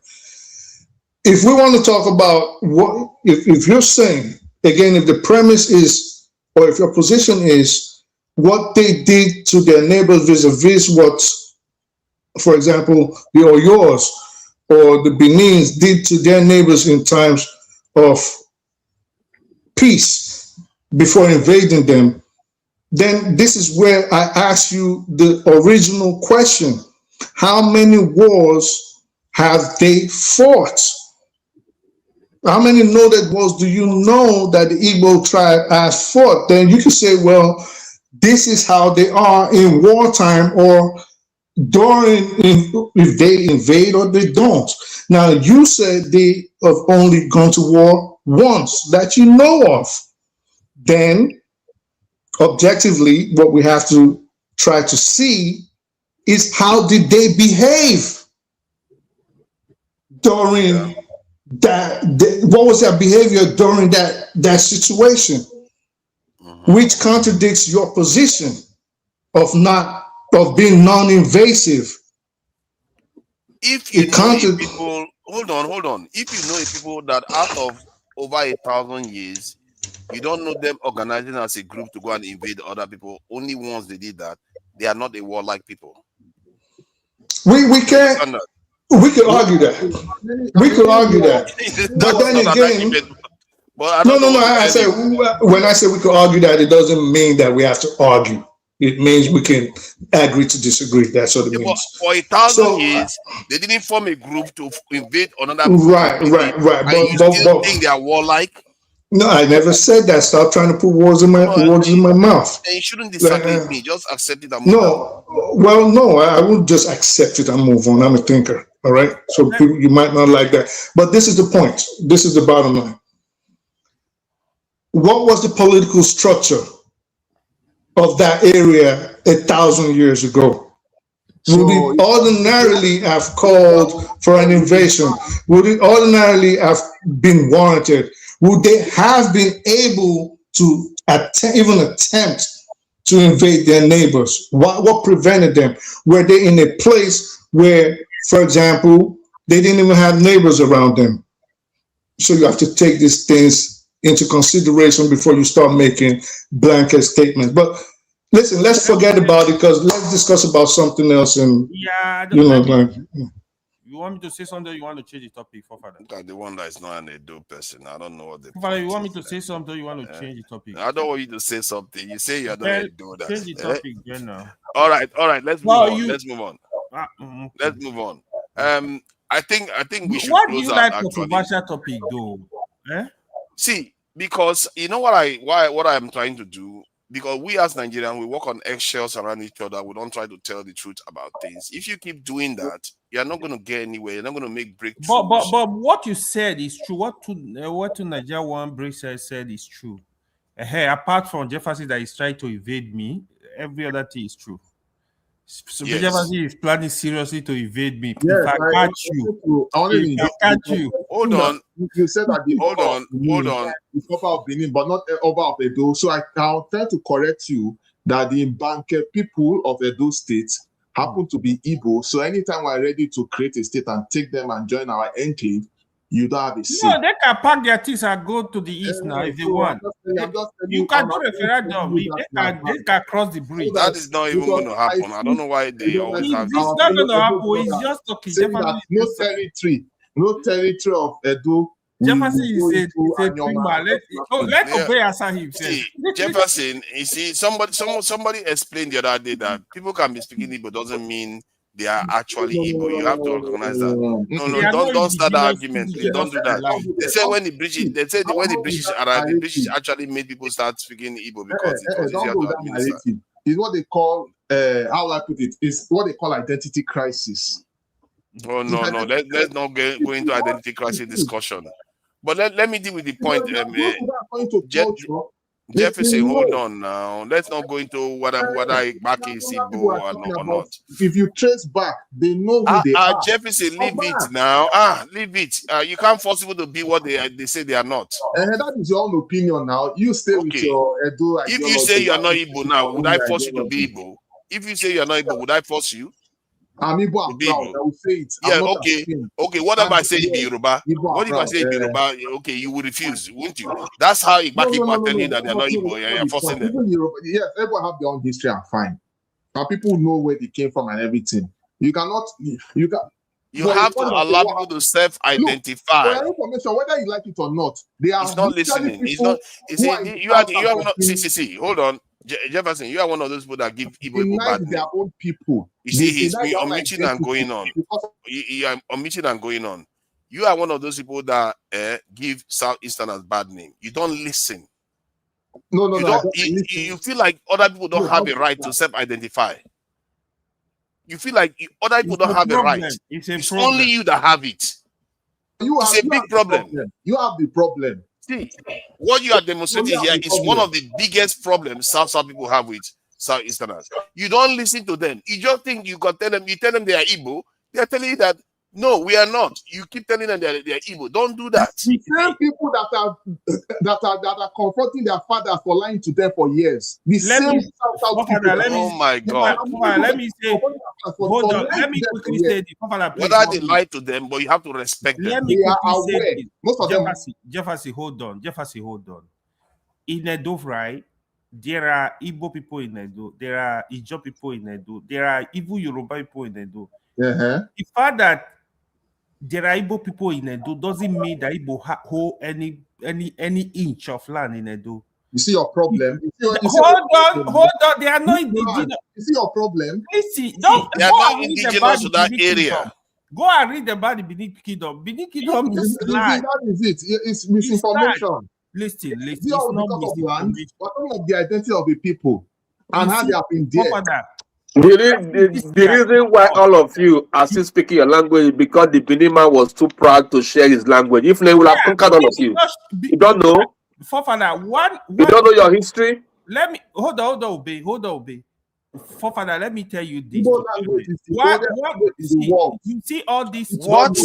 Igbo language is the oldest language of as Okay, I think we are now gone into the Lala this thing. Forefather, go and check Go and this. do your All the area, area, I'm not saying Benin it to crap, but I'm capture, telling you for facts. all the Igbo area language is they the oldest language in the world. allow people to speak their language. That's why you see Only people of that Ife is aware of spread this. across the whole Yes, south. pure rubbish. Benin language could have trekked the whole. Benin would have been It's not one about of Benin. the Igbo language is the oldest language in the world. language in Nigeria. I'm going to leave language, Jared. I don't have a problem of Nigeria now. Okay, let's educate some people since it looks like some people still need some education. Jefferson, are you seeing the languages in the world here? The Igbo language belongs to the Niger Congo language, which all is also ones, linked. all these ones. Okay, you are the expert. You are the expert because your granddad told you, so you believe. It's not about that. This one is not about that. It's not about this what you're sharing here. Yeah, but but you don't want to learn. You say you want to know something, but when they give you information, you reject it. In the world, whether you like it or not. Hold on. You see, let me show you. The Igbo language, I don't even know whether they even included it here. This is the Volta language. That is the branch the Igbo language comes from. And that is the language, the branch that the Yoruba language comes from, the Edo language comes from. The Ijoid language, let me show you where it is. The Ijoid language is one of the oldest in Africa, not to mention this thing, probably linked to the world. It's one of the oldest, and they are one of the oldest ethnic group in that country. But people like you, we go to the South and tell them they are Igbos. Do you know how offensive that is? That's why I say people like you are the ones causing the problem. The government went and did, after the civil war, went and did a boundary adjustment and deceived. Him and Passat be the problem. That's what they did. They don't refuse to learn anything. They say we go conquer us in Tikolo for eye, we go conquer everybody. I bet when I leave language, those ones are not the point. Take this thing very seriously. You should be happy. You should be happy. You are related to the Yoruba people. You should be happy. Your language is you and Yoruba people are brothers. Don't need to argue anymore. You are Edo. They are all the same language. Your only of Ife is aware that Igbo language is an older language. Only of Ife, in a day, they argue with Nanunu. You see now, this Oscar Blackboard, you know what? I really thank you for your donations, because, many Nigerians, they like to talk. They don't like to put their hand in their pocket. All these people, all they like to do is spew out garbage and this fake news all the time. But you, when you want to spew out your own fake news, you actually put your body into it. I respect that. From a non-professor of linguistics. You're saying that I'm just spewing whatever. Jefferson, so who do you think wrote all these reports? Even down to carbon dating of materials and oh my God, and coded languages. Jefferson, research on languages. Jefferson, stop learning fake news. Stop learning fake information. Go and get objective information out there. You will see the truth. When I come, I'm going to share the information. But of course, even if I share the information, you will still be biased. That's the problem with you. You're still going to be biased because because you speak English, Jefferson, because you speak English, you're very biased. Hold on now. Like you that is saying that South is not Jefferson. Because of course they are not Igbo. What is wrong with you? In your own mind, you just feel that everybody is just there with an identity. Oh my God! I can't believe I'm having this conversation again. Culture of anything. Can you speak any style? Can you speak Ibani language? Jefferson, can you speak Ibani language? I want to clear you on it. That's why Jefferson, I bring it up in the first place. Jefferson, can you speak Ibani language? You want me to play it for you? If you can tell me one word in there, let me know.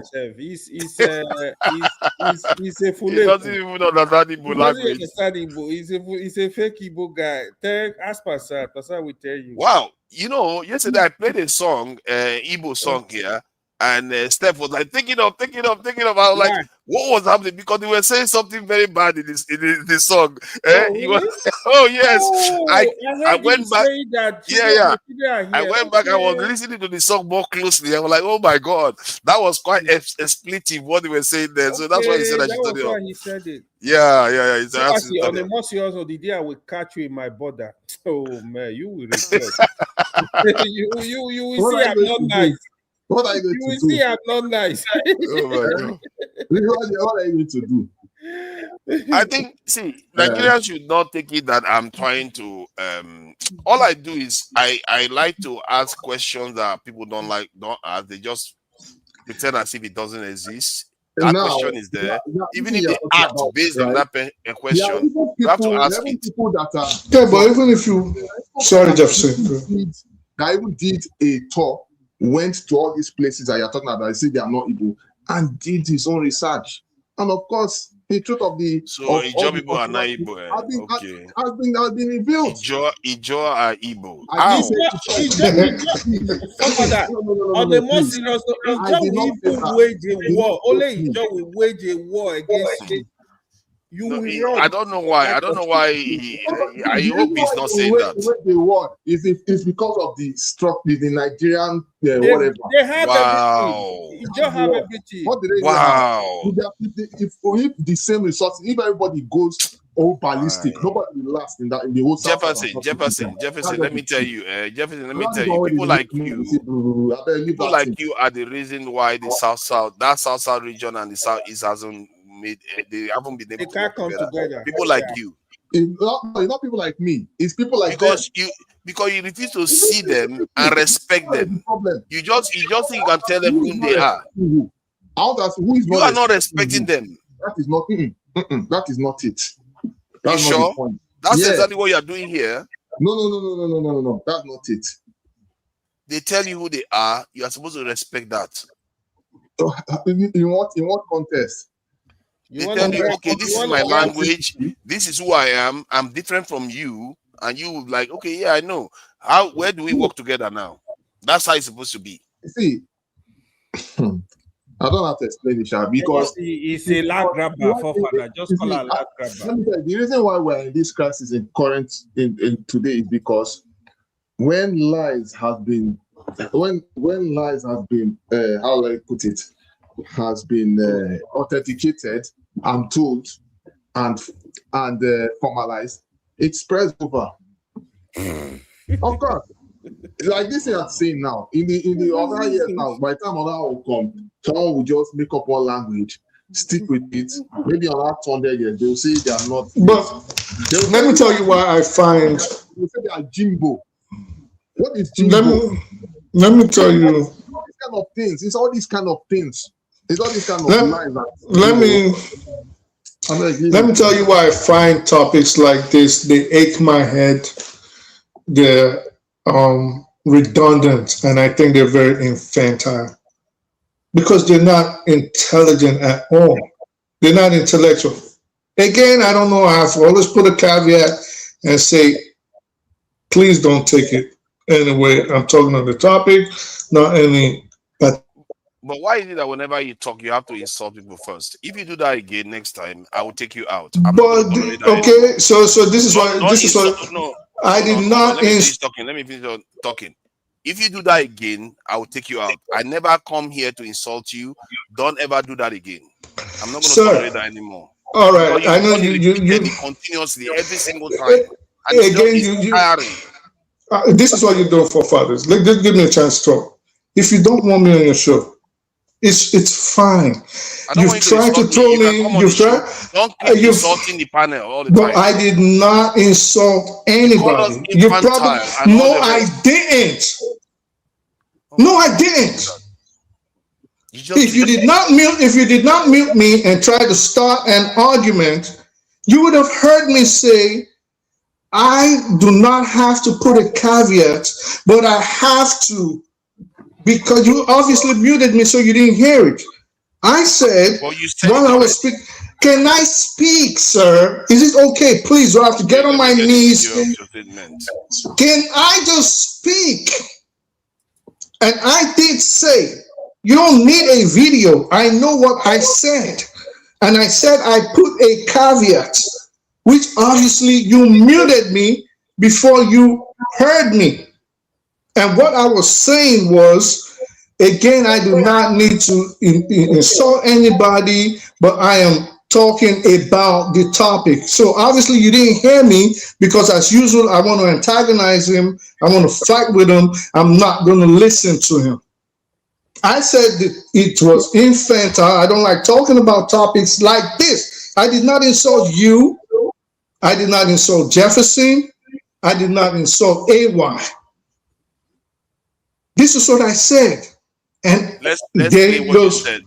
I said it. Are you listening to me? I did say it. Hold on. I did say Let it. me just play for the viewers to listen. There's no need for you to get angry. What the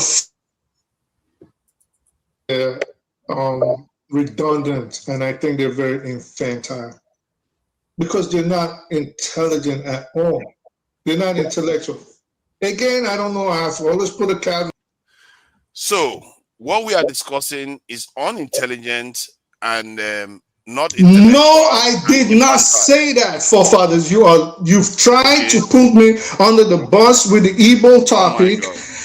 This is what I said. If you listen, play it from the top. Play from the top, please. Okay, let me go back then.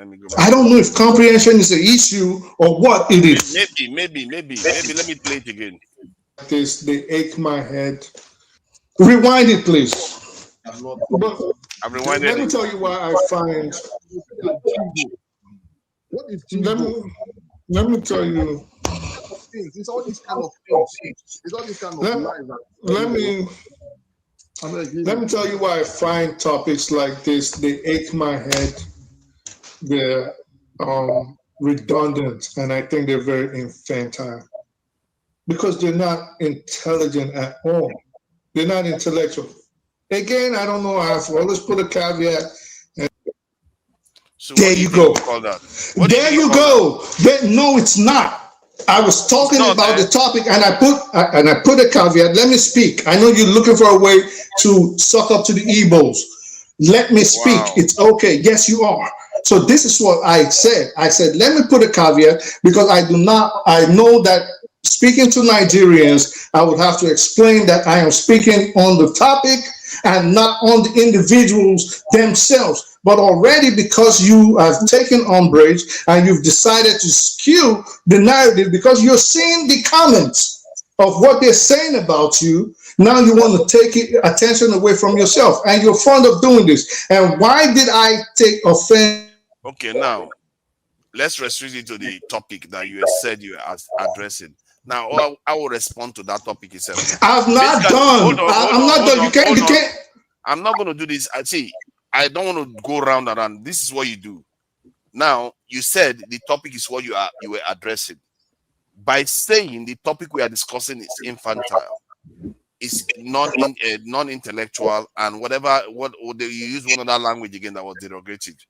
That is also an insult to, like, me that bring the topic up.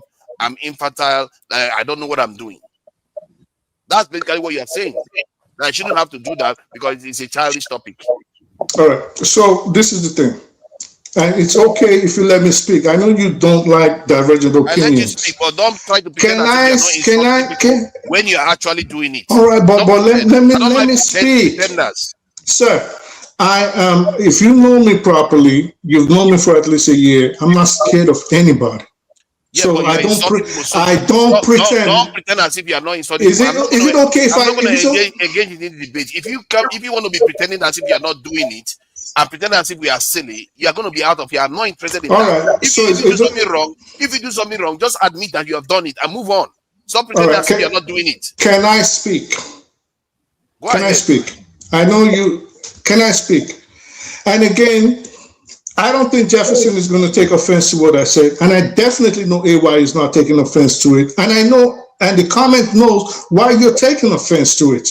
Because what you tried to do was start a topic, and I know you're going to try to shut me down now. You try to start a topic where people are going to start attacking the Igbos. This is what you always do. Now it has backfired on you. What you decided to do is who is going to now take responsibility for the carnage that you caused? You start a topic which I try to keep intellectual, and this is my position. Why I called it infantile is it is not, now it became a U and AY and John Aber versus Jefferson. And what I'm saying is, if we are looking to nation building, maybe we should stop bringing up all these little tribal conversations. It is not helping anybody. You can go ahead and mute me now and throw me out if you want, but it's not going to change the opinion of people, and it's not going to change the opinion of the comment section, because they can see through what you just did. See, they can see through whatever they want to see through. My opinion is still the same. I talk about every single tribe. I don't hide anything from anybody. If you say I'm trying to brown nose to the Southeastern, good luck with that one. Because the next minute I will say something that will offend them, like I've already said to Jefferson here. My point is that if somebody is discussing stuff honestly and topics that people don't broach in a mature way, would you rather people that are not balanced are the one having that conversation? No, I'm not going to sit that ground to bigots having that conversation that nobody can actually challenge what they are saying. And that is part of the problem, because what you are saying here, don't have that conversation. Let's leave it to the bigots to only control it. That is what you are saying.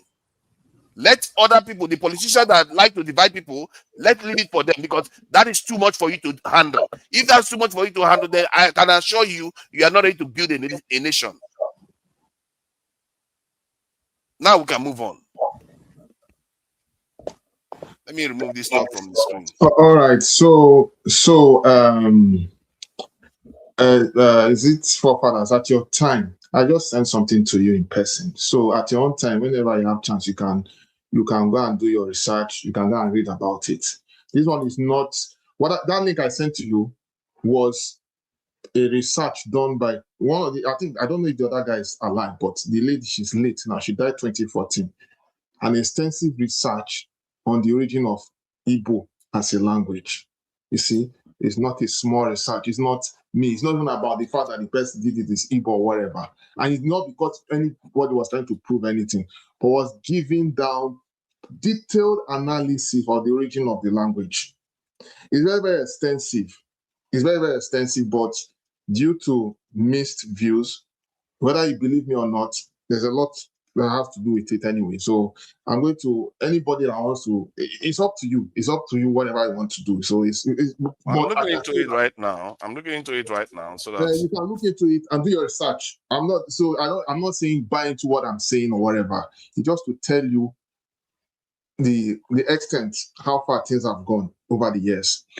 You know, just like you said, it's good we have this kind of conversation, because we need to know, as apart from, yes, the politicians are actually having a field day because they are dividing us, you know, based on our divergent views. But basically, we as a people, we owe it to ourselves to be highly informed and not just hold on to the what they call it, to the everything that the mainstream media has to give to us.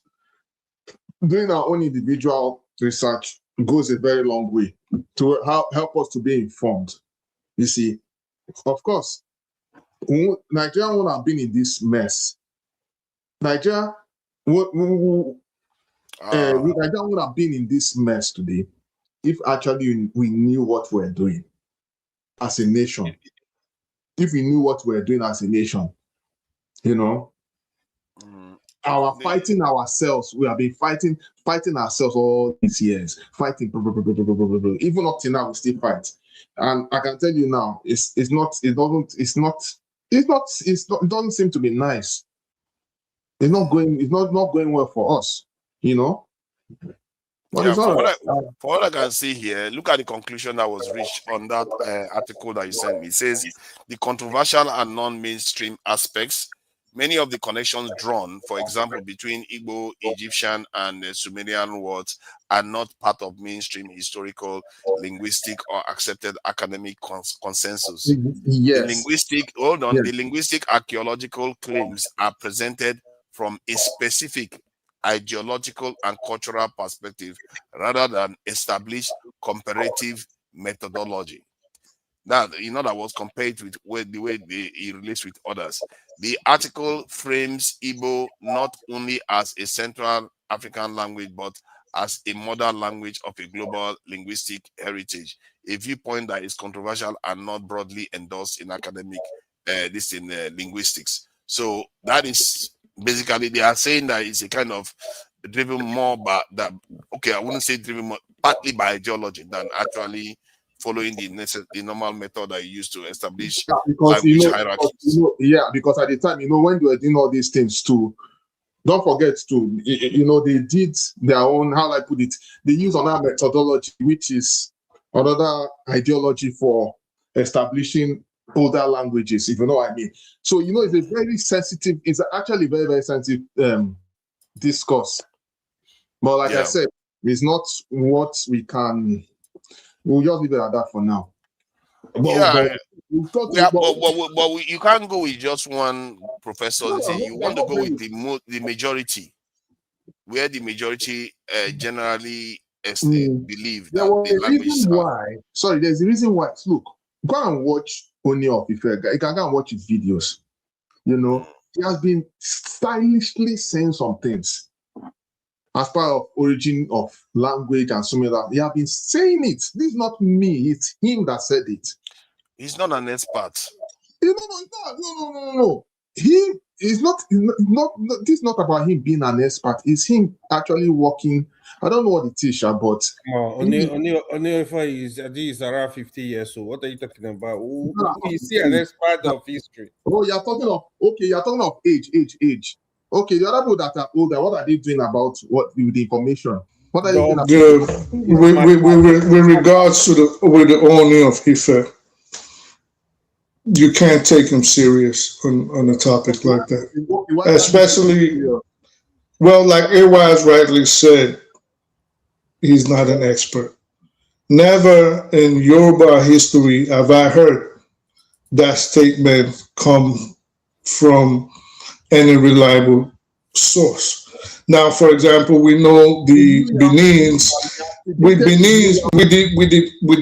Benins, for example, we know about their link with the Aworis when they landed in Lagos and things like that. We know about the linkage with Oromion and the Benin Empire and how they spread westwards towards the River Niger. So we know all these things.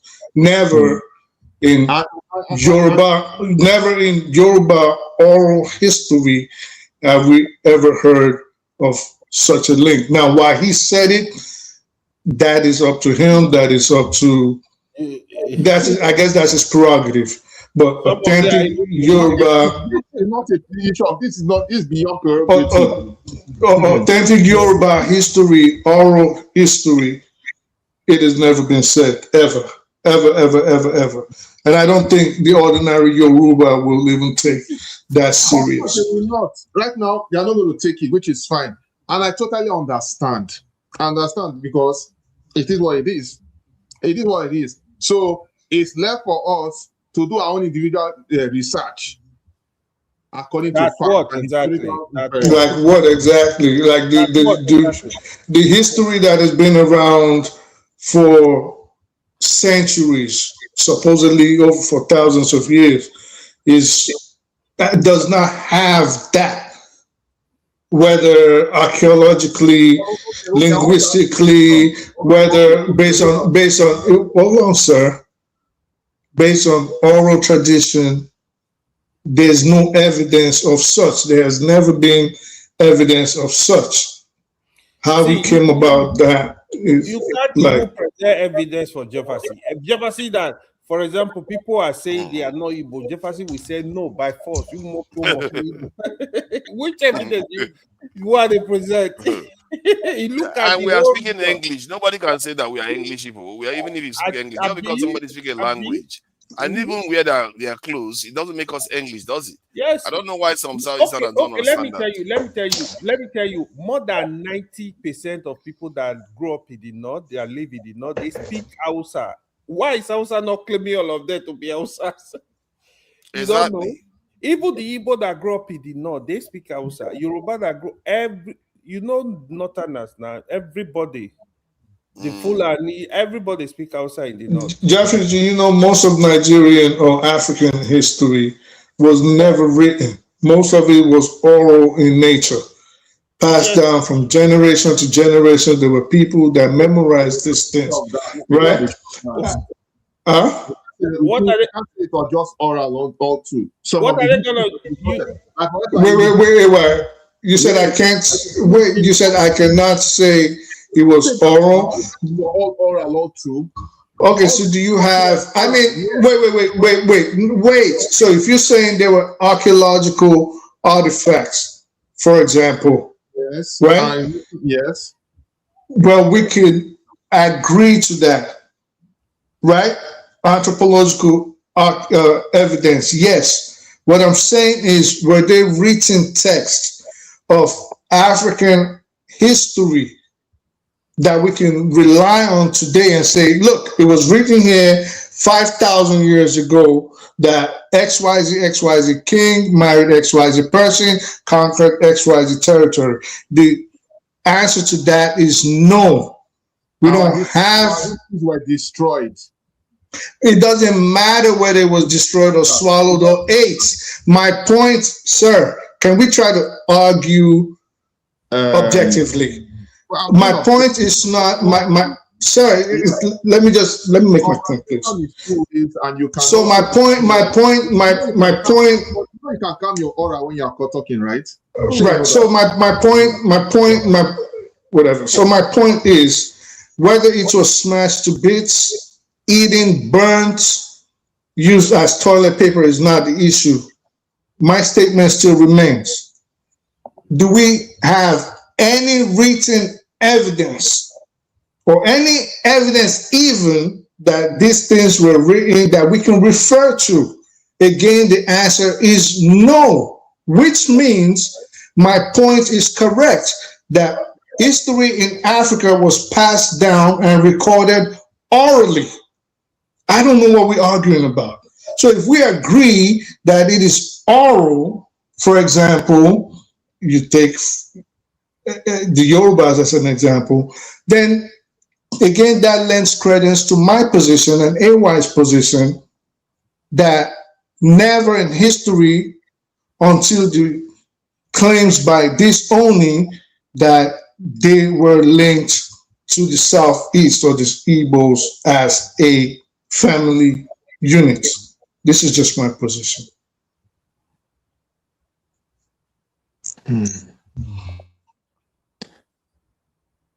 Anyway, I wanted to thank everybody for coming in, including one brain cell that decided that he's going to represent Josley one's brain cell of mine, but it's all good that he is. AY, thank you for coming in. I know you are getting frustrated by my antics, but it's all right. You know, we all have our flaws. No, I'm not frustrated. I'm just going to correct you if you are. All right, that's good. Just call me Brian. Oh, just call me Brian. Nice to have you. I think you can actually come in. I forgot to mention, actually, that's a new announcement. During the weekdays, when I'm hosting, people can be able to come in without their cameras on. You know, I don't want to reveal it to people that are used to so the you cameras. want us to be jubilating? No, I'm saying you can jubilate. I'm saying for people that want to come in without cameras on, they are free to come in without cameras on to come and contribute. That is actually true. Happy Boxing Day, and I see you, Gladys Oyeo Obo. Why am I so bad in names? Gladys Oyebo. Yeah, Oyebo.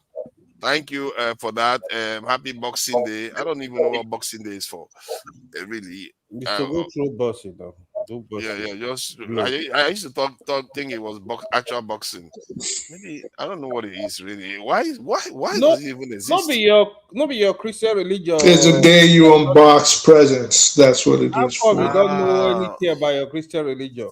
What do you mean? I don't know anything about What Christmas what religion. do you mean that man? They what Did I create? tell you I was Christian? Did I not tell you yesterday I was a Christian? You don't You listen. call Jesus Christ every minute here. Every Yeah, I call minute. Jesus Christ. That's an exclamation. You know, Oh, sometimes yeah, it's just an give me a exclamation. break. Give me a break. Give me a break. Give Don't me a argue break. anything.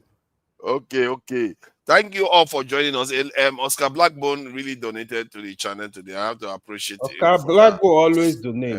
Tima Jack is He's there. a rich man anyway, so it's okay. His money he has log money, not like us. Not Barrymore. Thank you When for you say the he's $1, stingy to not me. Barrymore. And we have to appreciate all these people that are donating. They are precious people to us, to the channel, to support the channel. And Ghost Steel for the $5. I really appreciate their donation. I think they were asking to shut AY off.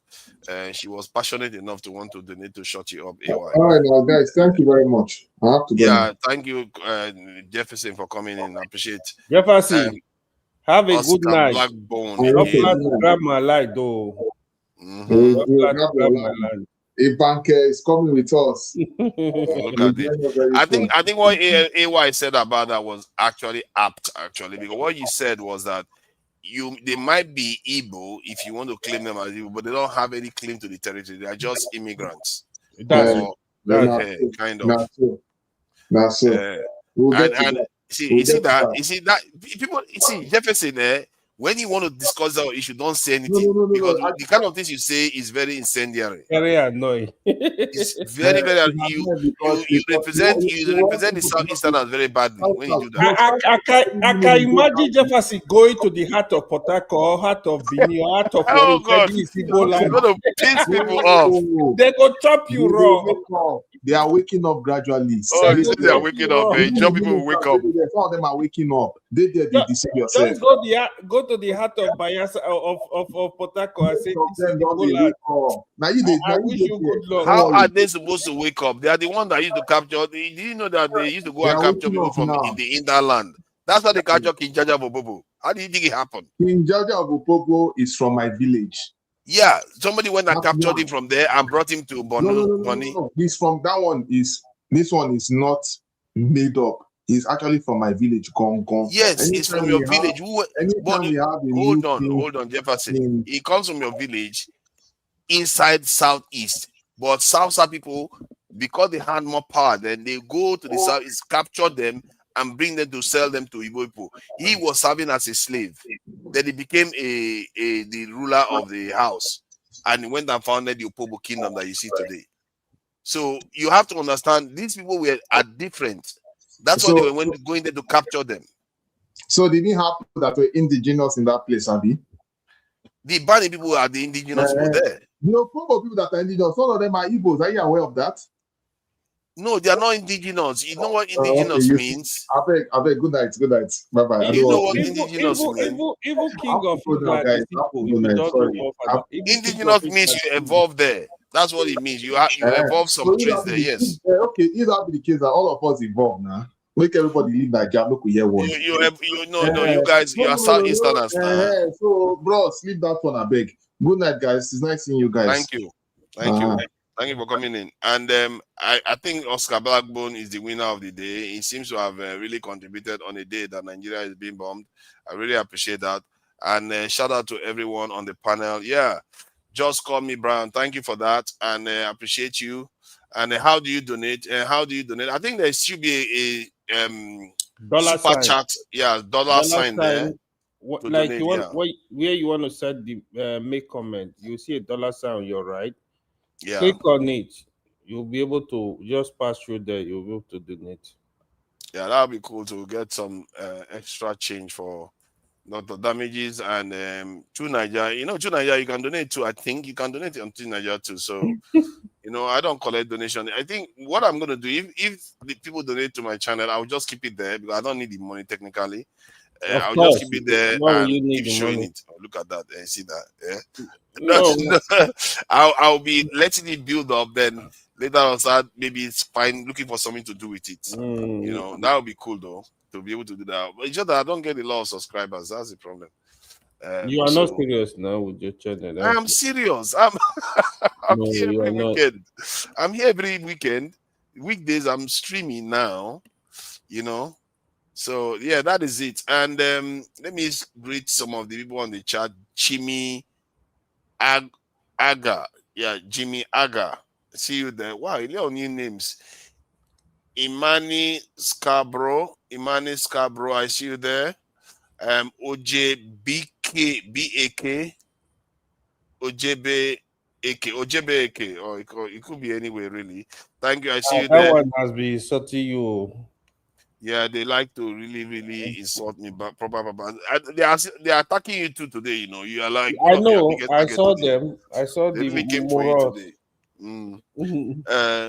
You know, Sabito. Yeah, JBK. I'm not everybody has accused me of not knowing how to talk. I really need to once learn a bit of English, really. You know, let's go and learn English properly so I will learn how to talk better. Comprehension. You That's what you need to learn. know, Comprehension. look at this one. Maybe you should No, learn how to. you always take things out of context a lot, and then you don't listen. Nigerians tend to have a bad problem with listening. That's why they tend to talk over each other, and they think you can actually interject someone in a polite way. You know, either you take permission or you interject. That's good, but communication is very. And I think it's because English is not the first language of most Nigerians. So, like you could say, "Oh, you insulted me," or you should talk permission. But there's ways conversations can flow, and it's something I think Nigerians just need to learn. No, Just to sincerely, be I think real, the problem we have as Nigeria is active listening. Yeah, we have problem with. they don't know how to listen. They like already have an answer. Yeah. Even it happened to forefathers today.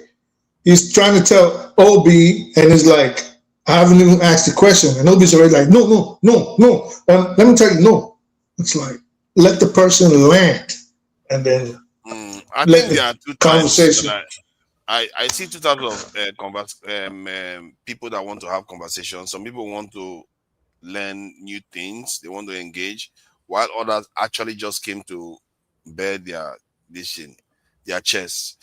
And as a matter of fact, more people came to do that. Actually, they want to come and tell people what is in their mind, whether it's good or bad. They don't care. They just want to come and say they are not there to take your own decision on. Most people are like that. Like people like AY is listening, wants to give, want to also discuss. You know, he responds in real time to the answer you're giving him, and sometimes you can see that he shifts his position a little bit. And so sometimes you do that to the one brain cell, my one brain cell. You do that a little bit, and Masca does that. You know the kind of people that actually engage in conversation. They are the ones that people regard as intellectuals because they want to engage, while others just come to want to. Can you imagine trying to change Constance's mind? Yeah, but people like us, AY, like people like myself and AY, and even Dr. Damages are the people most people tend to dislike. Because if you are basically neutral in a lot of, or you start off as neutral before veering off to a side, people on this side don't like you, and people on this side don't like you. And if you're with them today and you come here tomorrow, like you said we do, then in life you just have to move with new information. You don't have to be rigid. Once new information, logical information, fact, and evidence is presented to you, there's no shame in changing your opinion. And this is another means of communication where I think Nigerians lack. Oh, you said this, so you're against me. Oh, you said, I don't care. Like, why do you think I would care about your tribe of your president or the religion of your president? How does that help me? It doesn't. They double down. If you try to change your mind, they are not in. Most people come, they are not there to change their mind. They are there to change your mind. And whether you show them information that is contrary, they are not interested. And I think we have to recognize those types. If they are not there for you to change your mind, then just let them have their say. Then just move on. You're not going to change it. At least not at that time anyway. You will not change your mind until they come on. I think there are a few cases where I've encountered people that they actually change their mind on a topic, and often it's not on the panel. Femi. It's when they Femi. go away and they come back. That's when they change their mind. Femi is a good example of that. Yeah. Femi, and this is why I like him. The reason I like Femi is because, and why I respect him, he has shown that he is a very, very objective person that really wants to learn. Femi's views when I started listening to him is not the same now, but his views now are entrenched in facts, evidence, and research. You can tell he goes, studies it before he starts spewing it. So Femi is a good example of that which you are talking about now.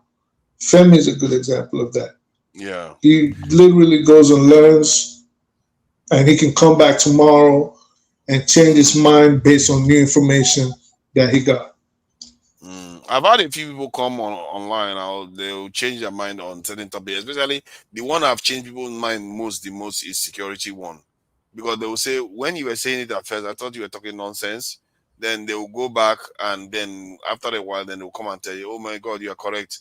Even Oga of everybody, that when I come on every panel, the first thing he says is, why are you in the UK? You're a traitor.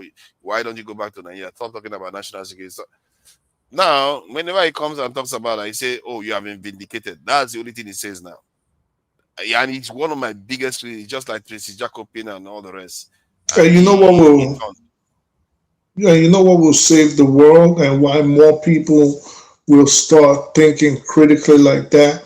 Social media, because most of us are our own news sources now. So the traditional media does not have the benefit of brainwashing masses or multitudes at a time.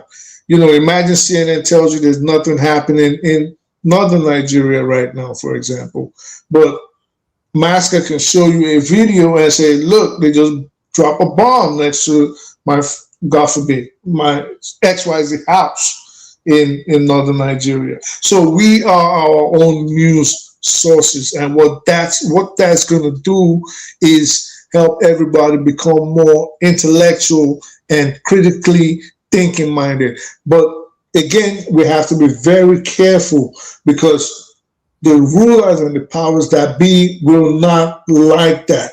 If they cannot control the information that we take in, they're going to have a problem with it. So people all over the world have to be mindful about that. This is why they're trying to buy up TikTok, and they bought on Twitter, and they're trying to buy CBS and all the influential means of mass communication.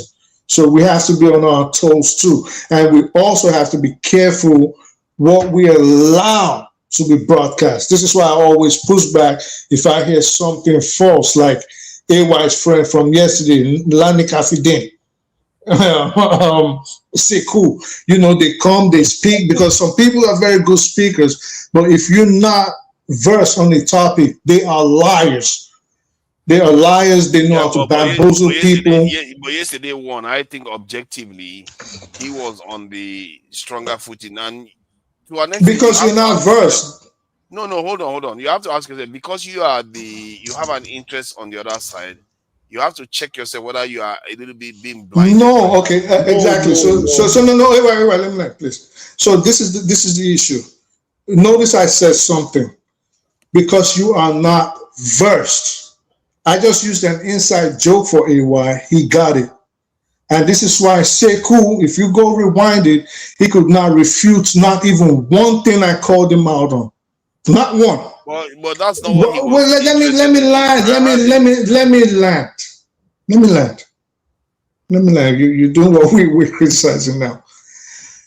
What he did, and this is why I say we have to remember, I'm talking about mass media and how it is put out to the people and how it is swallowed by the people, which is what started my position, which you now took on Quick Roll. He was right. Listen, this is the issue. When he was speaking about Islam, for example, he lied. I gave him 5 instances, and I told him, you lied here. There's no Sahid Muslim, it's Sahid. You lied about the Hanafi. You lied about the what Lakum Dinukum Waliyadin meant. You lied about 22, Quran 24, verse 33. I called him out on all that. He couldn't refute it. This is what I'm saying. If there was someone like myself, and this is why I said he could get over on you, and why it sounded good. Remember, Father, let me finish my position. Okay. Thank you. So he could get over on you because you have no idea on all of these things. I left a comment. Go read it. Lanifaka Afidin. He said it. Lanifaka Afidin. What the hell? That means nothing in Arabic. Then he said, he just made up stuff. It sounds Arabic to you. I speak it. Everyone understands it. Hassan was trying to call him out and tell him, like, no, are you trying to say lakum dinukum waliyadin? So what I'm saying in essence is we also have to be careful, even though we are fighting against the old style of media, we also have to be careful the kind of people we allow to give messages to the world, because they can deceive people easily, like he easily deceived you. I'm not talking about the whole. I'm not talking about the whole Africanism, come unite, kumbaya thing he was talking about. That's not what I'm talking about. I'm talking about when he decided to speak on specifics of Arabic and Islam and pretended that was the word. And I told him to his friend, he couldn't refute it, that you're lying and you're pretending like you know. Let me say something. Mm-hmm. Stop explaining to Tunaja. Even Tunaja is guilty. I will tell you. Oh, yeah, he was trying to do it now. Wait. You see that issue of slavery, for example. Tunaja he know what I was explaining. He's aware of it because we've discussed it before. Tunaja was on ChatGPT. I'm watching him. When I say something, he will check it out. He knows it's correct. He'll hide it. He will say it.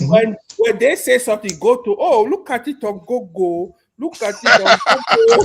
But look at how he was ready to start defending. Ignore everything I said. Wanted to start defending Kweku now. Seiko. Hold on. If you want to know, like Tunaja, all those issues we discussed yesterday, take some minute, go on ChatGPT, go through all of them. You will come and meet me. The truth is, you see, it's just like when they mentioned something about Bible yesterday. You see how those guys got agitated. The truth is, both in scripture, right? If it's Bible, Quran, or dude, I know both texts like the back of my hand. Right? What's Apple, right? Majority of things you see, they are based on context. Is the truth. You will see where something in the Bible, you're like, oh my God, what is this? Weren't you shocked that Tony did not even know the verse and is supposed to be a preacher? He didn't even know the verse. Let me say this. Due respect, You see, both of you are talking to each other. Let me finish this. No, I'm talking to you and him. I'm talking to you and him. A lot of Nigerian Christians are very ignorant. I'm gonna, with due respect, let me tell you why. The very first time I remember I said, what is it called? The word Christian, Jesus did not know what is meant by Christian. It was given by the people of Antioch. People wanted to slaughter me. I remember Bubure saying that, Jesus was born in Palestine. They almost wanted to slaughter, but it's true. I'm like, how come you guys don't know this little stuff? It's the brainwashing we're talking about by the mass media. That is the problem. Yeah. It's sad. Can I respond now? See, one. Most of the argument that was made yesterday didn't even tackle his points directly. And all the points, most of the stuff statements he made, all the ones I checked up, I don't know all of them, but all the ones I checked up was factually correct. And also, regarding the slavery issue, is still correct. I don't. That's why I say you are too close to it. And you Okay, don't seem to see forefathers, that. forefathers. What was Because his I don't have position? much of a grind. I'm again. I am not for Christianity, and neither am I for Yes, you are. Yes, you are. Islam Yes, you directly. are. Yes, you No, are. Listen, actually, you again, your see that biases. to show you that you're not seeing it. You actually think I'm biased against Islam. No, no, but I'll tell you why I think I'll tell you why I think you're biased and why I know you're biased. No, Why I he's know very when biased. he is very extremely biased. When I started, if you notice when I talk, I try to take a balanced approach. One, I know I am not a dummy. I have taken my time. My parents were intellectuals. Most of the people around me were intellectuals. So it would not make sense for me not to at least be well read. That might infuriate some Nigerians because I'll see they'll call you names in the comments, but that's not my problem. But I would hope at times that I am dealing with people that are at least intellectually astute. So even if not, I want to learn too, but at the same time, I think I have a lot of knowledge to give out. But most times I try to take a backseat because I know people start getting offended. And if you remember, Jagger used to fight me and said, no, you have to speak up in the back. And this is why he used to get mad at me. That you just ask questions. And I want to ask questions because I don't want to offend people. Now, look at what you're doing, for example. Everything I was saying was about how mass media has deceived the world and led us astray, and how, as we are in the information age and the age of AI, we can actually take back our power of how information is disseminated. You had no problem with it until I started talking about Seku. But then, in talking about Seku, which is not a problem, you still double down. Even though everybody is saying go back and look at it, and I'm telling you with boldness that he did not refute anything I called him. Every point he made, he lied. Why? Because he did not know, and this is why I called him deceitful. You still are doubling down. The ones I checked was clearly like the one about the wives of Muhammad. I checked it and he checked out. All right. Well, I said the ones I called him out on. Quran 24:33. Did you check that one too? No, like I said, Sahih Muslim, did you check? Sahih, of course you won't check those ones. Sahih Muslim, did you take time to check that? I'm talking about what I called him out on. That's why he couldn't say anything. So we have to. My bottom line is we but have that to one be. wasn't central to the argument. That's the thing. Yes, it was. We went over it for more than 30 minutes. Not for me. It wasn't my point. The point I was making was simply that people that practice the faith tend to lose their temper more quickly than others. Well, again, that is subjective. Again, that with all due respect, I'm not insulting you. Can bear it out. The numbers, forefathers, again, 1 second. What numbers, what data, what poll can you quote? What scientific study can you quote that says, let me finish.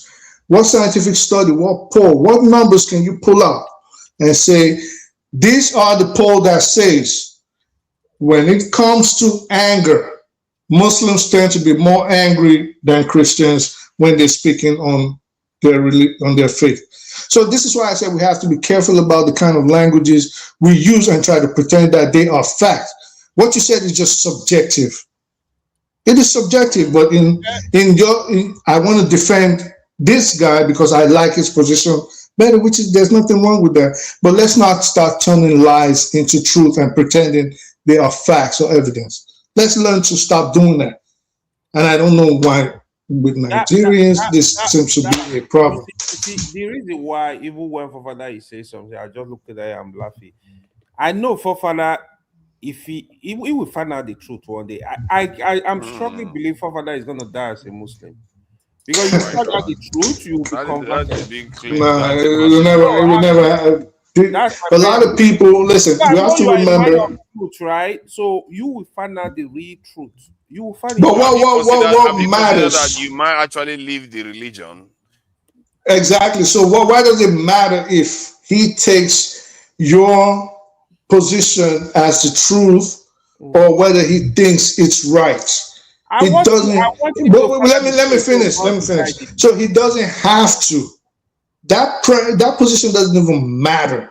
That situation doesn't even matter whether he dies as a Muslim, as a Christian, as an atheist, as a fire worshiper. It doesn't matter. What matters is what can you prove.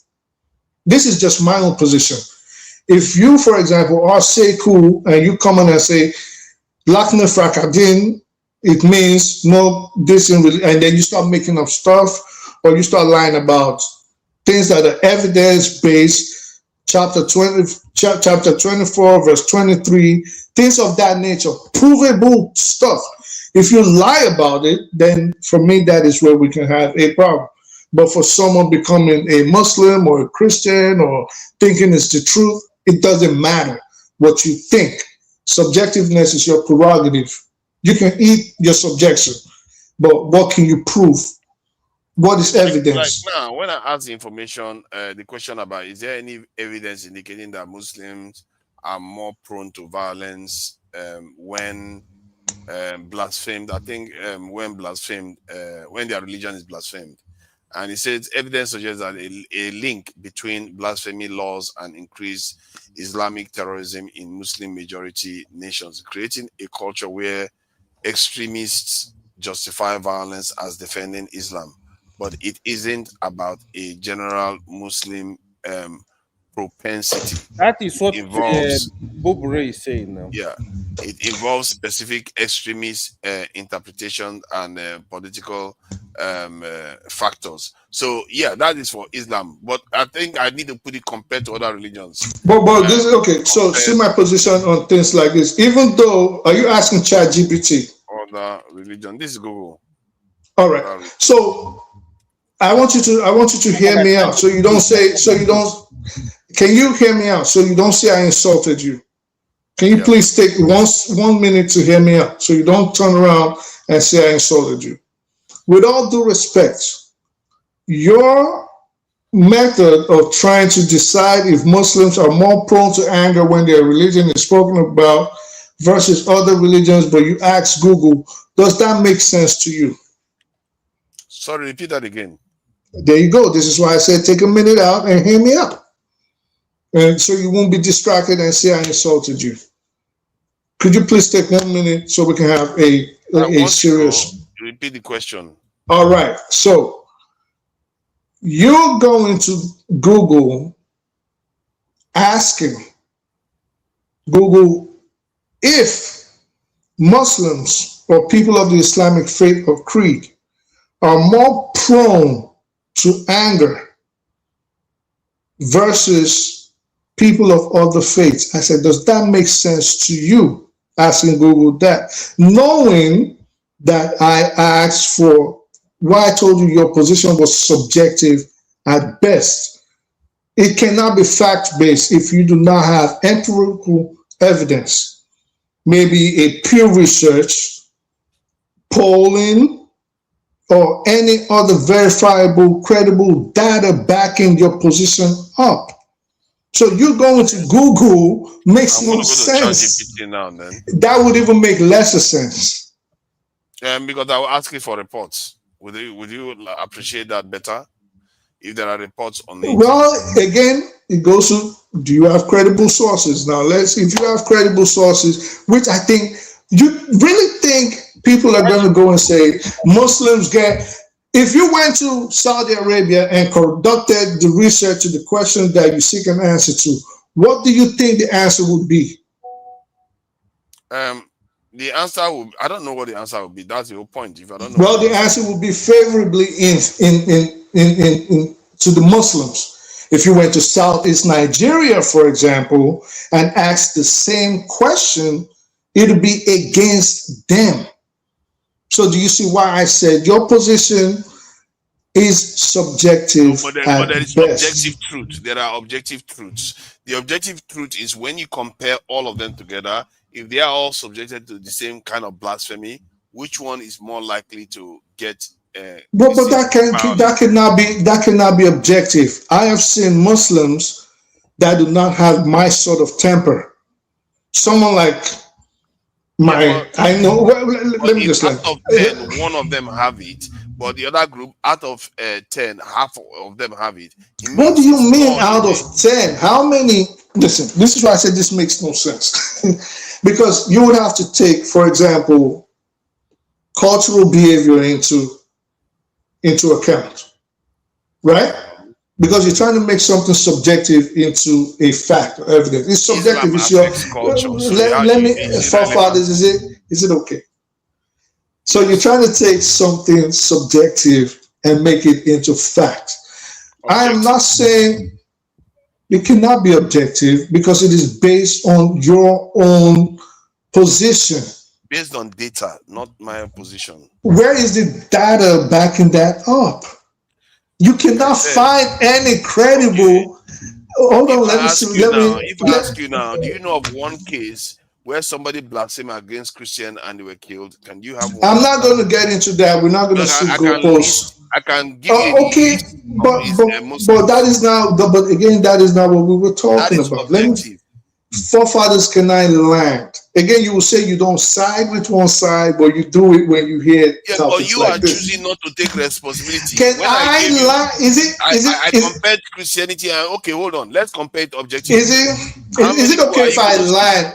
But we're not going to shift the goal. We're not going to shift the goalpost. That's what we're not going to. You're not being objective. Is it okay if I land? You've already just stated your position. Let me land. Okay. Let me land. Especially if you claim to be neutral, let the other person land. You're not as neutral as you try to proclaim yourself to be. This is why I said it's subjective. And I'm not saying your position is wrong because we have to take, maybe these are the kind of people you met. And this is why I've made mention of Saudi Arabia, for example, versus the southeast of Nigeria, if you ask the same question, which is why I'm saying, barring any credible research or the results of such, your position at best is subjective. Now you're saying, well, blasphemy laws. Well, the blasphemy laws, we know that the Muslims have taken things into their own hands, but that's not what we were talking about. You were talking about Muslims getting angry when, and you implied like it was on an individual basis, which it actually is. And I'm saying you're not getting anything that will say, yeah, Muslims are more violent. Google that, you check, just gave you the answer. And it was favorable to the Muslims. And I'm still disputing it, that this is not how you check things like that. Oh, right, okay. And so now let me ask the question directly to, in terms of with Judge GBD. I said, compared to Christians, have some Muslims, I use the word some, Muslims more frequently resorted to violence. The question was, your initial statement was not violence or blasphemy and all these things you put in on. You said they get angry when their religion is spoken about, based on how myself and AY were talking about the conversation with Sekou yesterday. But as usual, you're shifting the goalposts, adding nuances that were not included originally, just hoping you get a favorable answer. This is not how to approach a conversation. There we go. I want to explain why I use it, because I want to get a clear answer. Because if you don't use something offensive, I can say, okay, I can remove the blasphemy and say when people say something offensive. But which is what you started off with. And which I'm telling you, your position. Let me change it. Let me change it so you'll be happy. It doesn't matter what you change. It is still going to be subjective in the absence of credible research. That's why I'm going to see now. I will ask you for references. Oh my God. I'm trying to object. Forefathers. Pretend you are the one organizing a poll, right?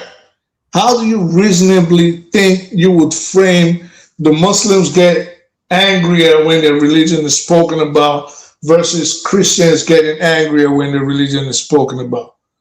You cannot get an answer because a lot of study has to be done. Their mindset, their temperament. I stated this to you. their environment, the cultural aspects of how these kind of statements are taken into account. These kind of things will have to be included. Let us just agree to disagree. You're not finding an answer. At best, your position is subjective. You can't say it's objective. It is subjective.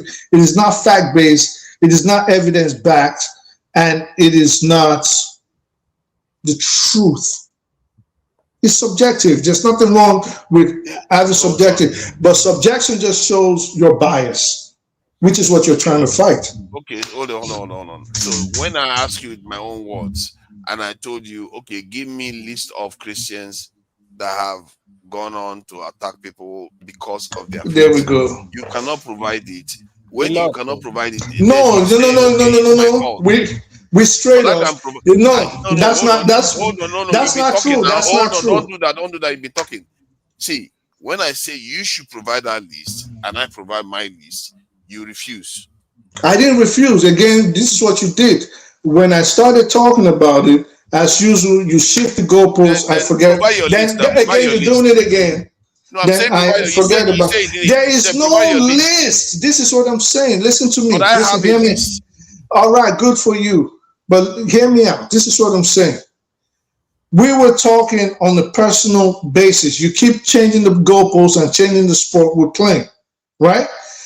This is what I'm saying. On a personal level, I guarantee you that if you can show five Muslims that get mad when their religion, they feel slighted at their religion, I guarantee you, myself and AY can also show you 5 Christians that their religion, they get angry when their religion was slighted. But this does not mean that on a personal level, you can objectively say factually, this group gets angrier more or these people get angrier more. If we're not talking about things like blasphemy or other nuances that you try to throw in. Remember, this was about me, AY, and Sekou.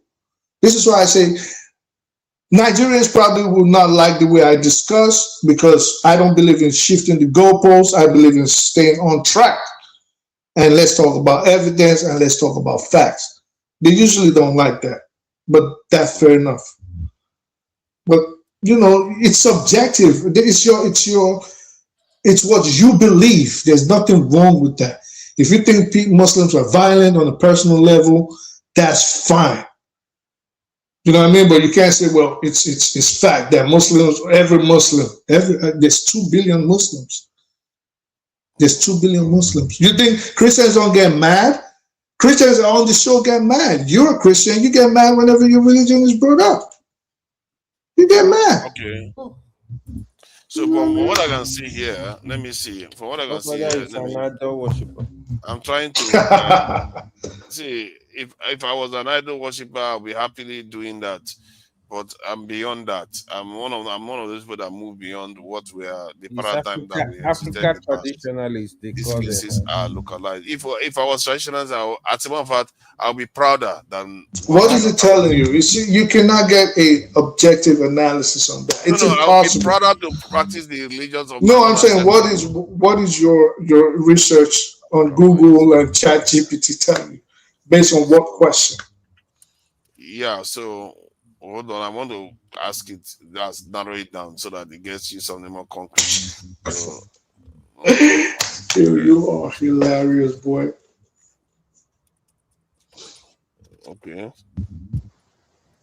I'm just trying to get something concrete. You cannot get something concrete out of a subjection. It is how you feel about a group of people. Not necessarily. Oh boy. Okay. You want to ask it how angry people get? How angry the Christians get versus how angry the Muslims get when they talk about their religion, without adding inflammatory nuances like you've been trying to do, like blasphemy and things like. You're not getting nothing out of it.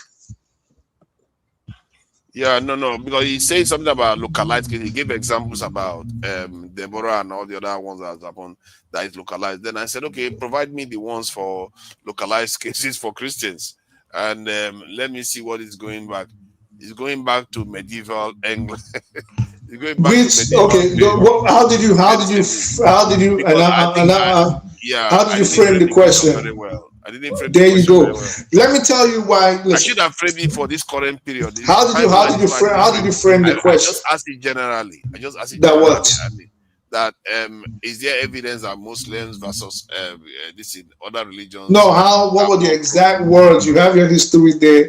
Tell us how exactly you framed it. Okay, hold on. I'm just trying to read. I'm reading now. So Tell us how you framed the question. what is Jesus Christ? Are you going to let me read it? Is there any evidence indicating that Muslims are more prone to violence when their religion is insulted compared to other religions? That's the framing. And then he decided to talk about Deborah in Nigeria, not all the killings in Syria. Hold on. He says there's no clear evidence of it. And that is okay. Let me even go back to the question. So there's no clear evidence, but you decided to mention Deborah in northern Nigeria because he gave those examples as localized cases. That's why he said there's no clear.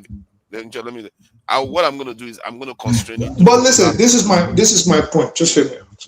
The last for every 40 years, in the last 40 years, that way it's constrained. That it doesn't just ramble. In the last 40 years, yes. That what? In contemporary times.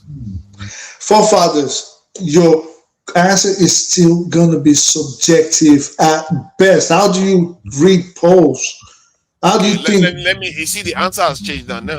You see, because you see, AI doesn't know what you are implying. When you ask it generally, it will think about medieval times and everything. But when you restrict it, then now he's going to see what is going on in the ground in the recent times. So it says, answering the question, is there a credible evidence indicating that Muslims are more prone to violence when their religion is blasphemy or compared to other religions in the last 40 years?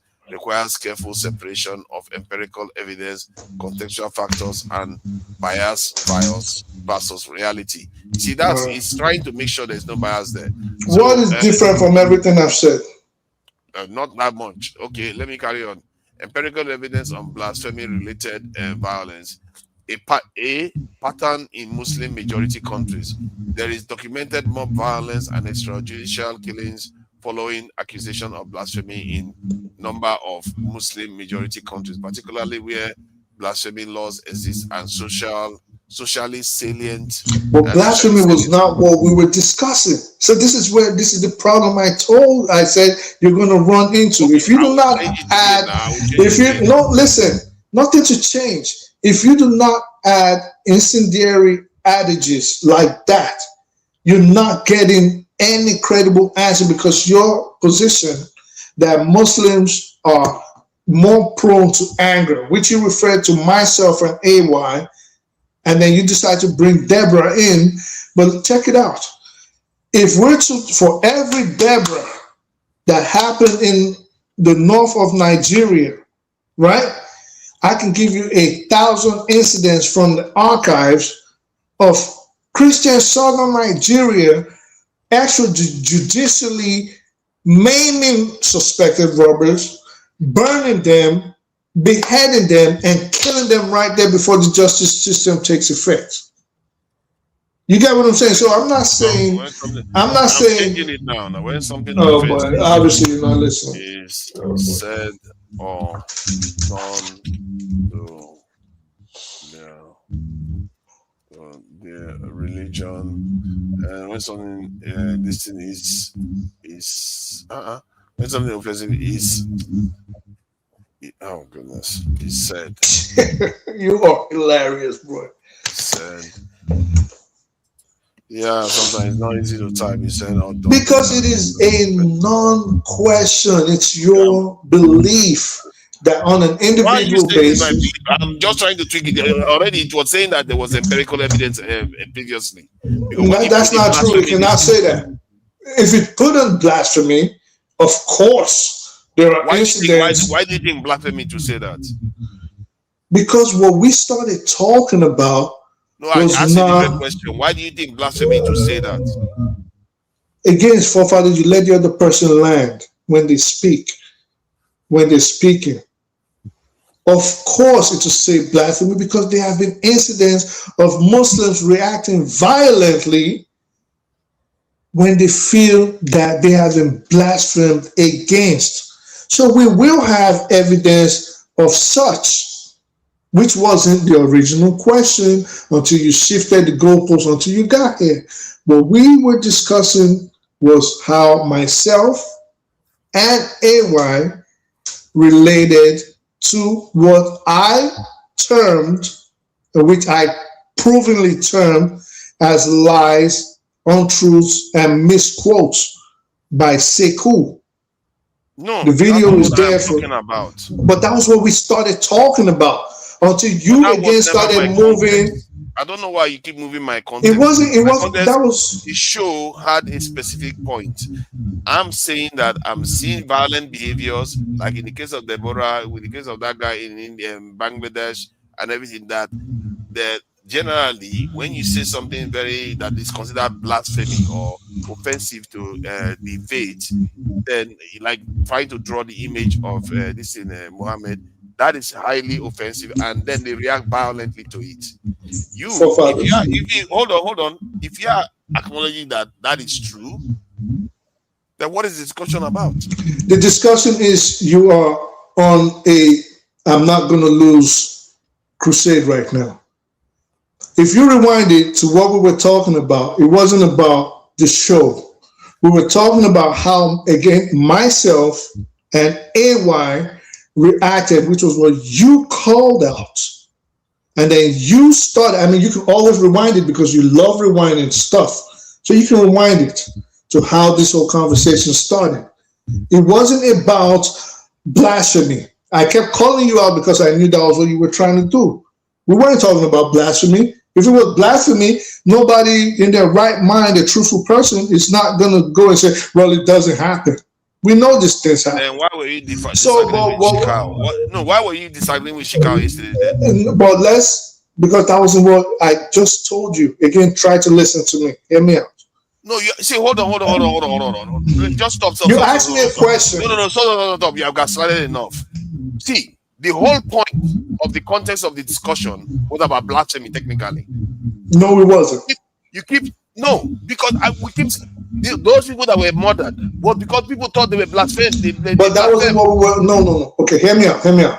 Oh my God, no, don't tell me hear you out.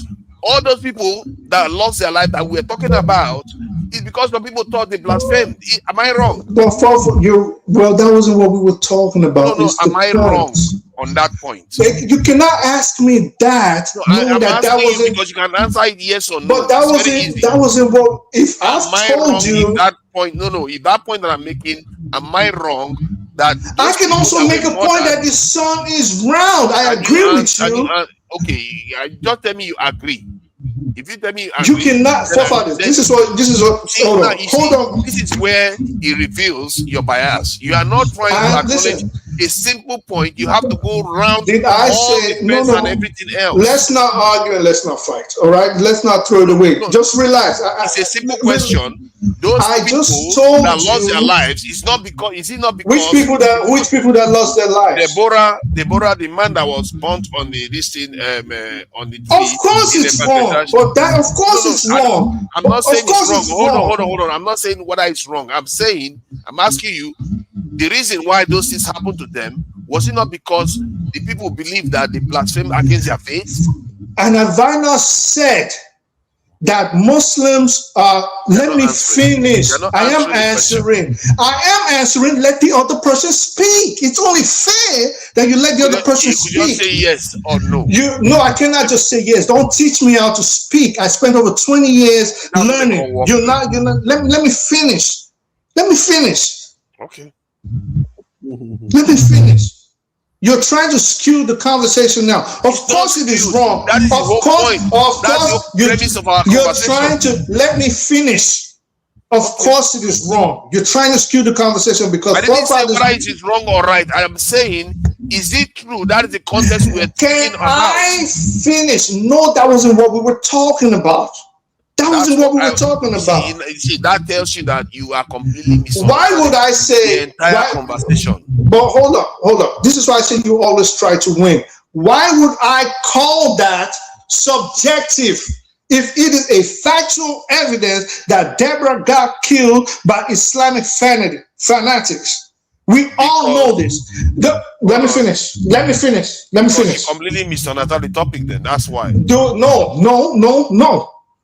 If I know and you know and the audience knows that Deborah, for example, got murdered by Islamic fanatics acting under the impulse that their religion was blasphemed upon. I have repeated this over and over.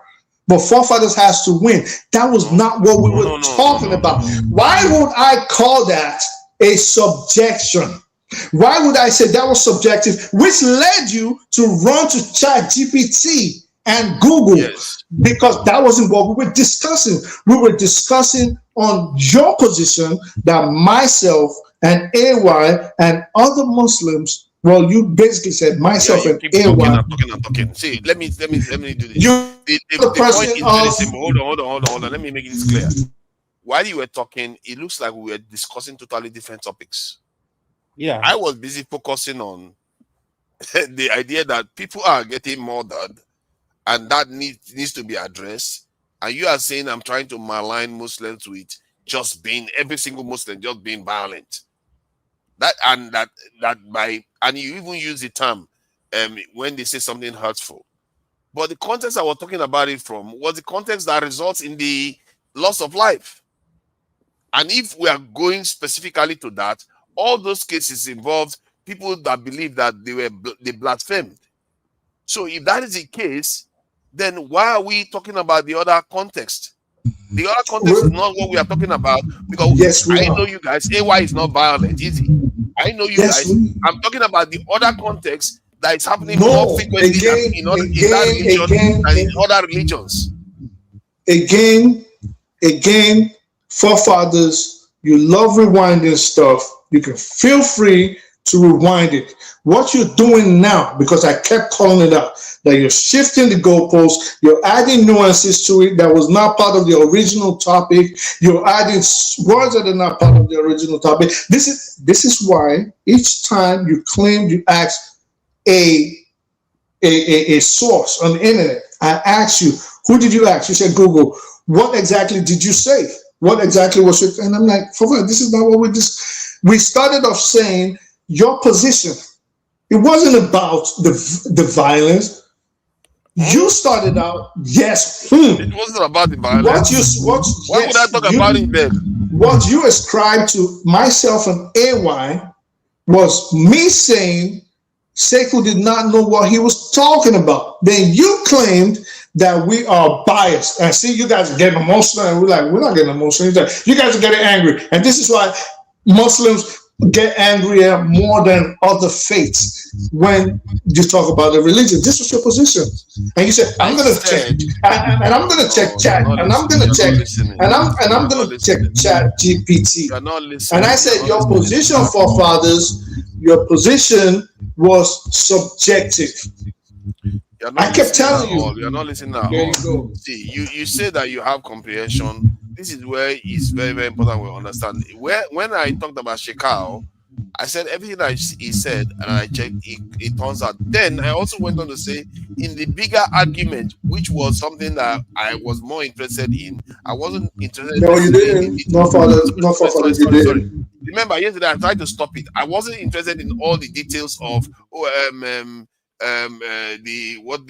Muhammad did. I wasn't that much interested in all that. That wasn't the context of my debate. I even got cross once when I said, while we are busy talking about it, people are actually dying.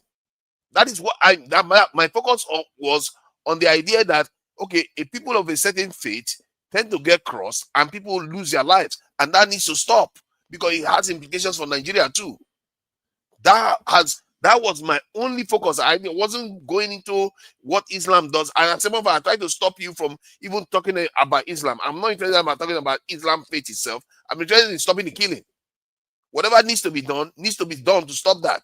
Because sooner or later, people are going to just start feeling like, okay, Hindu is feeling the same way, Christians are feeling the same way, Jews are feeling the same way, Buddhists are feeling the same way. What do you think is going to happen? Is gang up. And nobody needs all that. That for all the preaching, that was not what we were talking about, and that is not what led That us is up. what I was talking about. It cannot be what you were talking about if we were talking about the fact that Sekou was wrong in his quotations of the Quran. Sekou was wrong in his quotation of the Hadith. Sekou made up Arabic words. Sekou mispronounced a lot of things, and Sekou lied about being a Muslim because the basic question that I asked him, which even the 3-year-old would know, he didn't know. But you kept just saying, well, he's right. And we started talking about biases. That was what we were talking about. Not all of this are you now all of a sudden. And I kept telling you, Nigerians have a tendency of shifting the goalposts instead of sticking to topic. Okay, and I knew this was where we were going to end up. You know what? If that is what you are saying, I'll concede to that. If you are saying your original premise of all this conversation you're having this evening was about bias and everything, then I'm saying your original premise was subjective. And that's where we're going to stay. It was subjective. You cannot try. I keep telling you, you cannot try to make. It's not subjective. All right. So rewind it then, because what you're trying to do is my original premise was that Muslims, generally, based on information I have available to me, tend to get crossed, get violent, and result in people losing their lives when you blaspheme against their faith.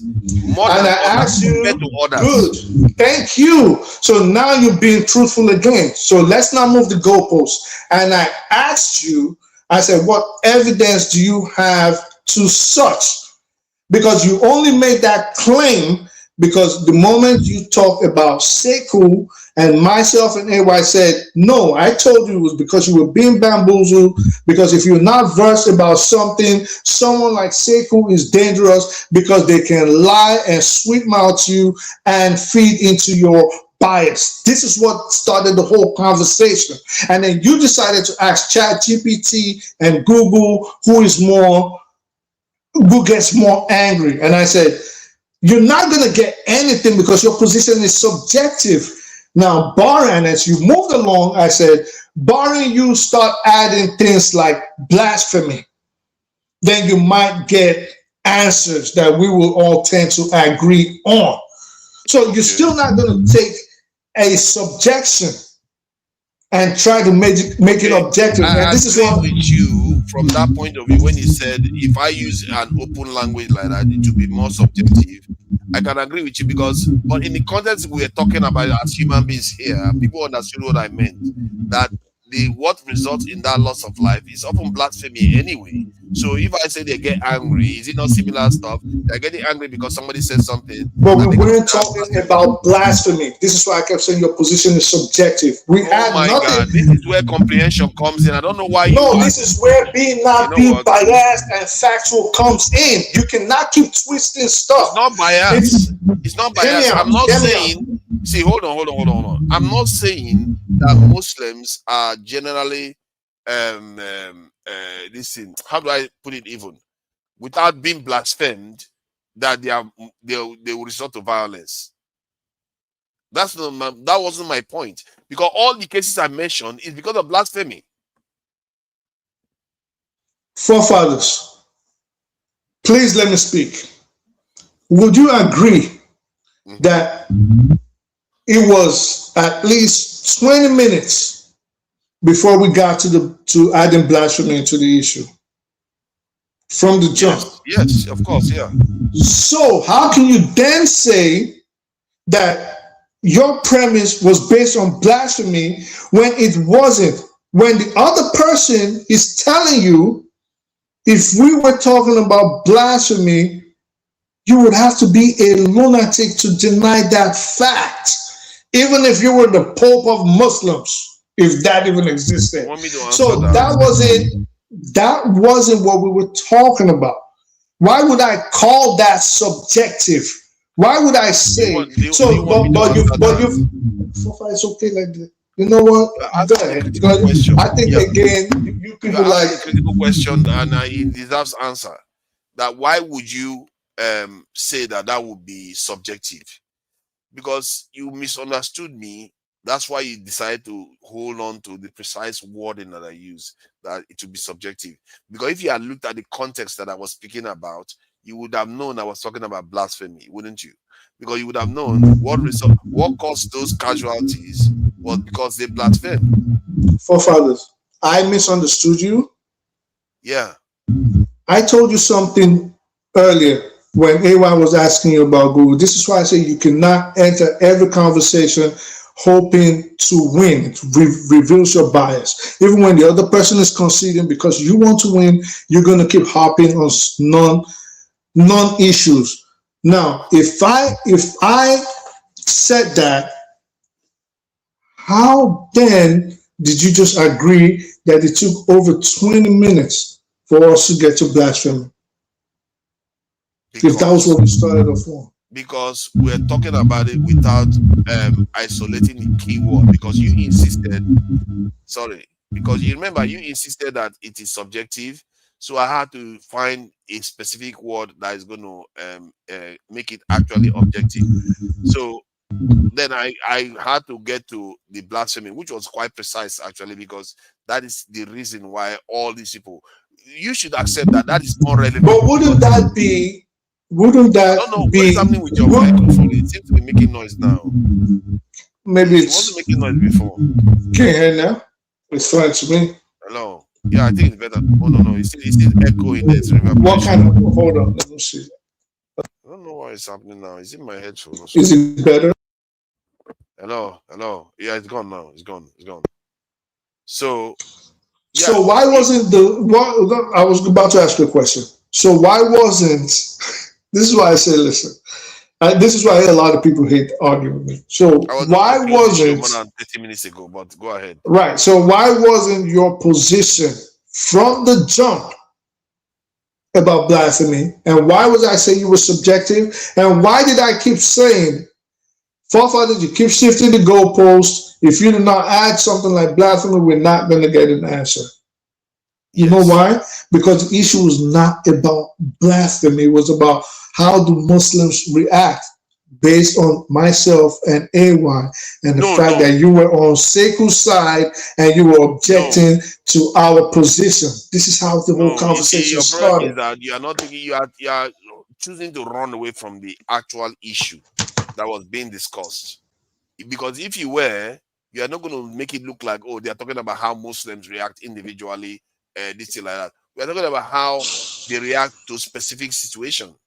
And when I said when you say something negative about their religion, is it not blasphemy? Blasphemy is negative. But that was forefathers. Again, you're switching the situation. I think you have a different picture of what happened. I have to use the word blasphemy before it's okay. No, hear me out. You don't have to raise your temper and get upset. I understand. I'm not doing this. You are just gaslighting right now. You can always rewind it. No, hold on.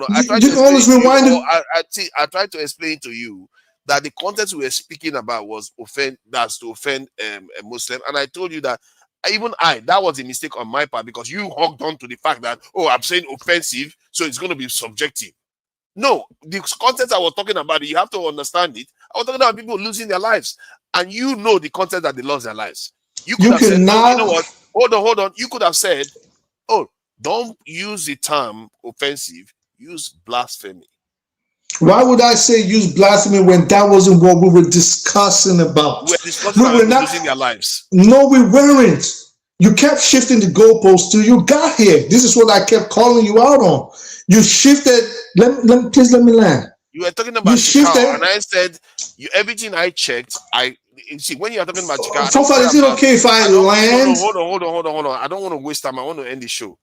I don't care about what Chicago said to you about your religion and everything. That's not my context of discussion at all. And when you raised it up here, I said the only thing I care about is the things that I checked about Chicago's statements were actually accurate. And I gave the example of the wives of Muhammad and all the rest. But that wasn't my point. And that the original point that I was making, he basically presented a more compelling case to win the argument. Okay, I'll tell you this. This is a waste of time.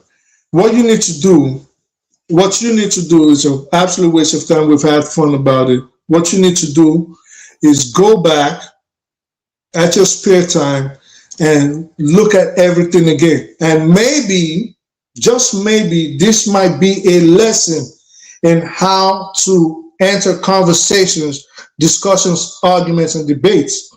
Because if you keep, this is a problem discussing again on this show, or with even Nigerians usually, where this is the topic and they keep moving the goalposts because they have an objective and moving it and model everything up until we don't even know what we're talking about again. But that does not work with me, because I will always stand on what the topic was, and it gets them frustrated, gets them upset. So this is what you're going to do, especially as a moderator.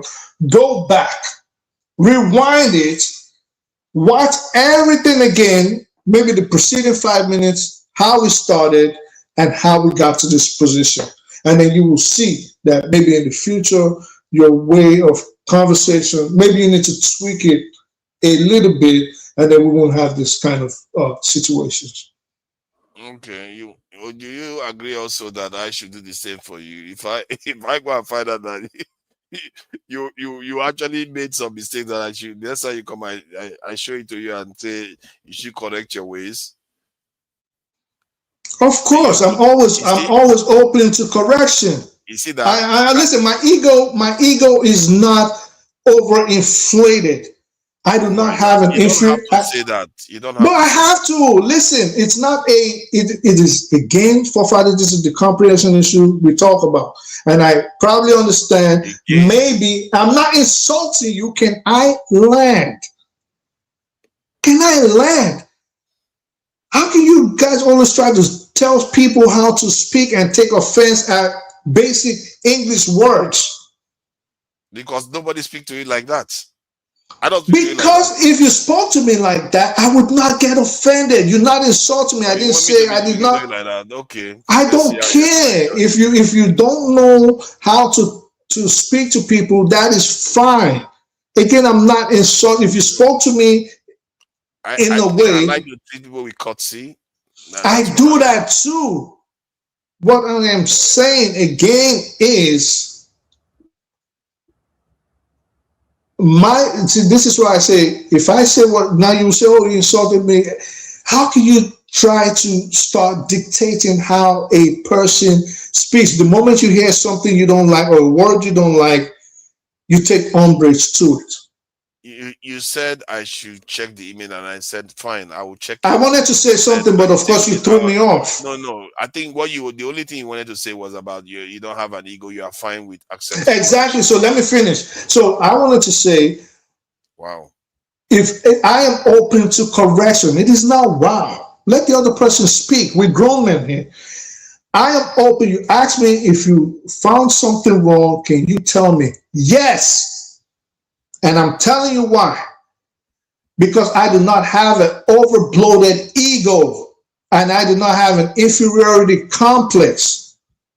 I don't know why you would think that is an insult on you. I'm telling you how I am and why I'm open to correction.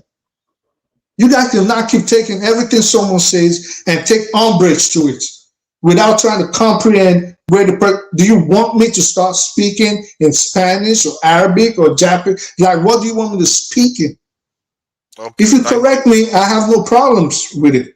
Okay, I agree with you. So when it comes down to, like me now, you see, if not for the extra words you added, I wanted to say that makes you an elite, because elites that truly understand the nature of things have to learn to accept better information and jettison the garbage or the old ones. Have you ever seen me think back? Have you ever seen me get mad at something that was factual? You can't prove. You can never say you've seen me do that. Maybe I don't know. I'm not. No, you can't. You can't. Because if it's factual, it's just like, because again, if I say what I want to say, you're going to say I'm insultive. Now, it's just like now we kept harping about blasphemy, and I keep telling you that yes, Muslims have been guilty of blasphemy, of being violent when they said their religion would blaspheme the poor. But you chose to ignore it.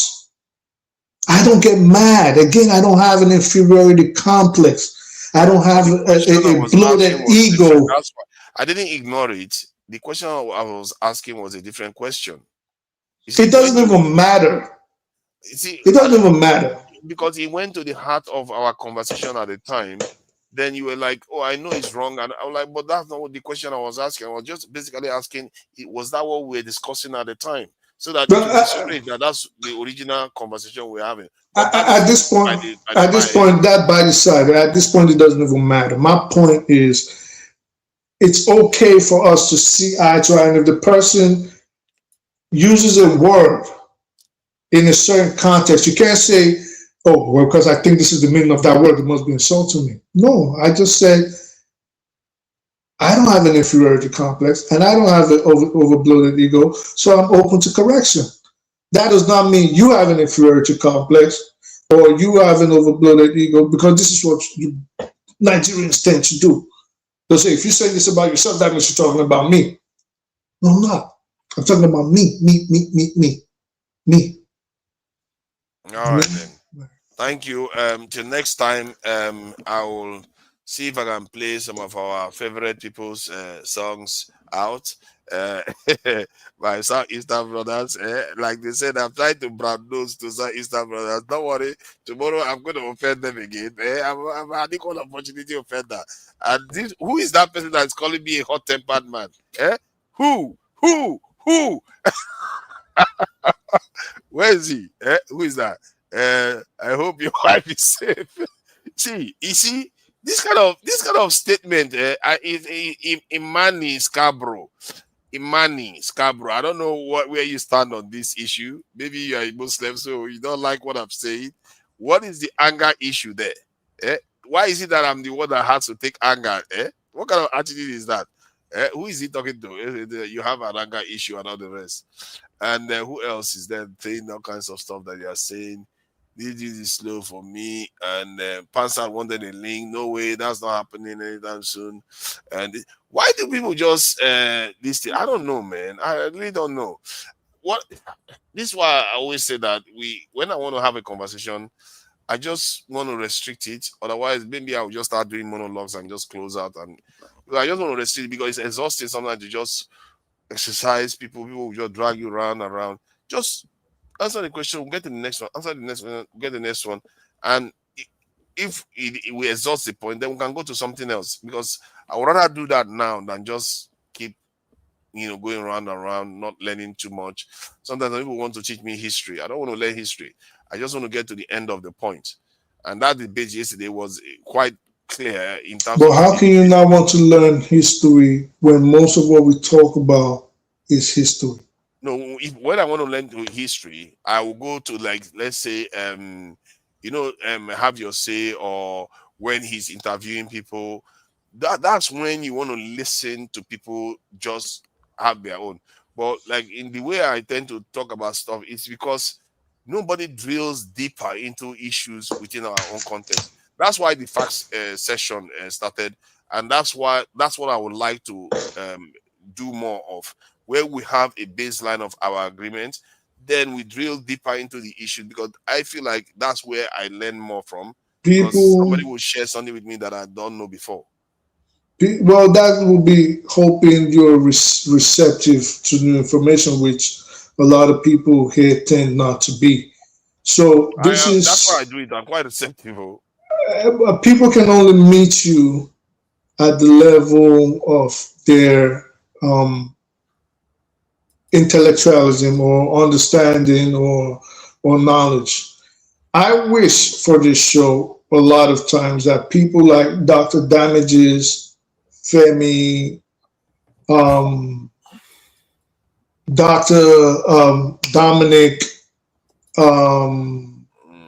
Show, people like Show, I really wish they were more regular on a show like this, because sometimes it's like some people come on and then they speak way over people's heads, temperaments are different and things like that. I just wish maybe Dr. Damages has to fashion this show somehow where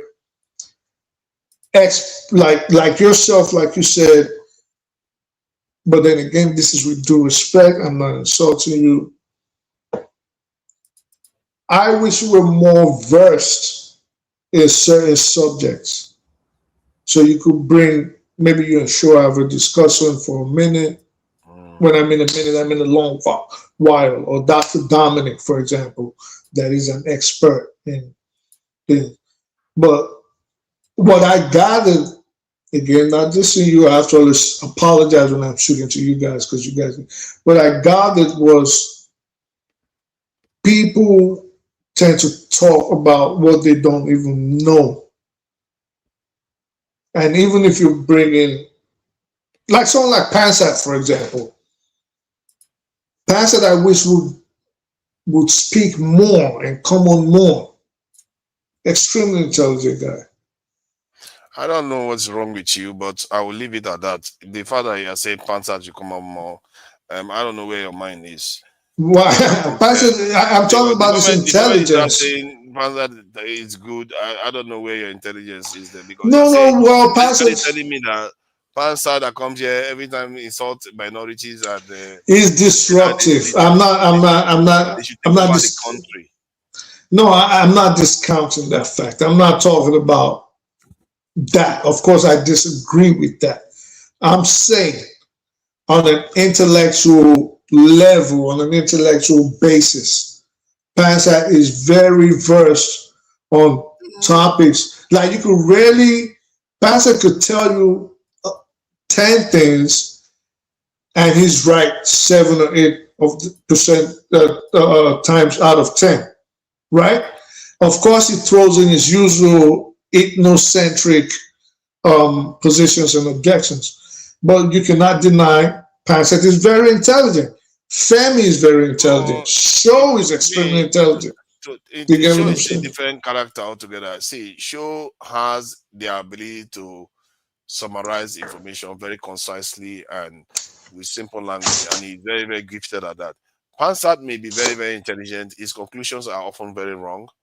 And I don't know whether you call that intelligence. Even intelligence is supposed to be able to, translate data. Well, he's very fact based. He doesn't. Pansat usually doesn't just talk out of his ass. He's fact based. He's evidence based. I don't know when he says he's going to defeat the entire country, but it's all well, right. that is his own that is his objective, and that is what he aims to get. That's not what I'm talking about. I'm talking we shouldn't conflate people with knowledge for intelligence. We shouldn't conflate people with knowledge for wisdom.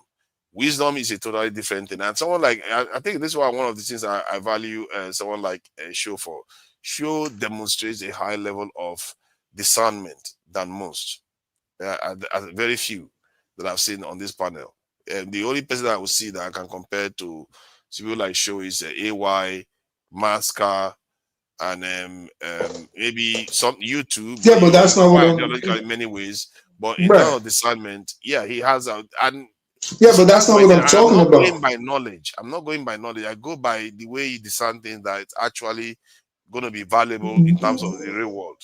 Yeah, but if we're talking about things, this show, to move forward, you have to be knowledgeable.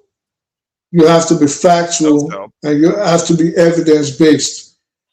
What you're saying about discernment and all that leads to more on the emotional and sentimental side, which does not matter on this program like this. Your emotions, how you feel, probably doesn't. It really doesn't matter. What I mean by discernment is that, you see, people with wisdom, I think even in ancient times they know it. You don't have to have knowledge of how warriors behave. You don't have to have knowledge about how finance works in the country. But yet, as a leader, also, you might have wisdom to know how to borrow knowledge. You see, the thing about people with wisdom, they know how to borrow quality information and use it to reach appropriate conclusions. They don't have to have knowledge of their own necessarily. And that's people really have issues with that. Based on your comment, you actually made similar errors where you are looking at it from the point of view that, yeah, it's good to have a base of knowledge, a critical base of knowledge, but you also have to have the ability to learn when to borrow knowledge from some other person. Most of the stuff I talk about is not mine. I take it and I take a quality one. I know how to pick quality information, then use it to reach my own We're talking. potential. You realize we're talking about this show and how it should preferably be structured in the future, right? You realize that's what we're talking about. No, you are talking about how Dominic and the others should come in and this. All right, so that will be knowledge based. Their wisdom and their sentiments and how they feel about something emotionally will not count in the way I was hoping the show is structured for better Yes, quality. knowledge basis. Yeah, knowledge So it basis. has to be. It has its merit. A show like this. That is all the merit it needs. It has to be knowledge based. The people have to be factual, and the people have to have um, indisputable facts and evidence to present to themselves, to the audience, to their contemporaries. Your wisdom and your discernment, aside from trying to figure out how the other person is acting or is going to come at you, really doesn't matter. It really doesn't If they are matter. coming to present a show that has to do with knowledge, like I described, interviews and stuff like that, of course that is fine. And there's no issue with that. If somebody is coming to, like someone like Dominic that is a doctor that wants to come and talk about medicine and all that, that doesn't require necessarily wisdom. The only wisdom that's required is how he conveys information and all the rest. That's knowledge-based information. But when it comes to areas where judgments have to be made about things, knowledge is useful to back up your judgment, but it doesn't necessarily count for much when it comes to reality. In the reality of critical thinking is at the core. To be fair to people like Dominic and the others, because they were able to achieve that level of education anyway, they tend to have a higher level of critical thinking than most people. So they probably even have that too, to be able to do the necessary analysis that they need to do. But I always say to people, don't worry too much about those things. I've seen people that, like Madame H.O., the woman may come across as crazy, but that woman's instinct on so many levels, out of what she says, only 6% I would disagree with. But again, that is where your Her own instinct is right. But that is based on your sentiments now. You're not saying she's factual. You're saying her instinct. No, it's not.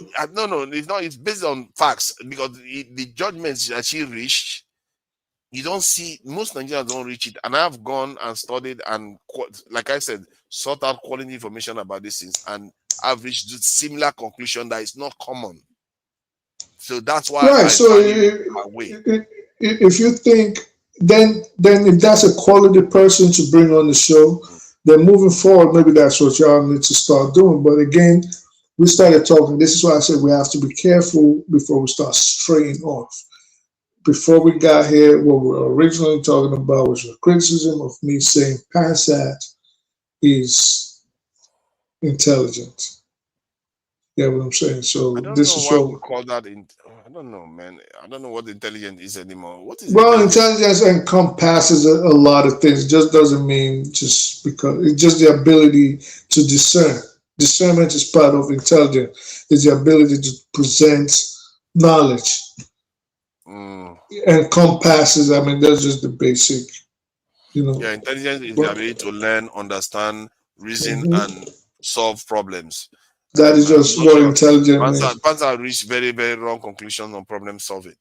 I don't know about reasoning too. I have an issue with its reasoning. It has knowledge, so in other words, it has the ability to learn. But his reasoning is flawed. No, it's not flawed. It's not flawed. He leaves out so much evidence that tells you that it's flawed. It's broken. Yeah, well, it might be. No, okay. So if that's your description of flawed, yes. Like if somebody says, "I welcome Trump to come in and bomb us," yeah, okay. So our problem. He tells you that he left out so many information. No, not true. Not true. Not true. Not true. This is where our biases come into play. So you cannot discount a person like Panther. This is why I'm saying you cannot discount a person like Panther and say he's not intelligent based on like that example you gave, because you do not have Panther's lived experience. You do not have his biases. You do not have what his interests are compared But to if he his says that people. Trump is coming to help us, objectively, most people, even Americans that are objective, will tell you that no, that's not what Trump is coming to do. Well, to He's not going to help them, Christians. but But he believes that. again, He believes Trump is coming to help again, Christians. he is right. What do you mean he's right? Did you hear me out, forefathers? When the person speaks, listen to them. Just don't hear I them. listen. All I'm right. just saying So he's wrong. if you listen, then he's not wrong. The people So by that that want standard, Trump, everybody's right then. yes, That's yes, ridiculous. it is not ridiculous. Let the other person explain it to you. Do You know I? there's objective truth. Let me lie before we start shifting the goalposts and talking about what we are moving away. Let me land. Why do I say people like Pansa and people that call for Trump to come into Nigeria are right in their own way? Remember, we're talking about Pansa's intelligence. Again, you brought this in as an example. Do I want Donald Trump to come into Nigeria or any invading force? Absolutely not. I don't. But you haven't lived, and this is why I said you haven't had their lived experience. You do not have their biases. You do not have their expectations. This is why I always try to listen to me. So you cannot say just because he chose what is against yours, he's not intelligent. He is intelligent, but he might be biased as opposed to your position or my position.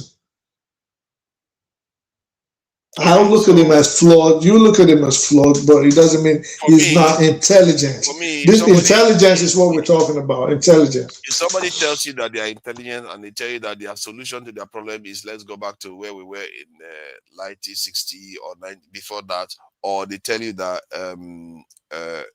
Trump is coming to help us, in other words, to help Nigeria do better, if you use that as the context of their statement, you can objectively say that is not true because he has contextualized it. If Yabini says, "Oh, I want Trump to come and help Nigeria in the sense that it will help Nigeria to break up," maybe that's a different context. Then you can say it's actually intelligent because he's supporting Trump for a different objective that from mine. That's the only conclusion you can reach. If it comes out openly and say, okay, it's not to destroy Nigeria, it's just to go after those bandits and everything, and that is going to help this in Nigeria. Clearly, that is no. Objectively, it's not true because if you use that matrix, checks all the countries that America has been to, it's inaccurate conclusion.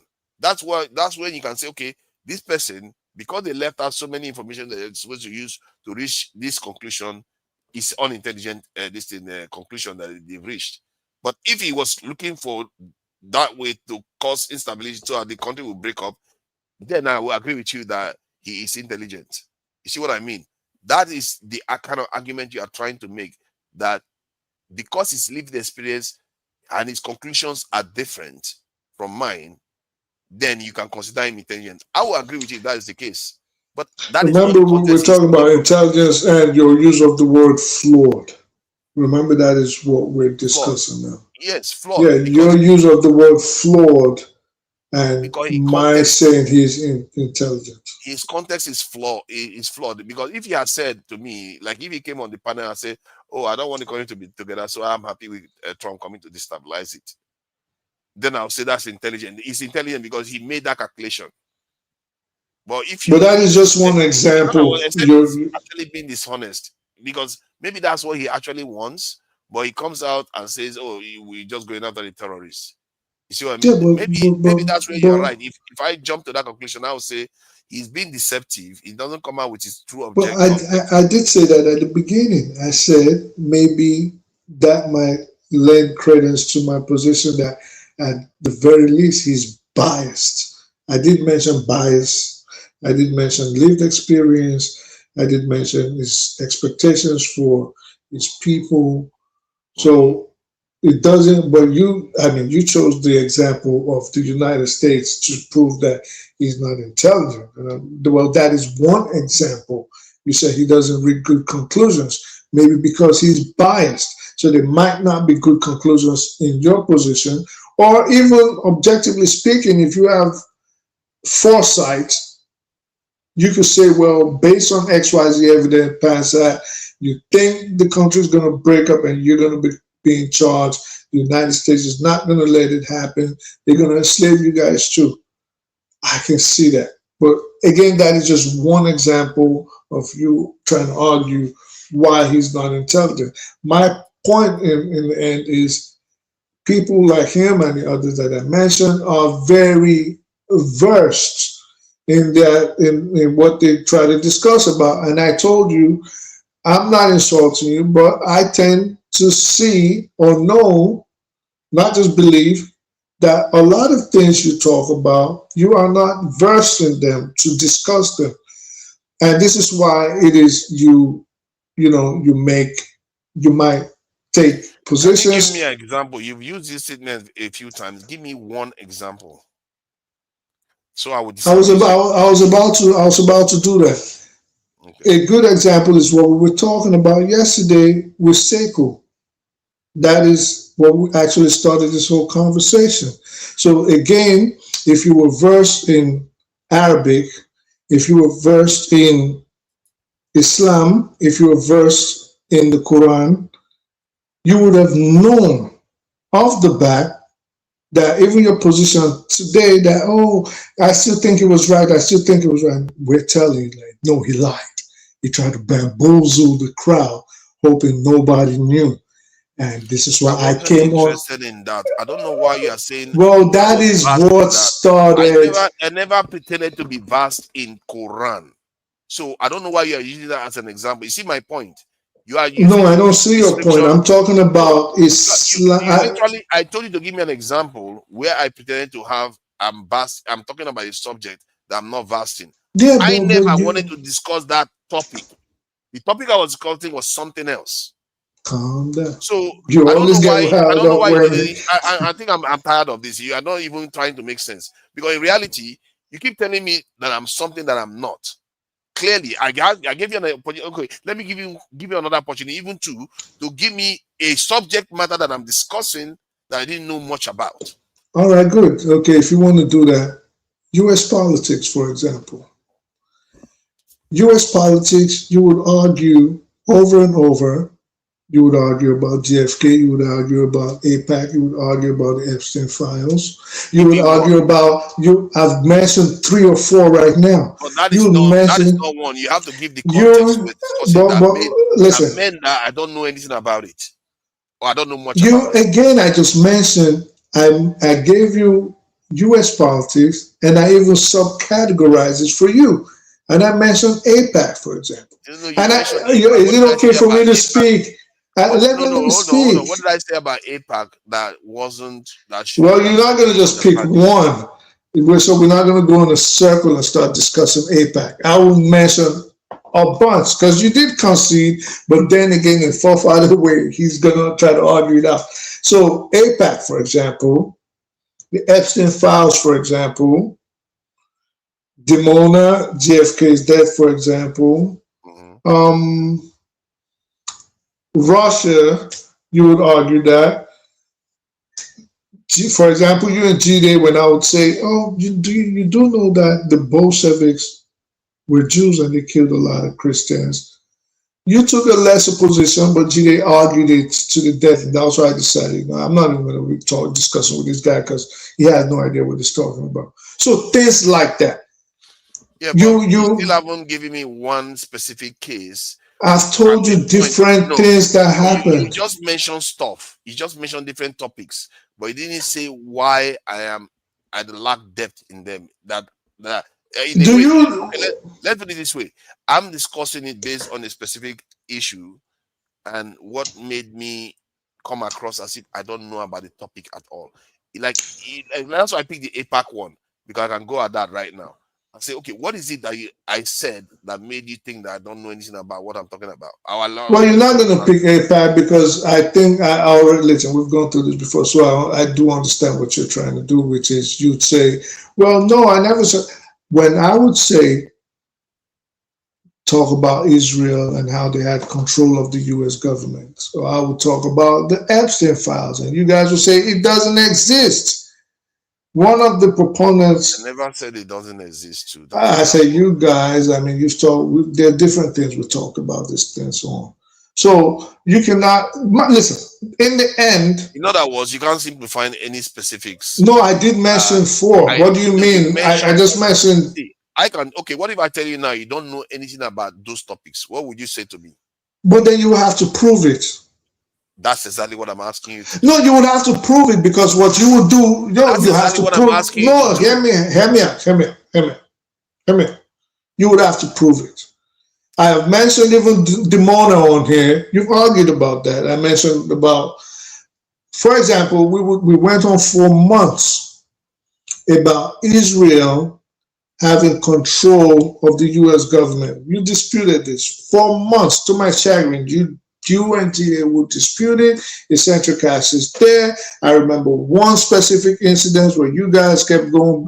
Eccentric Cast even claimed when I mentioned that there are APAC handlers, and I don't want to discuss this topic, that there are APAC, exactly, that there are APAC handlers.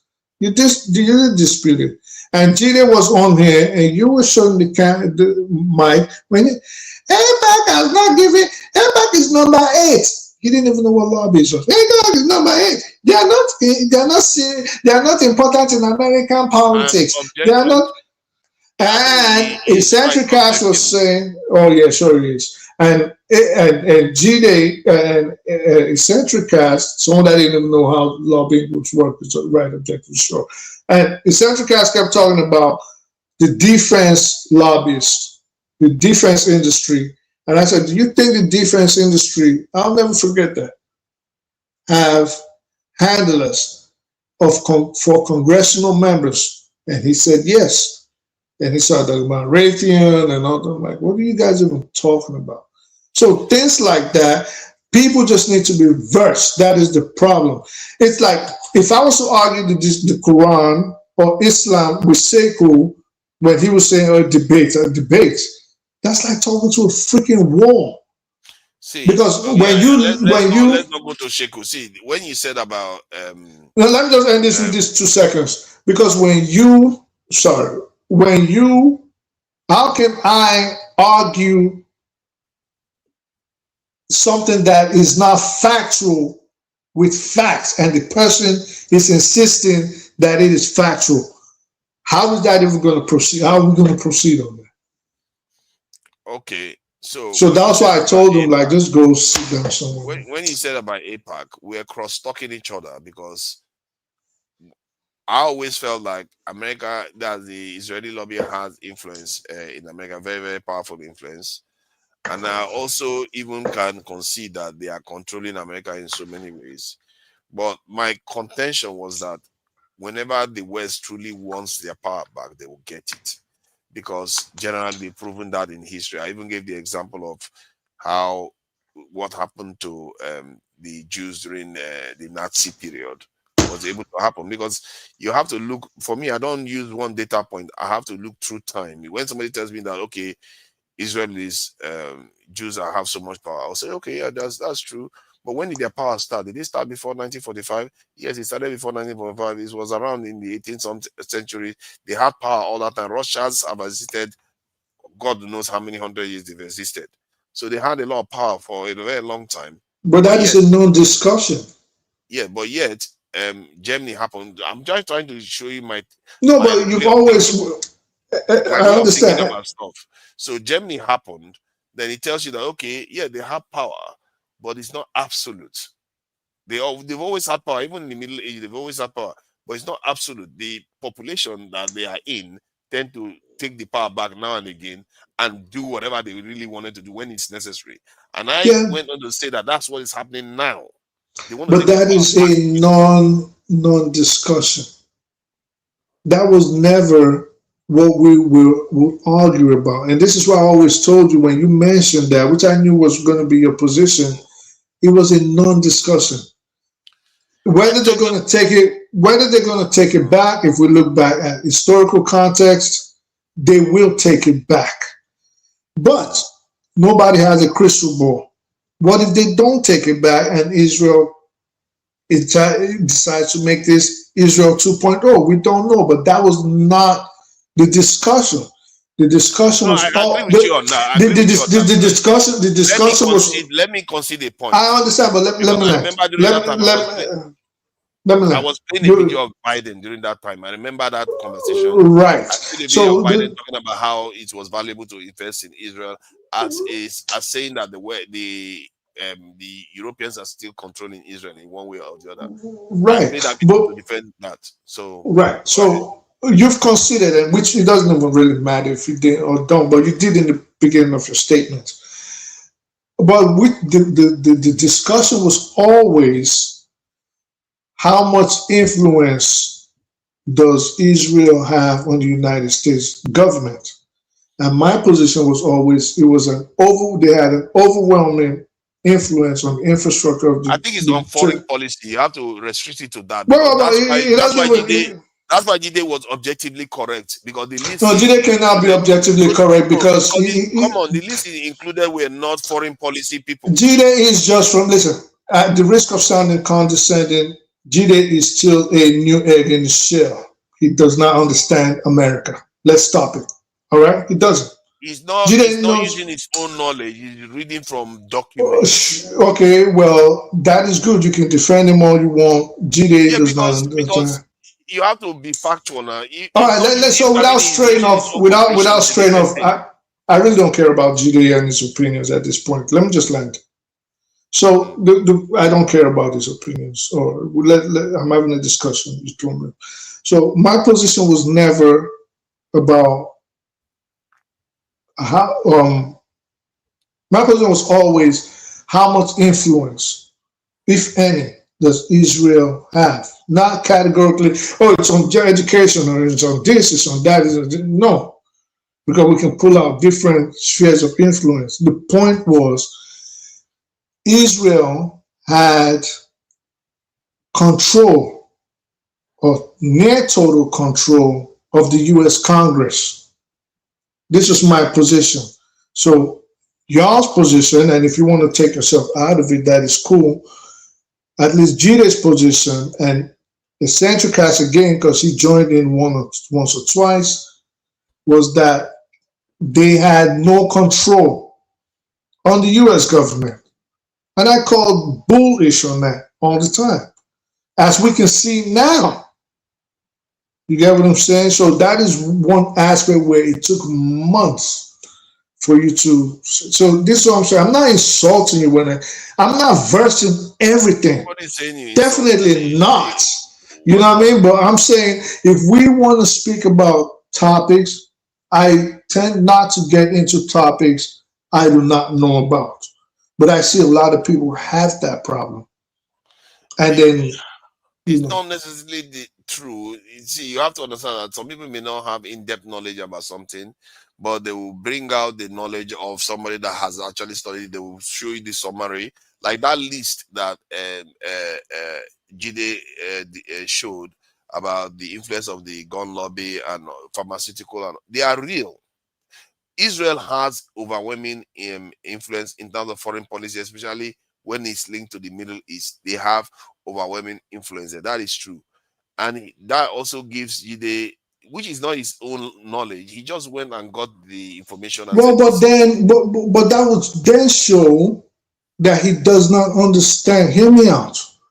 That would then lead to us to agree that, at least even based on your position right now, that he does not have an understanding. He's still fresh. Yeah, enough. I'm not done. I'm not done. Let me finish. You want to defend? Say cool. All right, here you go. So yeah, because you're just dragging things on and on. because you don't want to hear it, so you decide to cut into it. I don't understand that. But that would then lead to my position where maybe you need to speak, not you personally this time, GD, on things you understand, on things you know. You cannot be arguing with someone and say, I'm going to run to Google and then I'm going to check. And then based on my feeling, look, APAC is number 8. APAC is number 8. And the person is trying to tell you, no. That's not, it's deeper than what you are talking about right now. They have handlers, they push Israeli positions, you have Are to you trying swear to say that allegiance. APAC is not number 8 on that list? But that's not what I said. I did. How do you argue for fathers? You are saying that they have handlers, but And then what did I say after when I said, he says this is number 8? I said it is deeper than that. So yeah, this but is, by saying it's deeper than that, you are saying that APAC is number 8 is not accurate. which was not what we were talking about, which was his position. Again, hear me out. His position was that because APAC was number 8 on the list, which they probably created, this leads to him believing that Israel does not have an influence over the United States government. Would you agree to that? I agree to that to an Exactly. extent. So Well, what's I feel the like extent you don't agree? I feel like you are misunderstanding that list, but let's leave it at that for now. Thank you for coming in, Jide. I have to not Jide, sorry. Yeah, you missed that boy so much, huh? No, you are the one that kept talking about him, and I'm a bit tired, to be fair. Thank you for coming in. I really I appreciate wasn't it. talking about him. I don't want. Yeah. Why would I want to talk about Maybe him? one day we'll have chance to have single panels where we have time. But I think when I'm talking to you one on one, I think we tend to get somewhere more than not, and I can pin you down. You don't have anywhere to escape. But nobody's there to save anybody. All right, thank you for coming in. I appreciate that, and all the people on the chat, thank you all for joining us today. And it's not something I'm proud of to hear that the country is being hit by foreign missiles. It's not something we should be proud of. I think it's something we have to truly ask ourselves how we got here. Because if our nation was secure, we wouldn't be experiencing this sort of situation where we are with people who come and bomb us to sort our issues out for us. And it's not even going to do that. And let me play this again. I'll read this again so that as a kind of pattern shot for us to reflect upon, because some of the things we have been doing in our country has led us to this point. So I'll read this statement by Hannah Arendt. She said, constantly lying is not aimed at making the people believe a lie, but at ensuring that no one believes anything anymore. A people that can no longer distinguish between truth and lies cannot distinguish between right and wrong. I'll repeat that. A people that cannot distinguish between truth and lies cannot distinguish between right and wrong. With such a people, you can do whatever you want. And I think this is something that should make us reflect.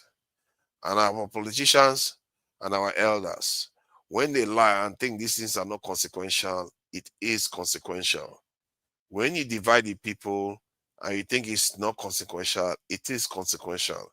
There will be day of judgment. This one doesn't even come close to a day of judgment. It's just a prick just to show us what is possible. And it's not even, this is just nothing. If you are putting on the scale of 100%, this is just about 1% or 0.5% of what is out there. And we have to be careful what we are asking for here, because when the anarchy arrives, all the people, all the gnashers of teeth, all the wailers, all the complainers, they will not have complaints to make then, because the problem will be so much, they will be traumatized into silence. Our politicians have to do better. Our people have to do better. Our problem is not that serious. It's just our minds that is a problem. We have to demand what we want to change the country. If you want security, demand it and know what you're asking for. When I keep telling our people, recruit your people to protect your country, it doesn't mean you shouldn't arm them. It doesn't mean you shouldn't give them technology. Just get the people into the forces to protect the country. Then hold your politicians accountable. When they do something wrong, you hold them accountable. You may be hungry, but it doesn't mean you shouldn't hold them accountable. But I truly believe if we can figure out how to protect that country, we can figure out the rest. We can rename our country. We can get our own national anthem. We can make our own local languages national official languages. There's no reason why we can't elevate ourselves. Look at where we are. We can't even change our name. That's how debilitated we are. And that is what makes that statement very relevant. Because we don't even know what is right and what is wrong anymore. Our lawyers are wearing white people's headgear. Our name cannot be changed from somebody, a name that was given to us by an Oyibo woman. Our national anthem was changed back to that written by Oyibo woman. We have to truly ask ourselves some serious question. You know, that's how I will leave it. And then let this be a day of reflection for many Nigerians, instead of those that are just, which I understand why they are doing it. Some people are jubilating that Trump is doing what he's doing. But you truly need to reflect on how we got here, how we are jubilating the attack of our country by the people that actually confess to funding these groups, that have destroyed our kingdoms, that have no reason, they have not given us any reason to believe that they mean well for us. We truly have to do some soul searching and some reflection. Yeah, repent. Maybe I will repent too. Thank you for joining me. Till next time, I will see you all. Bye.